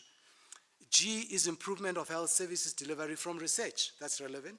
Ensuring no perverse incentive from ownership of health facilities. You're looking at it from the applicant's point of view. Is this going to create, what's the ownership structure? Are the doctors going to own this hospital? What about perverse incentives to overservice for them to make more money? I, the quality of past health services by the applicant. That's, again, the interest of the applicant. Financial sustainability of the health establishment or agency. You're looking at the applicant's financial sustainability. Ensuring availability and appropriate utilization of human resources and health technology. That's from the point of view of the applicant. Whether the health establishment is for profit or not for profit, that is from the applicant's perspective. compliance with requirements of a certificate of non-compliance, that is from the applicant's perspective. So the applicant's factors relevant to the applicant are included, but there's an overriding obligation because you've got to read those sections subject to Section 33 of the Constitution and PAJA. And why do I say this? Because this court has said in Joseph's, in paragraphs 23 and paragraph 44 to 46, that even if a provision is silent about the right to be heard, if your decision is going to affect their rights and legitimate expectations, they must be heard. They must be given notice. They must be given an opportunity to make representations. So you can imagine in their representations, they'll say, this facility is most suited for this area. There is a need in this area, and we need a bed capacity, an additional bed capacity of 200 in this, and the public sector can't provide for that. We want to establish a facility there. The DG has to apply his mind to that, or her mind to that, and he's got no carte blanche. He's bound by the Constitution to make that determination, both rationally, following a fair process, and a rational process, and not breaching constitutional rights. Those constraints are there, but they are overlooked. And those are emphasized also in affordable medicines, especially in the context of conditions, and I'll refer to that in the context of conditions. So we submit with respect that there is no under-inclusion. But anyway, an under-inclusion doesn't mean you strike out 36.3 as a whole. You ask Parliament to add, not to strike out the existing, because the existing is not offensive. In fact, the High Court says there is no quarrel with the contents of Section 36.3. But the quarrel is what is not in Section 36.3. So we submit that all of those factors are rationally related to the purpose of the con scheme, and the con scheme itself is rational in the sense that it has the capacity to achieve, not it will achieve the outcome. And the court raised the question, and I think it was Justice Teron, is there evidence in the answering affidavit addressing that issue? So the reality is the con hasn't been implemented, so you can't have real evidence that we have a pilot project and here it is, it can work. But what the state did is to investigate in jurisdictions where they have certificate of needs. These jurisdictions have certificate of needs for varying reasons. Some to control costs, like in the USA, to make sure that there is no overinvestment in facilities and over-servicing leading to high inflation in healthcare costs. And it's retained in 35 states in the United States, and that's documented in the affidavit. Even though there's criticism, there's a mixture of failure and success. The other countries, Denmark and the rest, are mentioned, and I can just give the court the references where the court will find this discussion. It will be in the answering affidavit from page 522, paragraphs 315, 316, and 527, paragraph 337, and page 529, paragraphs 350 to 355, and page 536, paragraph 378. So that's all discussed there. And in fact, the example the government gives is one of pharmacies, because like health establishments, the pharmacy industry is regulated, the establishment itself is regulated, and the pharmacy is regulated, pharmacists is regulated. In the same way with health professionals, you regulate the establishment, you regulate the practitioner. Because unlike a legal practitioner, nobody cares how my chambers look. But with a surgery, you want to know that you have the proper hygiene, you have the proper equipment, it's set up, it's safe, and all of those things. So those are regulated as well as the practitioner themselves. And so there is that evidence, and the counter to that is, well, if you're going to refuse certificates of need in particular areas which are over-concentrated, then you're not going to have investment in rural areas, because what these private hospitals want, and they say that bluntly, they want areas where people are employed and they are members of medical schemes and they can pay for their services. That's speaking for the for-profit. They're not speaking for the not-for-profit. They're speaking for the for-profit. But with great respect, there is nothing can be said in advance in this categoric fashion that if a party wants to establish a high-tech facility in an area that's already over-concentrated, may not consider downscaling, revising the investment, the facility, and providing a different facility at a scalable level with appropriate investments in a different area. The lawyers can't say that. No economists can tell you that, because that's a decision that hard-nosed business people will make. And they know that working with government gives them opportunities. So the opportunities for PPPs as well. Mr. Manager, I think Yes, you had the buzzer, I had the buzzer, yes, and I realized that your junior didn't have the time yes, she was promised. yes. Yeah. We could ask, I did ask that because there is also an appeal, although our arguments are premised on defending the confirmation, that perhaps we could have a 5-minute where my learned friend can just deal with the justification and remedy, and in question time I will deal with the rest of the issues. So you're suggesting that your junior will address just the appeal, the issues in the appeal? Addressing justification and remedy in the event that you find against us on the constitutional challenge. I see. Yes. Okay. No. Otherwise, in questions, I'll deal with the rights challenge if there are questions raised. 5 minutes it will be. Thank you. May it please the court, Deputy Chief Justice, Justices. I think I'll commence with the test that the court would have in terms of looking at the limitation in the event that the court finds that the CON does limit rights. I would then, just borrow on the case that has been referred to by Solidarity of Manamela, where it says that there has to be a global judgment on proportionality, that as a general rule, the more serious the impact of the measure on the right, the more persuasive or compelling the justification must be. We submit that on the basis of what my learned colleague, Mr. Manager, had already said, that there actually is very minimal that's been limited.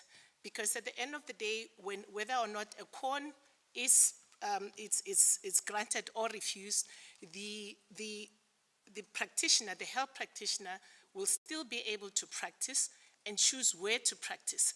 And the submission that they would then be compelled to go to an area of not of their choosing, as was submitted earlier on, is simply not in the Act. The general complaint is that the CON cannot meet its stated purpose, which is the hope to equitable redistribution of the healthcare services, because it is then argued that investors will not invest on the fear of not realizing their investments, leaving everyone worse off. And then when we look at the jurisdictional factors in Section 36, the rights impacted, there's actually 2 rights impacted there, which is Section 22, that already in there is an inbuilt of regulation, which Section 22 provides that every citizen has the right to choose their trade. And then it has the second sentence that says, the practice of trade, occupation, or profession may be regulated by law. That in itself, it says that limitation is a constitutionally inbuilt limitation. It's not a limitation, it's a regulation. Regulation in itself is not unconstitutional. What we have to then test is what is sought to be regulated. Then it takes us to Section 27(1)(a) that deals with the right of everyone to have access to health and care services. The argument that came from the applicant, as my learned senior Mr. Manager had said, are more investor-centered, service provider-centered rights. But if one looks at the limitations in Section 36, the criteria that the DG has to follow in terms of 36(3), almost half of the criterion that he has to look at, or they have to look at, or rather take into account the interests of the applicant's clients, so to speak. The other rights that were submitted that had been impacted on sections 10, rights to dignity, 21, freedom of movement, residence, 25, the rights to property, those have really not been impacted, and simply because when you are practicing, nothing is taken from a practitioner. It's just simply the limitation of the establishment in which you may, and the ideal is to redistribute it to wider areas and not to over-concentrate it in the same area. And we refer the test for the jurisdictional factors in section 22 to Affordable Medicines Trust and others. This is the Minister of Health. Paragraph 70 just highlights what I would like to deal with now, that where the court stated that refers to the right to choose a trade. And then it says, it contemplates that the chosen profession would still be practiced, which is what would happen even if a con, or rather even if a con is imposed, and protects both the right to choose the profession and the right to practice a chosen profession. There's nothing in the con that limits that right. It therefore just only deals with how those healthcare providers who wish to establish healthcare establishment or engage in prescribed services as part of their practices may do so, and it regulates, as Section 22 already foreshadows that regulation of a trade, and it only regulates the distribution. And there's nothing unfairly constitutionally limiting in seeking to redistribute for an ideal to have more access so that the majority of our people who are marginalized, poor, without any resources may be able to access these services. Deputy Chief Justice, if you may just indulge me on the issue of remedy. The remedy with our submission is simply that there's nothing in the severance of the entire scheme is not justifiable under the circumstances, because not the entire scheme is unconstitutional. The fact that it might lack, and this is not a concession, certain constitutional inbuilt does not mean, and even if does not mean that the entire scheme is unconstitutional. The submission in paragraph 129 of HASA that once you sever section 36, the entire scheme serves no purpose. It's equivalent to saying if you find one section in a single purpose legislation against of unconstitutionality, the entire statute is of no use. We submit that if the court does find, it would have to exercise its right in terms of section, or rather its discretion in section 1721B to the extent of the unconstitutionality. And because the act has not come into account, rather into operation, the reasonable or justifiable or equitable thing to do for the court to suspend the operation of the declaration and refer only those aspects that the court find to be constitutionally problematic to Parliament. That would limit the scope of correcting what is wrong, if at all there's anything wrong in there. We've already dealt with the issue of costs. We will not ask for costs. We accept that it's an important constitutional issue. As the court pleases. Thank you very much, Ms. Chabedi. So do we start asking questions to the senior? Yes, and if there are questions for my learned friend also. There will But be I'm questions. happy to take the questions. Let me start here, Mr. Manager. If we consider the doctrine of ripeness, I think it's part of your argument. You argued abstraction as well as prematurity. But let's look at ripeness.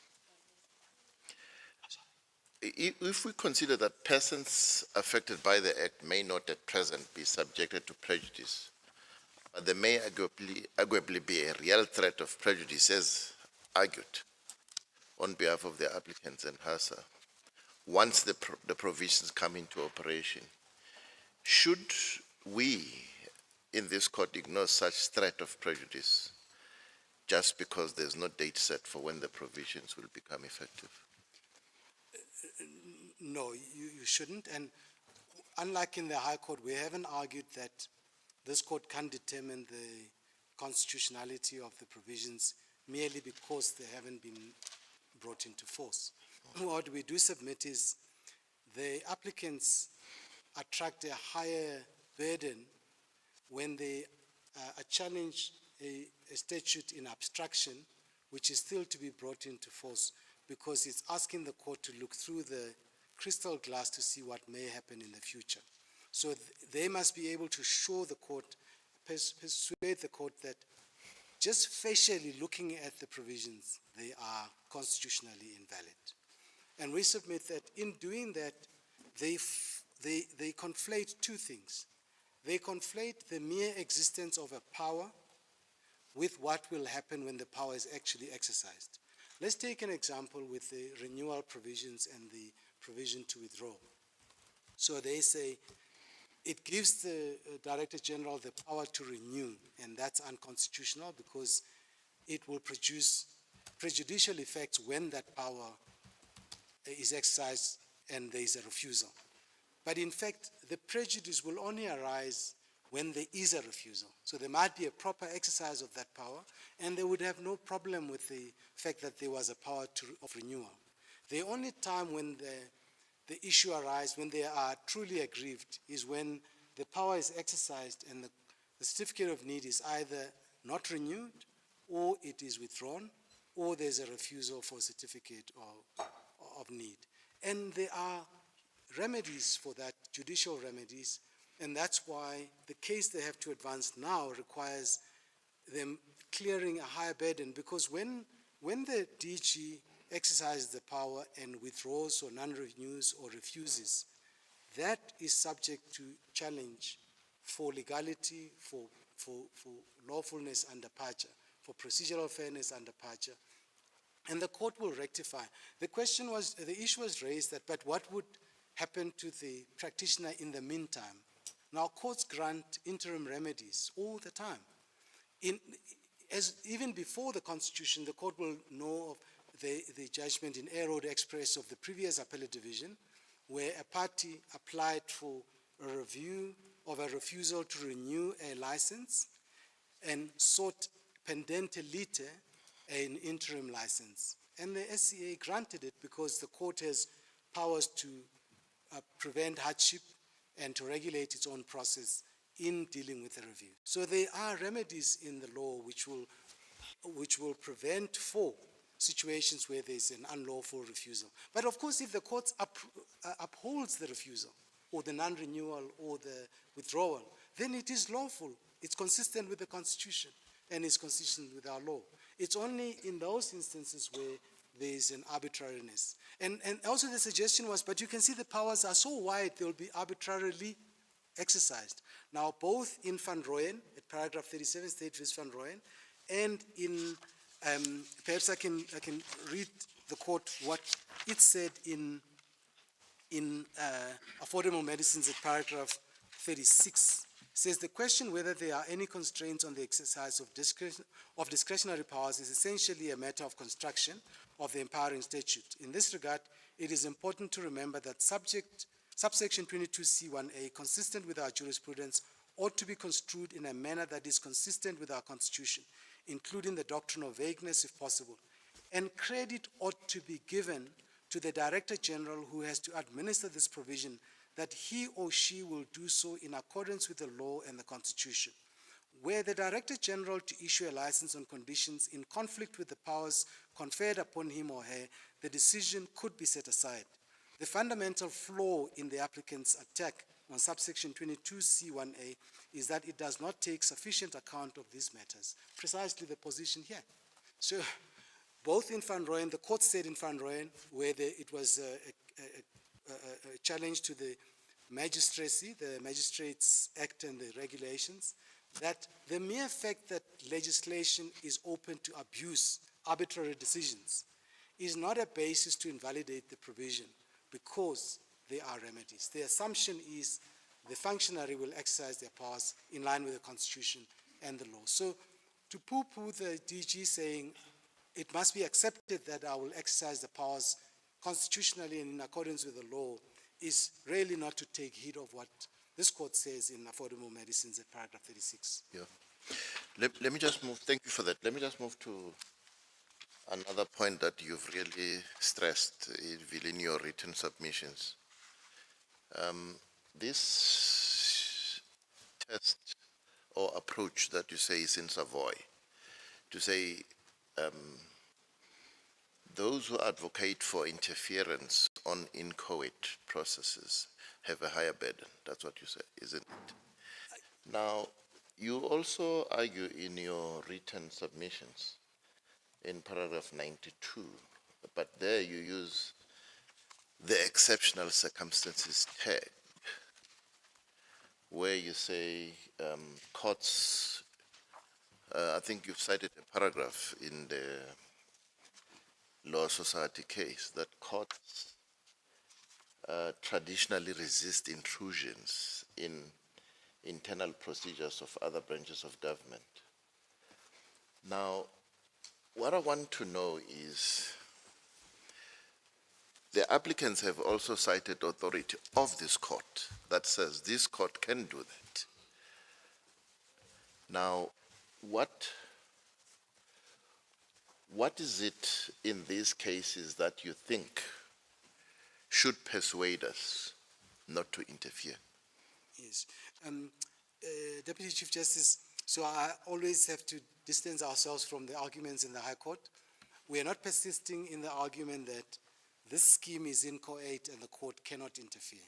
Okay. Except that once legislation is passed by Parliament, is assented to by the President and brought into, and is an act, this court can decide whether it's constitutionally valid. Yeah, but that's my question, The because I want to know or why. the issue Yes.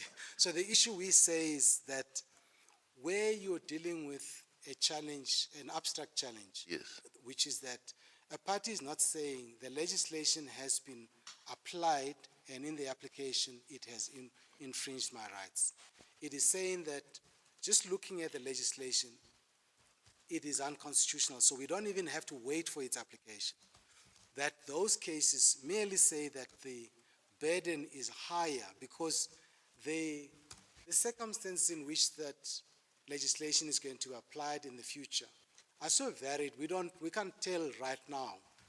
And so we can't say with certainty that if this provision is applied, it's going to produce unconstitutional. Let me give you an example from the rights challenges, for instance. If you take the finding of the High Court, which says that the section permitting for imposing conditions regarding triple P is an expropriation. And we know the court has said in Agri SA, expropriation must involve the taking away by the government. So the state must take away the right for its use. It doesn't have to be the full right, could be a substantial part of that right. So that judgment is rendered without engaging with how triple Ps are in fact implemented or may in fact be implemented. Now, in that context, the court must be persuaded that on any possible implementation of the triple P condition, there is going to be an expropriation. But I just indicated from the Regulation 16 of the Treasury regulations regulate triple Ps, and they're issued under the PFMA. And I refer to Section 45 of the National Health Act, which says triple Ps must comply with the PFMA. When you read the regulation, it's clear that triple Ps when triple Ps are implemented, the private party stands to benefit commercially. So it's not an expropriation. But the court disregarded the actual implementation. The same with the Section 22 scenario. So they argue that Section 22 will discourage or will negatively affect the choice, not just the practice, the choice of profession. Because in their conception, the Act allows the DG to force a relocation and therefore undermine dignity and movement, freedom of movement. But Ms. Engelbrecht quite candidly said, the government assures everyone in their affidavit that there is not going to be a relocation. There's no power given to the DG to force people to relocate. All that the DG will say is you can't establish here, full stop. Not, you can't establish here, go and establish there. So that's in the application. And the same applies to the factors. When Justice Teron asked, but who is going to determine the need? The application should inform you. So there may be an invitation from government saying there's a need there for these reasons. An applicant files an application and says, I can meet that need in this way. That might be a constitutionally compliant implementation, but they want to challenge it today before its implementation. And the Savoy judgment and the others say, in that context, there must be a compelling reason, compelling case that on any circumstance, that legislation is going to be it's unconstitutional.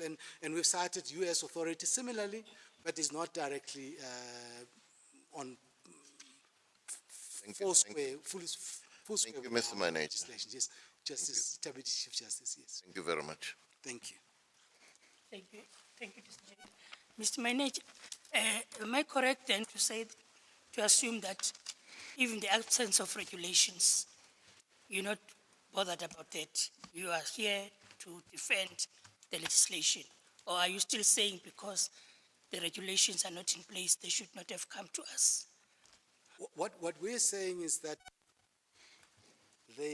because it is clear, and the National Health Act says the Act includes regulations, so it says that in the definition section. And the provisions make clear that they still to be detailed by the minister in the form of regulations to complete the scheme.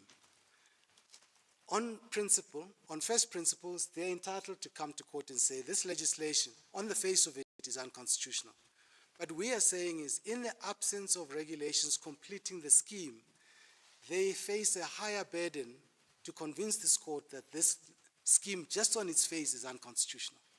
But we're not trying to argue that the court can't even enter the inquiry about the statutory scheme just because the regulations are not yet in place. But it does make their case far more difficult. And I take the example of 36(1)(c). The court doesn't know which health services will be prescribed. There might be what is generally called, what do they call them in medical scheme, in the regulations, minimum prescribed benefits. Those are essential services where even medical schemes are required to fund them. And so you might have a regulation that prescribes only what is already prescribed minimum benefits. Everybody knows what they are. The health industry knows very well, medical schemes know what they are. So there might be no vagueness. But because they are coming today before the list of prescribed health benefits, we submit they bear a higher burden to show that that provision is so vague, it can never be constitutionally compliant. That can't be correct. You said that the DG will not say to an establishment they must go and operate in that particular area. All that the DG will say, they would probably not grant the application. If that is the case, what happens to the establishment if the con is not granted? So there would be differences between a pre-existing establishment and an establishment which is applying for the first time.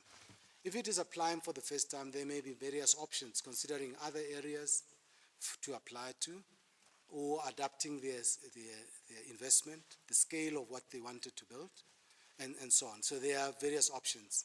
An existing facility, which is not given a certificate of need, of course will be like any party whose license is not renewed, would either have to challenge that as being an unlawful refusal, if it is unlawful. If it is not unlawful, that is lawfully refused. And which would mean that if it's not approved, yes, and it's challenged, and the establishment does not succeed, it would not be able to operate. Yes, that's the nature of regulated industries. You go in at risk. In fact, this is not new to this. With mental health institutions, they also have to register under the prevention, there is an act, but I just don't remember the name now. But they also have to register, and they register for a duration. The registration must be renewed. It's for a limited period, if that registration is not renewed, the mental health institution has to find an accommodation for the patients with another mental health institution.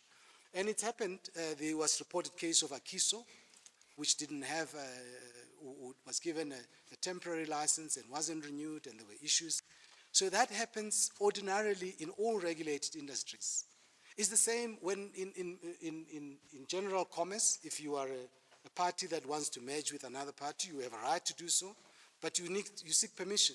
If it's not given, you don't proceed, despite that there was a business opportunity. That is the risk inherent in operating in regulated industries. And health is a highly regulated industry for a good reason, because there's a great risk of life and health in health. So safety is important. It's unlike law.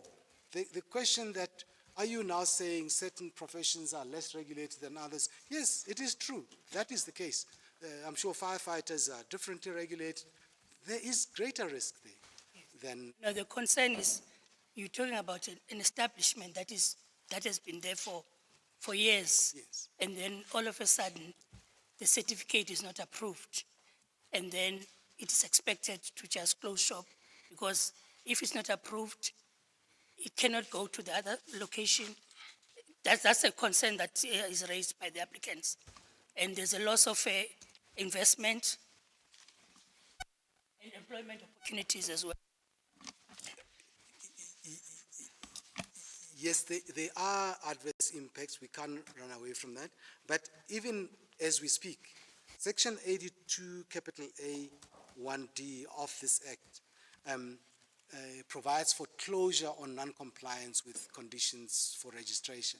So that you may have closure of a health facility is an inherent risk. But we're working on suppositions that there will be refusals, and those refusals will require immediate closure, that there will not be a transition period to allow for the relocation of patients and the like, and considerations of how one deals with the investment. All of these will be regulated in the regulations. So one can't, speaking today, assume that it will be, in the case of mental institutions, they're given a period of time in which if you don't get a license renewed and you have to close, you're given a period of time for relocation and the likes. But yes, the risk of losing an investment is always there. Even me as a practitioner, if I'm removed from the role, I lose, my children may stop going to school. But that's the reality of operating in an industry that's regulated in the public interest. Is there any provision in Section 3, that is 3, yes, sub 36.3, that would cater maybe for incentives or subsidies, something like that? I beg, subsidies. Subsidies or incentives under Section 36.3. I'm not certain whether the Act envisages the public sector subsidizing the private sector. It may come in different ways. There may be tax concessions of some kind. That's not an issue raised here of subsidization, so it's not dealt with on the papers. But we know that even with medical schemes, there's some tax benefit that users of medical schemes gain from getting. So I'm not certain that is envisaged here, but certainly, if a PPP is regarded as a form of government assistance to the private sector, that may be so, in that there is a business opportunity given to a private sector party to run a public institution for commercial benefit. The only thing is that the private party will take the risk of operating because it gains. There's no gain without risk. But that's a benefit that immediately is apparent from the possible condition of a triple P. Thank you. Thank you, CJ. And that condition, it's important to always remember, under affordable medicines from 35 to 39, is not a carte blanche for the DG to choose what condition he wants. The condition is constrained by the purposes of the National Health Act and the CON provisions and the requirements that he must put to bear when he considers an application. So he can't just say, and remember, in part one of the requirements under 36(3)J is to consider the financial sustainability of the health establishment or health agency. So when he imposes a condition, or she imposes a condition, it must be a condition which will not leave the health establishment unsustainable financially. So there are all those constraints built into Section 36. It's not carte blanche as it's suggested. There is this broad, unconstrained power. Mr. Manager, just on that very issue, am I correct to say that it's the DG or the minister who actually determine the need? And they are the ones who will actually determine whether there's a need or not, and then whether to give that certificate or not? Indeed, the need, and there's a good reason for that. In fact, one of the criticisms made is that the department has no database. And I just want to look at a volume which contains a policy. So you'll find in volume 7 at page 555 that there is a policy, a master health facility list policy, 2023, which is in draft form. That policy will assist the department to create a database of the facilities available in the country. Other countries have these kinds of databases, we don't have. And from that database, and knowing the special distribution of our population, the department will, let's take the Baragwanath case, for instance, and I can't testify from the bar, but if there are initiatives in respect of Baragwanath to decongest the facility, it's the biggest hospital in the country, but it's serving a huge population, not just South Africans, but also our neighboring countries. And so it's undercapacitated for the numbers that it has to serve. So there is a need to decongest it. So the department might identify a need in surrounding areas to establish clinics or outpatient facilities or small hospitals with limited number of beds facility. And when having identified that, there might be an invitation for interested parties, private parties, to apply, either on condition that you go into PPP or simply that you're applying, you're going to run the facility. And so the application will be made, you would motivate. Like in applications for licenses, ICASA does that all the time. They issue an invitation to apply. And you apply and you satisfy the department that you can meet that need. Okay, thank you. And if you are a healthcare provider, you are a health establishment, and you apply for the certificate of need, you need to know exactly what the criterion is and what your prospects are. And when I look at Section 36(3), those factors are couched in broad terms. And personally, maybe because I'm not in that field, I struggle to understand what exactly is meant by these broad categories. And maybe the minister and the DG know, but then I'm putting this question from the perspective of the healthcare provider. Will they be able to know? And maybe I must ask you the second question. Why is there such a delay in regulations? I'm asking this, Mr. Manager, because when I look at the date of commencement then, it was 2 May 2005. And there's been amendments and all of that, and it's not clear to me when these regulations will come into effect. And I'm just worried that if the regulations come, they only have 24 months to comply. And I'm worried that whether that 24 months is actually adequate, I don't know how many healthcare providers want to make use of this. And I'm worried that if it has taken about 20 years for this to take effect, whether it's going to take more time and whether there'll be adequate time to comply. Because as I see it now, it's not very clear, it's in broad terms. Yes. Yes. If I can take just each one of those questions. So the legislature would legislate in this way by providing considerations which are broadly stated. They leave the detail to the minister to flesh them out, to say, for instance, we require this kind of information to be supplied with your application. That's things that the minister would be able to prescribe under Section 31, because that Section 39(1) says, the minister, after consultation with the National Health Council, and I just want to pause there, the court will go back to the definition of National Health Council, and you'll see that it is established in terms of Section 22 of the National Health Act. It includes representatives of provinces, local municipalities, and the like.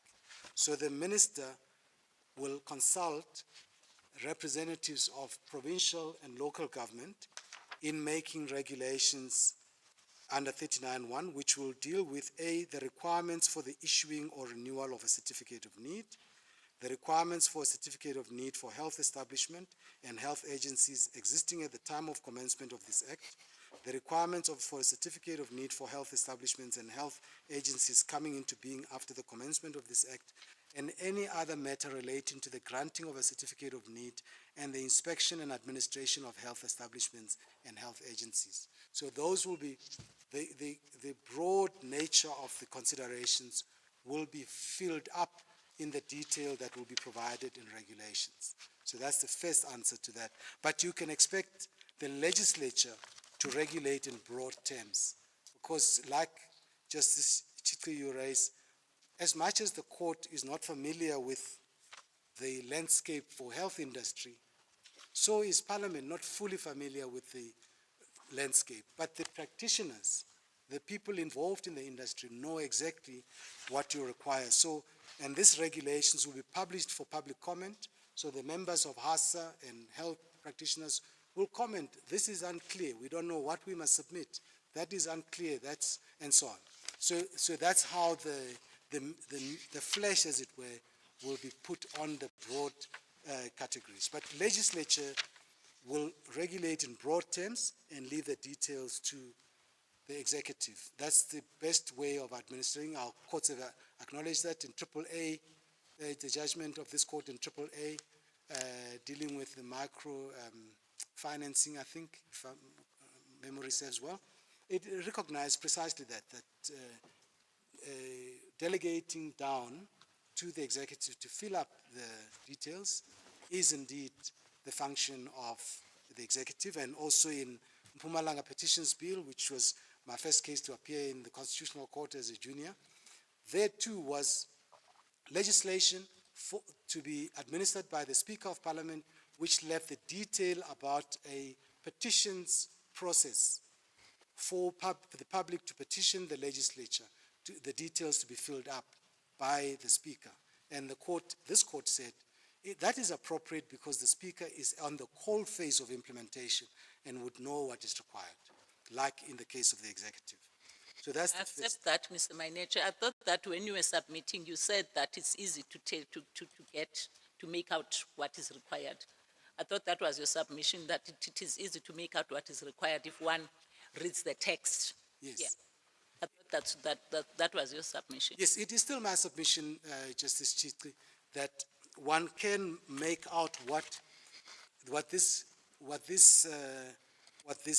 factors require. When you talk about equitable distribution of health services, there was an issue about what is equitable. In these papers, you'll find lots and lots of articles published which say we don't have an equitable distribution of health services. That's acknowledged by industry participants, is acknowledged by the government. So everybody knows what is taking place here. When you say financial sustainability of the health establishment, the applicant knows what income they need, what turnover they need from, if they are for profit, what turnover they need to run a health establishment profitably. They tell you how much it will cost them to establish. They would know what the operating expenses will be, and so they can know how to budget for these things. They have actuaries. They know. Would they be able to make a judgment call on the need to promote an equitable distribution and rationalization of health services and healthcare resources. Yes, they will. They've already been, in the submissions here, they told you about machines that they invest in you need a highly populated area for high capital-intensive machines that must be used for the population. So they are not. It's not the council team that engages in this thing, and it's not us as lawyers. It is economists, financiers, actuaries who can project all of these things and work out models, financial models, and model whether a facility in the middle of Soweto for 200 beds with whether that will be profitable. They can model all these things. They are very sophisticated, Justice Chitli. They know what these things mean. That's why in the High Court they said they have no difficulty to understand what is here, but the problem is what is not included here. So they know what is included. They've never said they don't know. So they have a problem with what is not included. Yes. And you say that even if what is not included is not here, there is no problem. I've said firstly that what they complain is not here, is a matter of interpretation. If you interpret the requirements properly, you will see that what they complain is not here is in fact here. So firstly, they say there is no factor dealing with over-concentration of facilities. The only thing you have is C. Sorry, it's B, the need to promote an equitable distribution and rationalization of health services and healthcare resources, and the need to correct inequities based on racial, gender, economic, and geographical factors. Now, let's take geography. They know the areas that are over-concentrated, and they know the areas that are under-serviced. That means there is no equitable distribution. So when you're asking about equitable distribution, you can't answer the question without considering concentration levels. So it's not true that it's not there. It's a matter of interpretation. The High Court did not grapple with interpretation. The High Court almost lapped up everything that the applicant said, and that's the judgment. That's why even triple P is an expropriation in the paragraphs that the judgment concluded. And then they say there is nothing here that relates to the interests of the applicants. And I've shown the court that paragraphs G to M look at the requirements from the perspective of the applicant. Financial sustainability, the applicant knows what the financial models will illustrate about a potential facility in the middle of a village. So in any event, we make a second submission on that, is that even if it was completely silent about the interests of the applicants, this legislation, this section, must be read subject to Section 33 of the Constitution and PAJA.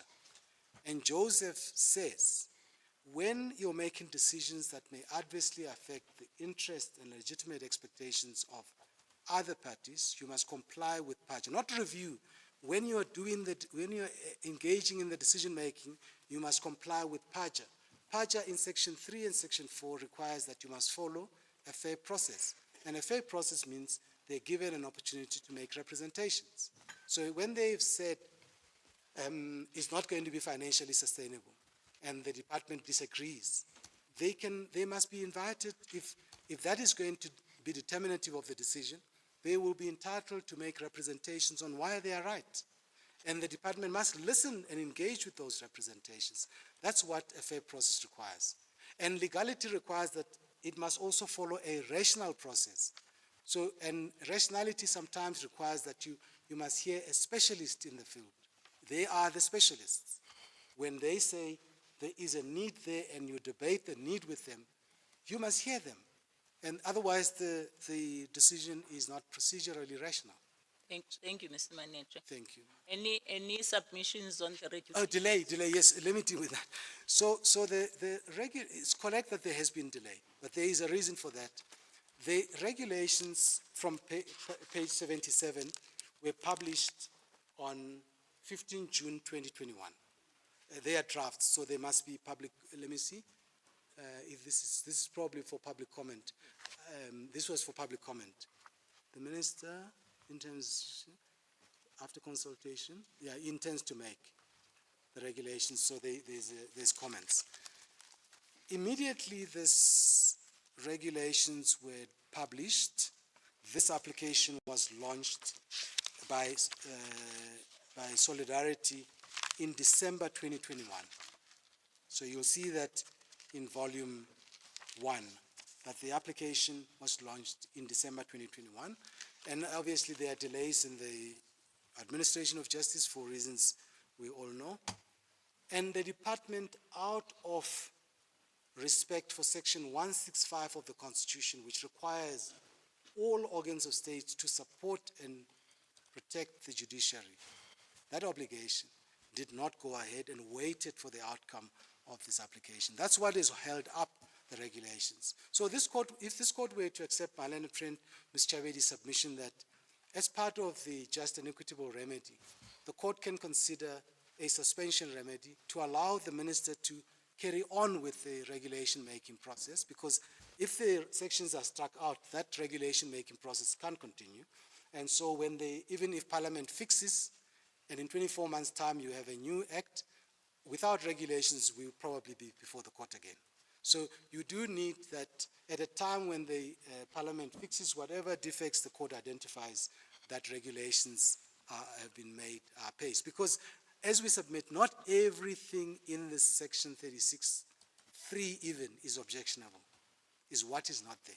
So there's no reason why the remainder cannot be addressed by regulation. There's no challenge to, there can't be challenges to others of the sections. I started with the sections I submitted were not constitutionally objectionable. So that's the explanation in relation to the draft regulations, Justice Chitwe and the court. Thank you.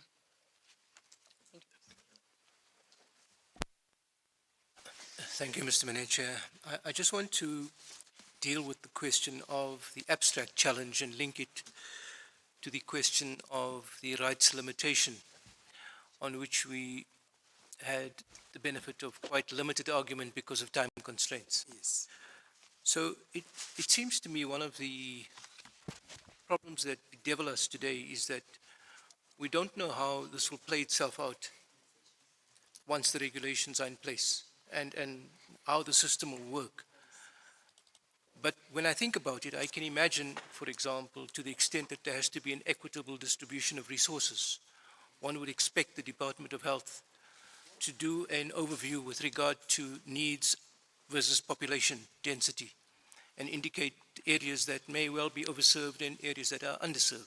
And those would be a matter of public knowledge, for example, because that's what you need to have, even leaving the act aside, to transform your healthcare system.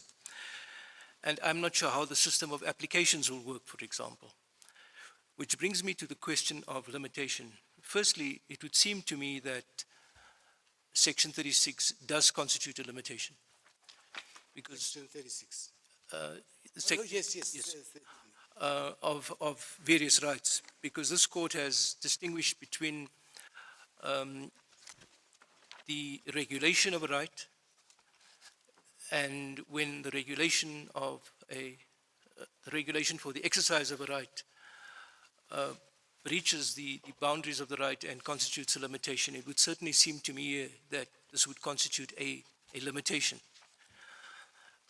And from Ms. Javedi's argument, it would also seem she went into the justification analysis. I don't want to suggest that she conceded it's a limitation, but my view is certainly that this constitutes a limitation, which takes us to justification. And I'm not sure how it's going to work, and I was thinking of an example. So let's assume that the young person from Parktown that we heard about this morning is out of medical school and wishes to apply for a certificate of need. Applies to have a certificate of need issued in respect of Parktown. The department refuses it, but says in the refusal, by the way, on our list of areas in need, we may favorably consider the issue of a certificate of need in Midrand. And the very next applicant is also from Parktown, but gets a letter from the department saying, we refuse it, And the nearest area where we could accommodate you where certificate of need may be favorably considered being Toyando. Now, in those two scenarios, accepting that there's a limitation, whether the limitation is reasonable and justifiable will depend on the particular facts in those cases. One may say in the first case, asking him to reapply possibly and to suggest to him that he could get a certificate in Midrand under circumstances where he has not commenced practice and not invested any money may well be reasonable and justifiable in an open and democratic society. But in the case of Toyando, it may well not meet the limitations test. So the difficulty I'm grappling with, and my question to you is whether one could, here and now, say that the scheme will in all instances result in a limitation of a right that could not meet the Section 36 test. Because one of the factors in Section 36 is the nature and extent of the limitation. So the nature and extent of the limitation may be much more egregious if a person is forced, in brackets, to have to apply for a position in a certificate of need in Toyando as opposed to Parktown. But the difficulty is that one doesn't know how this is going to play itself out, and what I'm speculating about may not come to pass. Yes. Can I just answer that in three parts? The first is to say the focus on individuals really comes under 36(1)(c), because that's the one that you want to provide prescribed health services, you must get a certificate of need. But that, we don't know the list yet. And until you know the list, you can't determine that there is a limitation already. That's the first. The second point is in relation to establishments and in relation to individuals who work for establishments, they will not need a certificate of need themselves where the establishment has a certificate of need. And that's made clear in the answering affidavit. So against that backdrop, I must say that there is no concession that there is a limitation. Firstly, in relation to human dignity is about restricting movement. There is no power to the director to direct where you shall go. The second, and that applies also to Section 21, which is the freedom of movement, so those run together. In relation to Section 22, as Justice Colapan pointed out, you are dealing with a qualified person wanting to practice their profession. So it's not about choice and entry into the profession, it is where and how they can practice their profession. So it's a regulatory, it falls under the part on regulating the practice of a profession. It doesn't prevent, nor we submit, it doesn't negatively lead to people not choosing the profession, because when there is an admission requirement, on its own is not that determines how you will practice. Well, admission requirement is about entry. That's a bad example, but if at the bar we have a practice requirement that you must practice in approved chambers, for instance, that's an example. So that relates to your practice. To negatively affect choice, looking at the requirement, it must discourage you from even choosing to pursue that profession. But that's not the evidence here. The real evidence here is that it affects how you practice, and so it's a measure which must be rational under Section 22. And we've said the CON provisions are rational. I've argued that. I'm not going to repeat the argument. And in relation to property, there's no deprivation of property when a CON certificate is refused. No substantial interference with property ownership rights. In expropriation, there's nothing taken away. There is no right taken away or substantial right. And 27, there is no prevention of the public from purchasing private healthcare services the intention is to expand reach of those healthcare services. So we submit, our primary submission is that there is no limitation. And the submission is consistent with the written argument, and we stand by that. But as for the limitation, I accept the court's, the question asked by Justice Colopin that justification is context specific. So it's much easier to evaluate justification where there are lived cases. Somebody has been refused. But the difficulty with justifying also accounts for why it is unfair to expect that the department in its answer could have produced facts and evidence to support justification, because all of this is argued in the abstract, something still to happen. And that difficulty also highlights why the burden to establish an abstract challenge of this kind is so much higher, because the department is deprived of the ability to justify, because it is difficult to determine, in the case of the individual example, what would be the extent. If that individual finds a job with another health establishment, they may not need a certificate of need, or as an individual. So it's contingent on circumstances that we can't foretell where we are. Thank you. I do have a different view with regard to the limitation, because we do submit that despite that difficulty, we can show that the interference is minimal with the rights, because we are not taking away your rights of ownership, we're not directing you to move to particular areas and so on. Well, I'm saying it may be context specific. There may be cases where it might be clearly a case of an unjustified limitation, which is the Toyando case, for example. But let me get to my last question. Could I just, sure. Just before Justice Colopin follows up, so just to make sure that the last bit of my answer was taken, not accepted, taken in the sense that I did come across that our submission is when one assesses the scheme and the complaints about how it interferes with rights, if there's any interference, is a minimal interference, because it doesn't achieve the outcomes which they say it does, of forcing people to change their homes, to leave their families and the like, or to indeed to take property away from them. And it is important also to acknowledge that it's a reality of life that you don't always work where you choose to live. You work where the work is available. Okay, I just want to make sure that's your submission.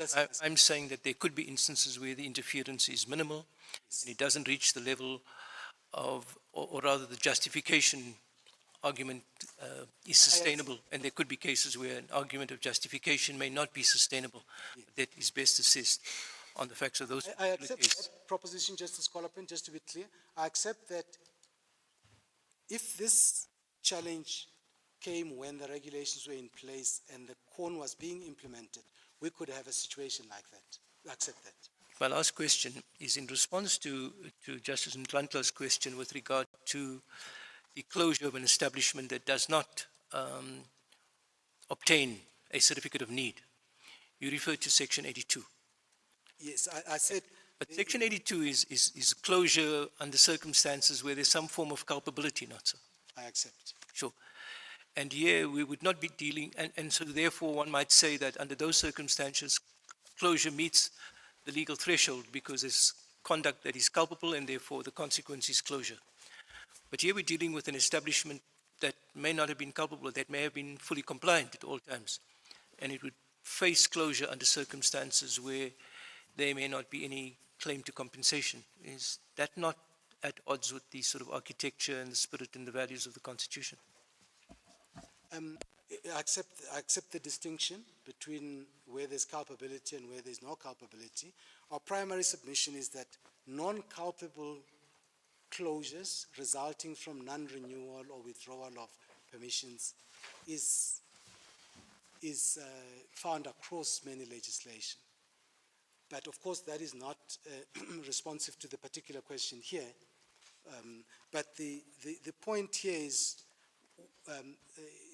in advance of an application for a certificate of need, we are supposing that there will be a refusal and the only option will be closure. But it's unclear what the regulations, what regime the regulations will put in place, whether it will put in place transitional measures and the like, which might ameliorate the position of the owner of the establishment, which would go some way to minimizing the impact on that owner. We don't, those things are still to be threshed out in regulations. Yeah, sure. I mean, that's quite widely speculative. I mean, you could say, well, if you don't get a certificate of need, then you can apply for a casino license. I think we're talking about the reality of closure, not so. Yes, yes. So we are taking the worst case scenario and testing the proposition. Our first submission is,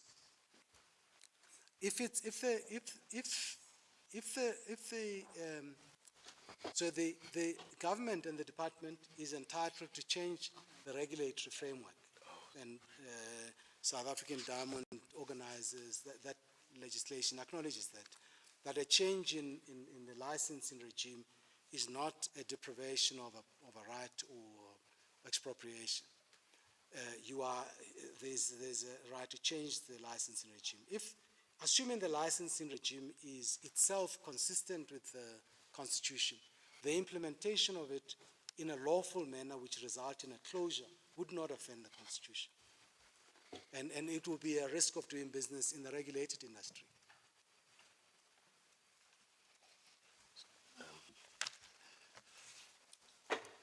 Minded to adjourn for 15 minutes, right?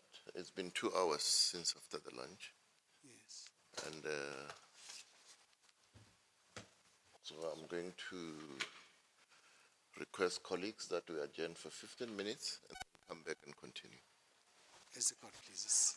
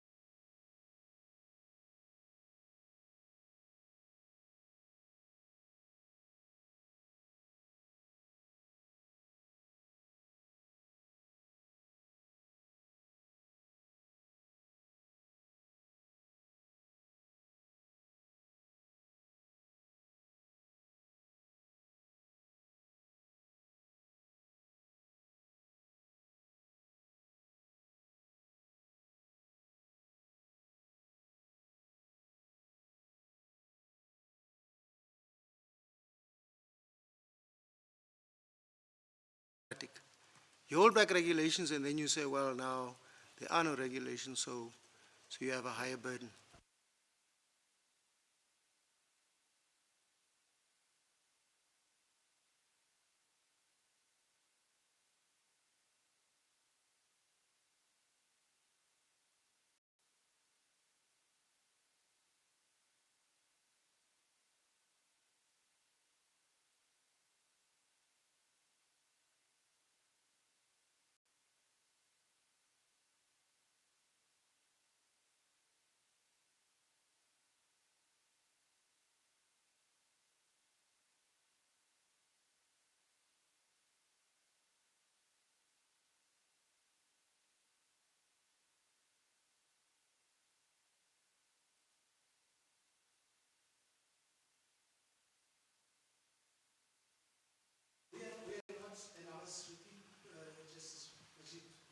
Frankly, we are not asking the court to refrain from determining the constitutionality of the own provisions on the basis that the regulations are absent. All we are asking is the court to take into account what that means for the court to be persuaded that these provisions are on their face. I ask you about the Affordable Medicines Trust case which you rely on. Will you accept that this, although it's called a certificate, it looks more like a license? There's an application, there's a renewal, there's conditions, there are penalties. Will you accept that just on that basis it looks more like a license? I will not dispute that. It's not like a certificate of competence or aptitude or something like that. I'll accept that there's similarities between this scheme and the licenses. Yeah, let's leave it there. But now, Affordable Medicines Trust was a case about licensing, and was about licensing in respect of dispensing medicines at specific premises, not a bar to where you may dispense. Do you accept it on that basis, the two cases, that case and this case is they are fundamentally different?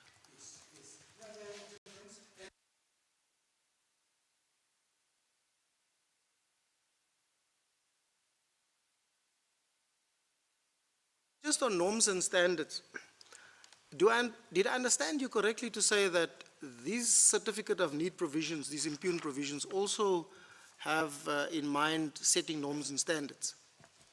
Is that your submission? For establishments, new establishments, and establishments who are already in existence 2 years after they must apply?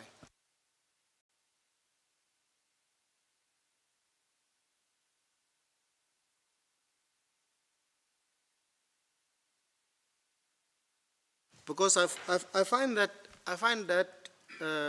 strange that when you have an entire chapter 10 devoted to norms and standards in the NHA, including an Office of Compliance with Standards and detailed provisions on it, and then in addition, that's for the establishments, and then a number of statutes which deals with health professionals like the dental profession, medical profession, the pharmacists, and so on, that you need this legislation to cover that as well.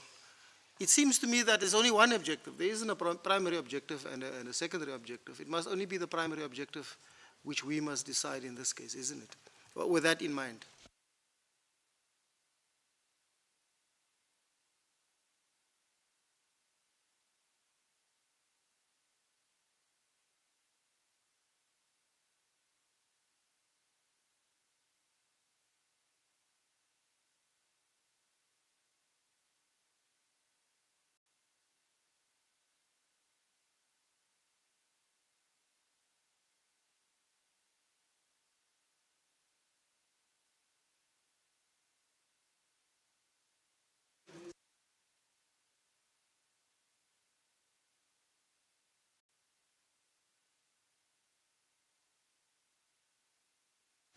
Oh, sorry, I've not been recording.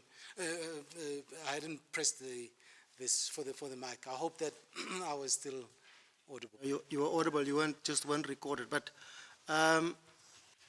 Maneche, I want to ask you about the regulations. do you accept as a matter of principle in law, regulations, if these provisions are found to be unconstitutional, one or more respects as alleged, whatever the regulations can be, they can't rescue them. They can't rescue them from unconstitutionality. I mean, it's not even hoisting yourself up by your own bootstraps. It's using some other bootstraps to try and hoist yourself up. You accept that that can't be? Yes, I can't use those bootstraps. I can only use them for interpretive purposes, only in limited circumstances where, for instance, we're dealing with prescribed health services. I can say those are envisaged to be prescribed in regulations. When one assesses whether that provision is vague, one must take that into account. That is not simply saying health services without saying how they would be described, and that is permissible. When I say nothing, I don't necessarily accept your submission, but let me move on. I know, Justice Majid. You accept, you're saying you've heard my submission. Yeah, I've heard you. Now, that brings me to the last question, which is this prescribed health services point. If you go to section 36, 1, and this is the point that all the applicants' counsel, both counsel have made for the applicants, and that is there's this disjunctive or after C. Now we know that that means that prescribed health services then can't be used in respect of any of A, B, or D, isn't it? Yes, that's the self. So can you explain to me this prescribed health services argument in the light of that disjunctive or at the end of C? What is your submission there? I didn't quite follow it. So I accept that the use of or between C and D suggests that A, B, C, D are all disjunctive. And in a sense, they are self-standing requirement, self-standing circumstances under which a certificate of need would be required. And our submission is A, B, and D are directed more at the establishment, so the private establishment operators, and we accept that C would hit more the health providers, and that will have a limited reach because it depends on the prescribed health services. So it's not, one must read it to mean it is not all of the health services as defined, because if that was the case, there would be no need to add prescribed. But prescribed meaning there will be a class that the minister will list in a regulation. That was my last question, but can I just say this? I understand government's predicament in the sense that this Section 27 imposes constitutional obligations. And there's a disparity which also hails from apartheid spatial planning that must be addressed. And if we find that, I say if, we find that these impugned provisions are unconstitutional from one or more of the grounds advanced, then they infringe rights, sorry, not unconstitutional, they infringe rights. Then we must do an analysis in terms of Section 36. Now, one of the things we must ask is whether there are other less intrusive means available to government. Now, why does government not say to private health establishments, we will give you tax incentives on your construction and or on your other capital expenditure or on your other current expenditure like salaries and so on? Why doesn't it say to health professionals, we will give you tax breaks or we'll give you a tax vacation for 3 years or 5 years or 1 year? I mean, surely these are means that must be considered. It almost seems to me like the proverbial smashing of a mosquito with a sledgehammer. This what is happening here, and I say on the face of it. Persuade me otherwise, please, Mr. Manit. Well, so it is fair to put the proposition that there may be various measures which may be more optimum out there to achieve the purpose, and maybe one of them is the suggestion of tax breaks. But if one reads the HASA affidavits, you'll see that that too would not be an incentive enough. What they are saying to the court is they want populations that are employed, that are on medical schemes, that can pay these facilities. So there is no panacea, it's in the affidavits, there's no panacea with respect. And the DG acknowledges as much that we have a complex health problem. There is not one intervention that will solve it all. So even that, the tax breaks might have to be implemented in conjunction with the certificate of need to incentivize the health establishments to establish in rural areas. But it's not included here. And I'm not a policy planner, and the court is not the executive, so we assess what the executive has chosen. Except that in the limitation analysis, we are required to ask the question.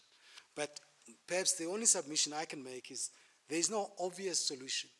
My learned friends were also asked, what would be the less restrictive measure than the certificate of need? They all say, well, if I'm not recollecting correctly, they'll certainly correct me in reply. They can't come up with any ready answer. The affidavits don't come up with a ready answer. The articles you see in the affidavits don't come up with a ready answer. The articles refer to jurisdictions which have adopted certificates of needs as measures that might work. Works in others, don't work in others. So there is no foolproof. And I think it would be unfortunate to say, well, the government just latched on this. It is clear that if you look at the white papers and the various reports, there has this issue about access and distributing access equitably, has engaged governments and industry players for over a long period of time. If there were easy answers, we probably wouldn't be here. But there are no easy answers, and government has adopted this scheme, and they say the scheme is unconstitutional, and the test for the court is, does it offend the Constitution? And if the court finds that, that's what the court finds. Thank you, DCJ. Mr. Maneche, Justice Majid already touched on this aspect. At paragraph 114 of your submissions, you say that the CON aims to ensure that the health establishments comply with the same minimum standards. Is that indeed what Section 36 wants to achieve, and how would it achieve that? So I said it's incidental to the main purpose because if you look at those criteria, they look into your facilities, they look into your HR, human resource allocation. So they assess the establishment that you propose to establish. And so there is an evaluation at a level of quality that you would be able to provide that service. And it has also said, also one of the requirements is whether you will be able to provide the quality health service. And the reason is the preamble makes it clear that the purpose, and Section 2, is to provide equitable health care services, so best possible healthcare service on an equitable basis. So there is also a focus on quality of the service that is provided. So even though it's not the main focus, in the evaluation of the application, there would be an inquiry about, are you able to maintain quality, and that's calls for standards. And the first of the 7 respondents point out that there are already regulations in place dealing with norms and standards of different categories of health establishments. Is that so? That is correct, but of course it doesn't mean that that is the exclusive way in which quality is measured. So there may be other interventions which either overlap or cross-refer or adopts those standards, but the measure of assessing whether a health facility meets the Section 36(3) requirements would also call into question ability to meet quality, provide quality service to the community, as well as given its disease profile. As well as Chapter 10. So you have the regulations, Chapter 10, and Section 36 dealing with basically the same thing. So what my submission is, I don't dispute that the main provisions in the Act dealing with health norms and standards is in Chapter 10. Yes. That is not to suggest that that is the exclusive domain for when the department is entitled to assess for quality. The quality may be assessed in other contexts, for example, when they are assessing whether a corn certificate should be granted. That's the full extent of my submission. I'm not suggesting that the corn is providing a new regime for norms and standards over and above the regime in Section 10. Thank you, Mr. Manager. Thank you, DCJ.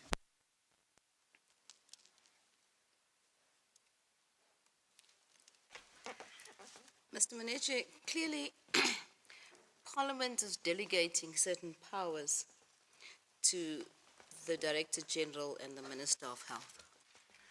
How would we classify those powers or identify the power that's being delegated? We submit that it's subordinate or regulatory making powers, it's not plenary. The Minister and the DG are not given powers to change anything in the legislation. It's to fill up the detail. But those, whatever powers are delegated to them, should be clearly identified. They shouldn't be open-ended, you would agree? Yes, and our submission is they are clearly identified. I have some difficulty with some of the criteria that's set out in Section 35, sub 5 and 6. Says the Director General may issue or renew a certificate of need having subject to compliance, and then may impose any condition regarding the nature, type, or quantum of services to be provided. Number 2, human resources.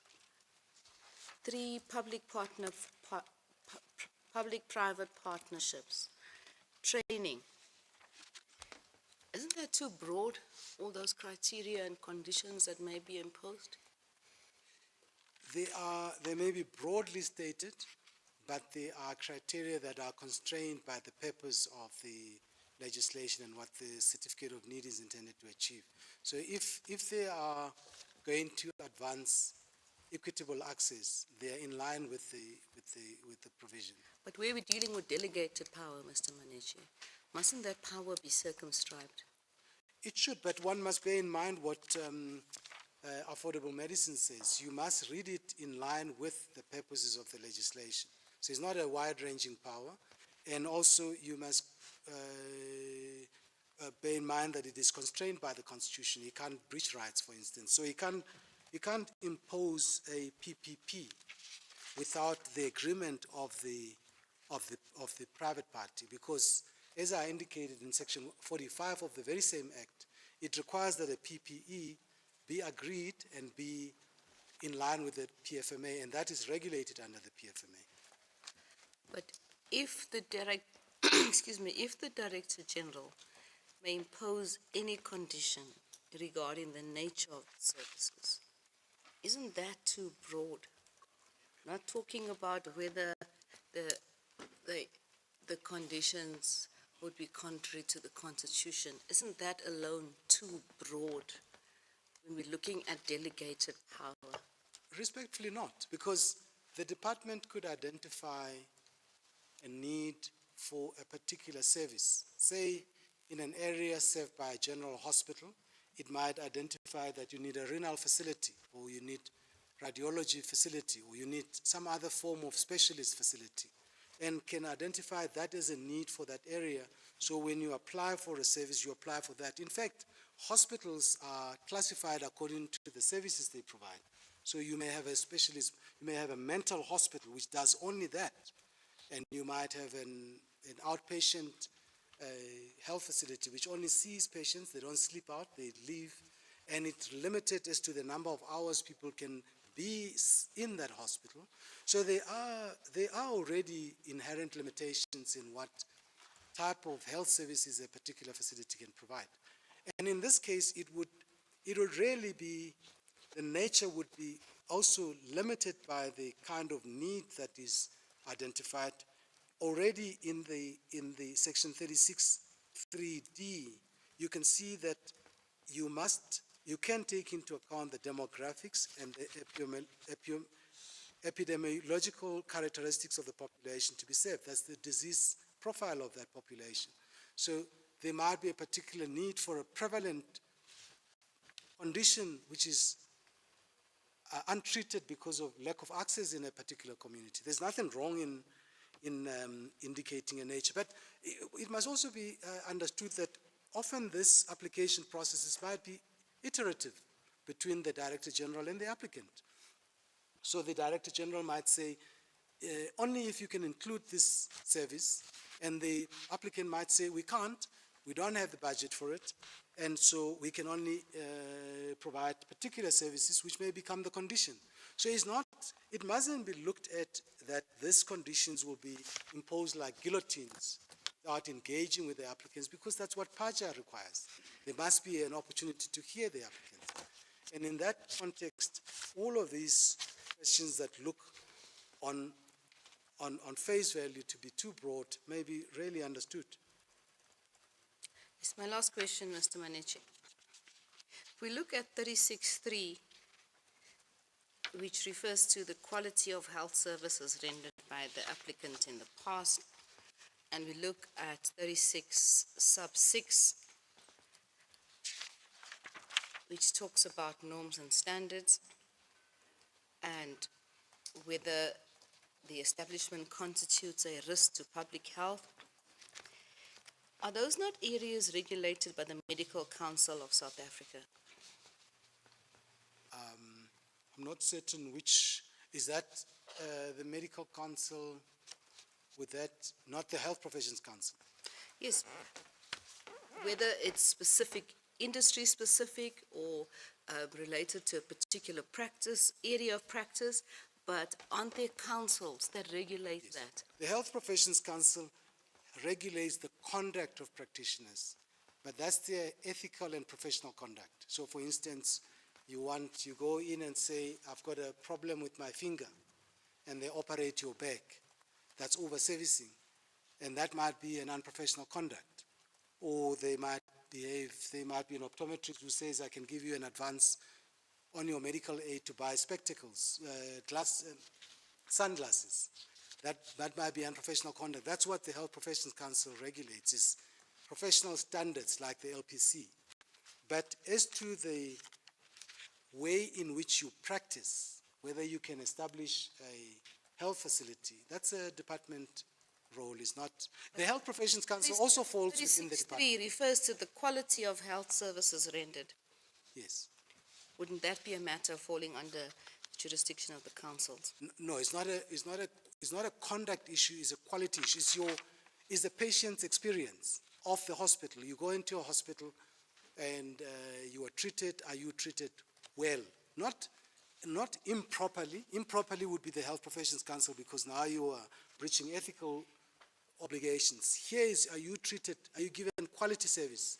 I can't think of I don't mean to debate the point, but if the services that are offered or given is negligent or below standard, then that would fall into the perimeter of quality. It might straddle both. It might be an ethical issue, professional issue, but it may also be a quality issue.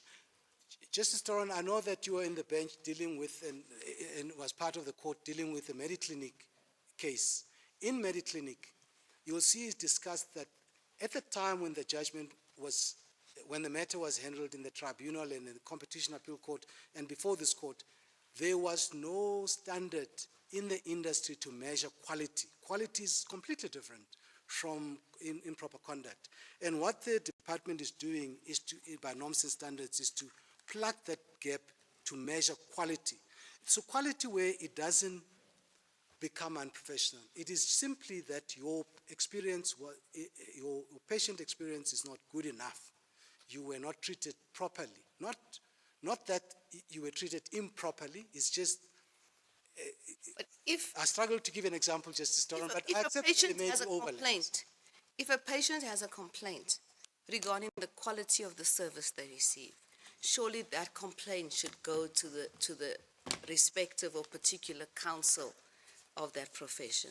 Yes, but if let's take the legal profession and the health professions council, the LPC and the HPCSA.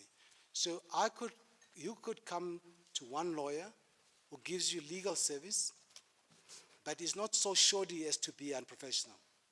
You can't complain to the LPC and say, I went to that guy, he's a poor lawyer. That's not unprofessional conduct. But that relates to quality.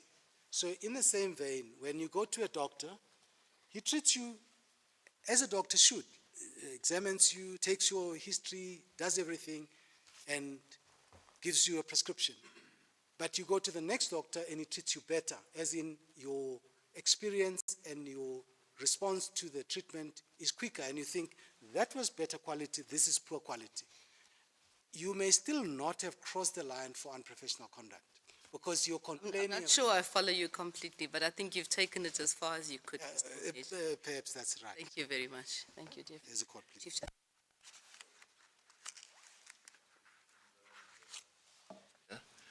Just before you sit down, I think I need to point out that your submissions ran to some 121 pages.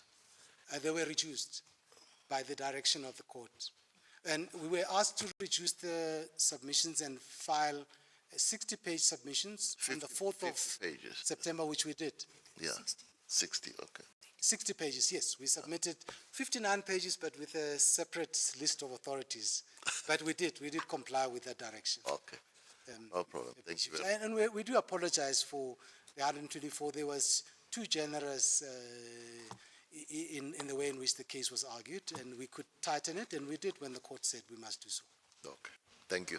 As a court, please. So is that my learned friend's turn, or should I just conclude on our case? There are no questions for her. Okay. Then what we are asking is, as my learned friend asked, is to dismiss the confirmation, alternatively to grant the remedy that we submitted, which is a suspension for 24 months to allow the regulation-making process to continue in light of the defects that this court might identify. And we're not asking for costs. Okay. Thank you. Thank you. I take it by that you won't ask for reply time after Mr. Leach has argued? No. I think I've said as much as we can. Thank you. And thank you, Chief Justice and the court, for the indulgence. Thank you very much. Ms. Engelbrecht? May it please the court, before I start, I just want to...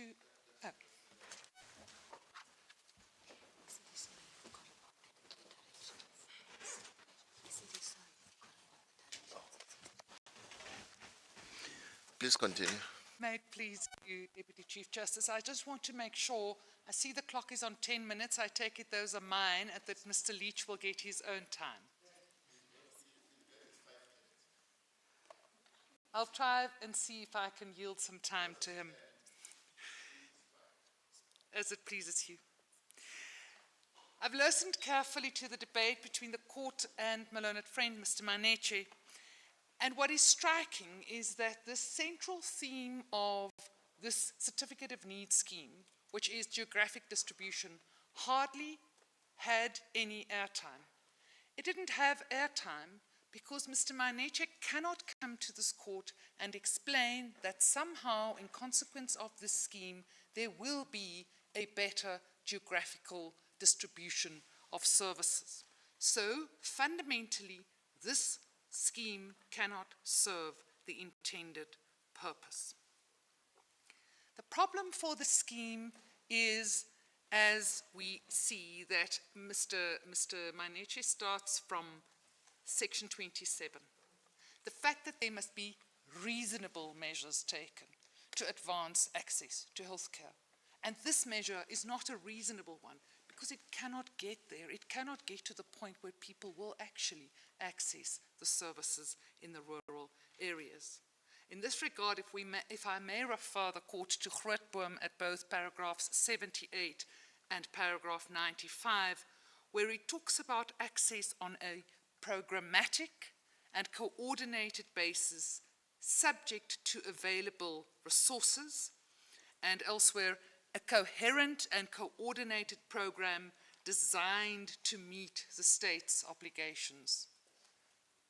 This scheme doesn't fall into that category. And the problem is that there are far less restrictive means. Firstly, if I may refer the court to the answer of the respondents at paragraph 217 at page 502. That is where the Director General accepts that there may be means that are less intrusive. The problem is he doesn't tell the court what those are. Apparently, as we understand it now, it was for us to explain what the less intrusive means are. Now, one presents itself from the argument that Mr. Manecha offers to this court. It is the fact that Section 45 of the National Health Act, for example, provides for these public-private partnerships. There is no need to impose a certificate of need requirement in order to enable a condition that public-private partnerships be entered into. Because Section 45, for example, is a less restrictive mechanism which, in conjunction with the provisions of the Public Finance Management Act, will allow the minister, through maybe a carrot, to get private health practitioners to enter into these partnerships.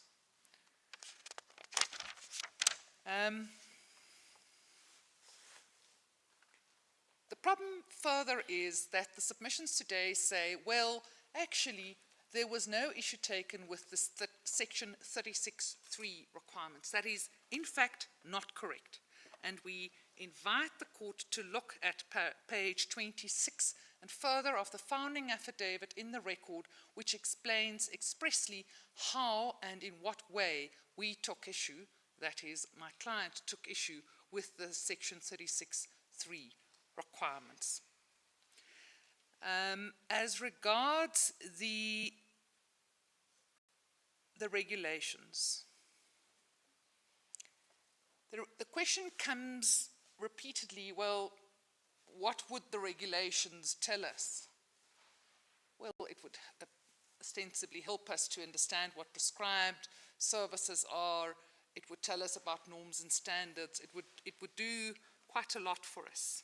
It would help us to interpret, so it is said, Section 36(3). Now, leaving aside the legal problem with that proposition, I invite the court to have regard to Annexure STU4 at page 77 of the record. Those are the draft regulations. So before this challenge, when the Minister of Health conceived of what am I going to do through these regulations, he did not give content to Section 36(3). He did not explain how those various considerations might be taken into account. What he did do was, for example, to prescribe the height of the doors in a health establishment. Now, how that has anything to do with the requirement that we must improve access to quality healthcare, I don't know. So the point is this: despite all the protestations that the regulations would be the panacea, it cannot be so, not if we have regard to what the minister proposes to do when he has this power. I want to make one final submission, and it relates to the question from Justice Collopin to my learned friend, the example of the direction towards either Midrand or Thohoyandou. The problem is this: when we talk about limitation of rights, we understand that the limitation of rights is only possible through a law of general application. So when there is a limitation that exercises in particular circumstances, it is not a law of general application. And what we cannot do is await individual circumstances, say, well, it might operate unconstitutionally, but we won't declare it unconstitutional. Because, as my learned junior put it, say, for example, there is a statute that defines a crime in an unconstitutional way. This court would never say, well, that's all right when that criminal is convicted of that crime, then he can come and complain. He can't complain now. And it's the same here. It's not to say that each and every health practitioner who is affected is to come on their own to this court. I mean, this court already has too much to do.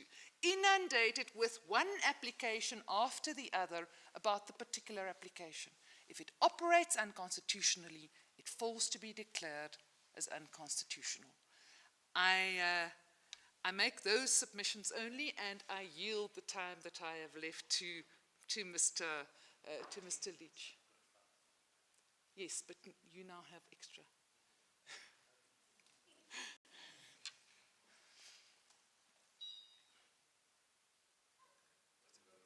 As it pleases the court.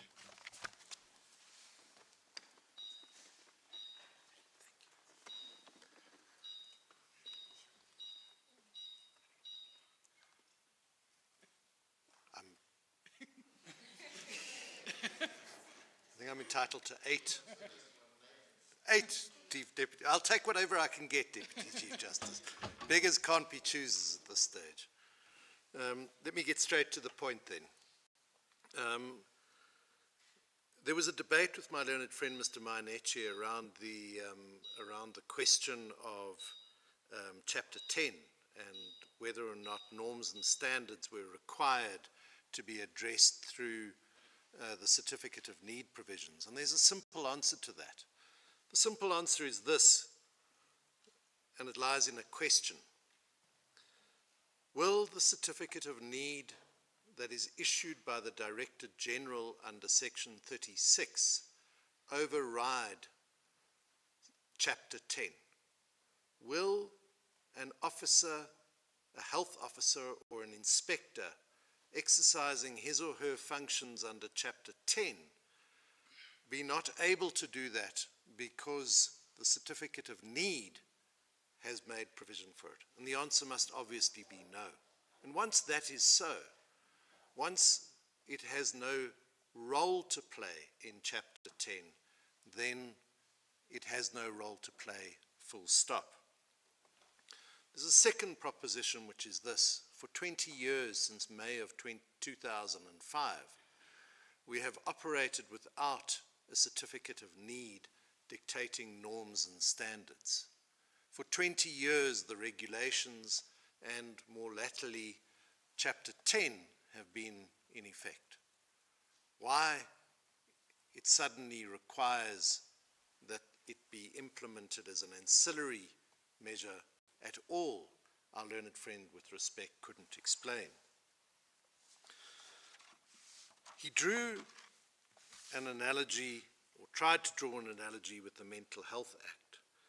There are regulations published under the Mental Health Act which limit a license to a particular premises.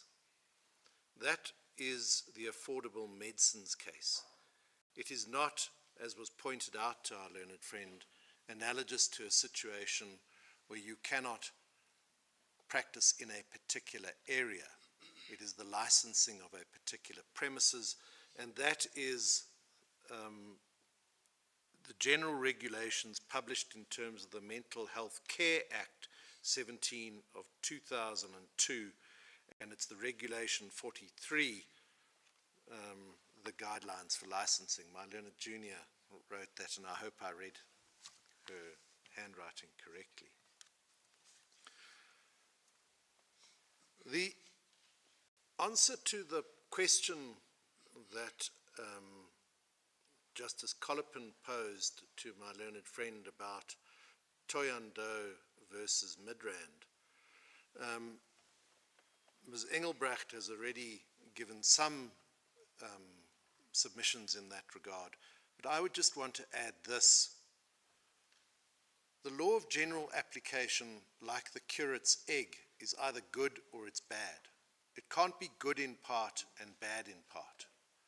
And if the court finds that there is a limitation that is imposed by the Certificate of Need provisions, and that limitation is not justified on the Thohoyandou example, then it doesn't matter with respect whether it's justifiable in relation to the Midrand example, because there has been no attempt made either in the Act or in the arguments that have been put before the court to limit the application of the sections in that way. So they're either good or they're bad, and that's the zero-sum game that the department has been playing with the court. A zero-sum game that invites the court to uphold everything or nothing.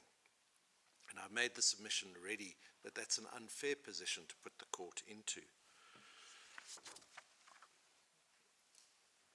We have also now heard for the first time in the arguments today that there is an alternative remedy that is being proposed. It's not a remedy that appears in the affidavits, it's not a remedy that appeared in the heads of argument, and it certainly wasn't a remedy that appeared before the High Court. And if I can just pause there. It's the end of the heads. Oh, it's apparently at the end of the heads of argument. I apologize. But if I can just pause there and say this, we find it difficult, and I understand that our learned friends in court today were not before the court a quo, but we do find it extremely difficult to criticize the judgment of the court a quo in circumstances where, as has been made clear in the affidavits in the Rule 31 application, in circumstances where it was conceded on behalf of the department before Millar J, it was conceded before him that it was an all or nothing. Section 36 to Section 40 operated as a scheme, and if anything went, then everything went. So it's unfair to criticize the court a quo, and that was the position a quo. But also, we can pass out into micro particles an impugned section. And we can break it down to the point where we can say, well, that word is objectionable, or that phrase isn't objectionable. But really what we have here, and that's what it's been referred to in the answering affidavits on behalf of the department, it's been referred to in submissions before the court, and it's generally been accepted that there is a scheme. Keeping Section 40, because in and of itself it's inoffensive, makes no sense when Section 40 has no meaning apart from and unless it's linked to Section 36. So to try and keep Sections 37, 38, 39, and 40 because they may or may not be offensive looked at through a different lens doesn't make sense when they have no purpose or meaning outside of Section 36. So once one goes, everything goes. We've also heard today that a debate about alternative remedies, and it's clear that there are alternative remedies. The court has come up with some. We suggested, or not we, my client Haase suggested that there was one which was shipping people in. And we're not suggesting for any manner of moment that that should be somebody from Zanin who is brought to Johannesburg, because the person from Zanin would go first to Elam Hospital, and if Elam Hospital needs to refer, then they will refer to a hospital in Polokwane. There's no disruption in that sense. But what you cannot do is you cannot have a tertiary hospital established in every village. It doesn't work that way, and it doesn't work anywhere like that, because cost effectively it's not a reasonable proposition. But what the department's affidavits said was that in sum, the purpose of the scheme and sections 36 to 40 are to ensure more equitable geographic distribution and not about resources. And the question that we've been debating before the court is whether or not the scheme fulfills that purpose, and it plainly doesn't. But I know it's late, if I may finish on one submission, which is this. At paragraph 105, at page 210 of the papers, it's the affidavit of Haase, the deponent says, having set out all about regulations and how these things intrude. The deponent says, there is no evidence that these factors were considered at all before the certificate of need provisions were enacted, let alone that they were carefully considered. This failure to take heed of an inevitable and deleterious outcome arising from the provisions constitutes a failure to regard relevant considerations. And it then goes on to have a discussion about rationality. And the importance of that is that you would have expected the department to come back and say to the court, but we did think about this. We did look at this. These are the things that we took into account. These are the things that we thought about that have now been raised by a number of the justices, including Justice Colopin, but they haven't. There is nothing to show that the department applied its mind to what has been described as a blunt instrument that doesn't achieve the purpose that the department on its own version says it should, which is geographical relocation. It's said in the affidavits, House affidavits, that this affects choice. Choice of career according to paragraph 80 of Affordable Medicines. Choice impacts limitation, it's not regulation. And that remains our submission, that this is a limitation, not a regulation. I'm indebted to the court for its indulgence. Thank you, Mr. Leach. Well, there are no questions for you. Thank you very much. Court pleases them. Judgment is reserved. Court adjourns.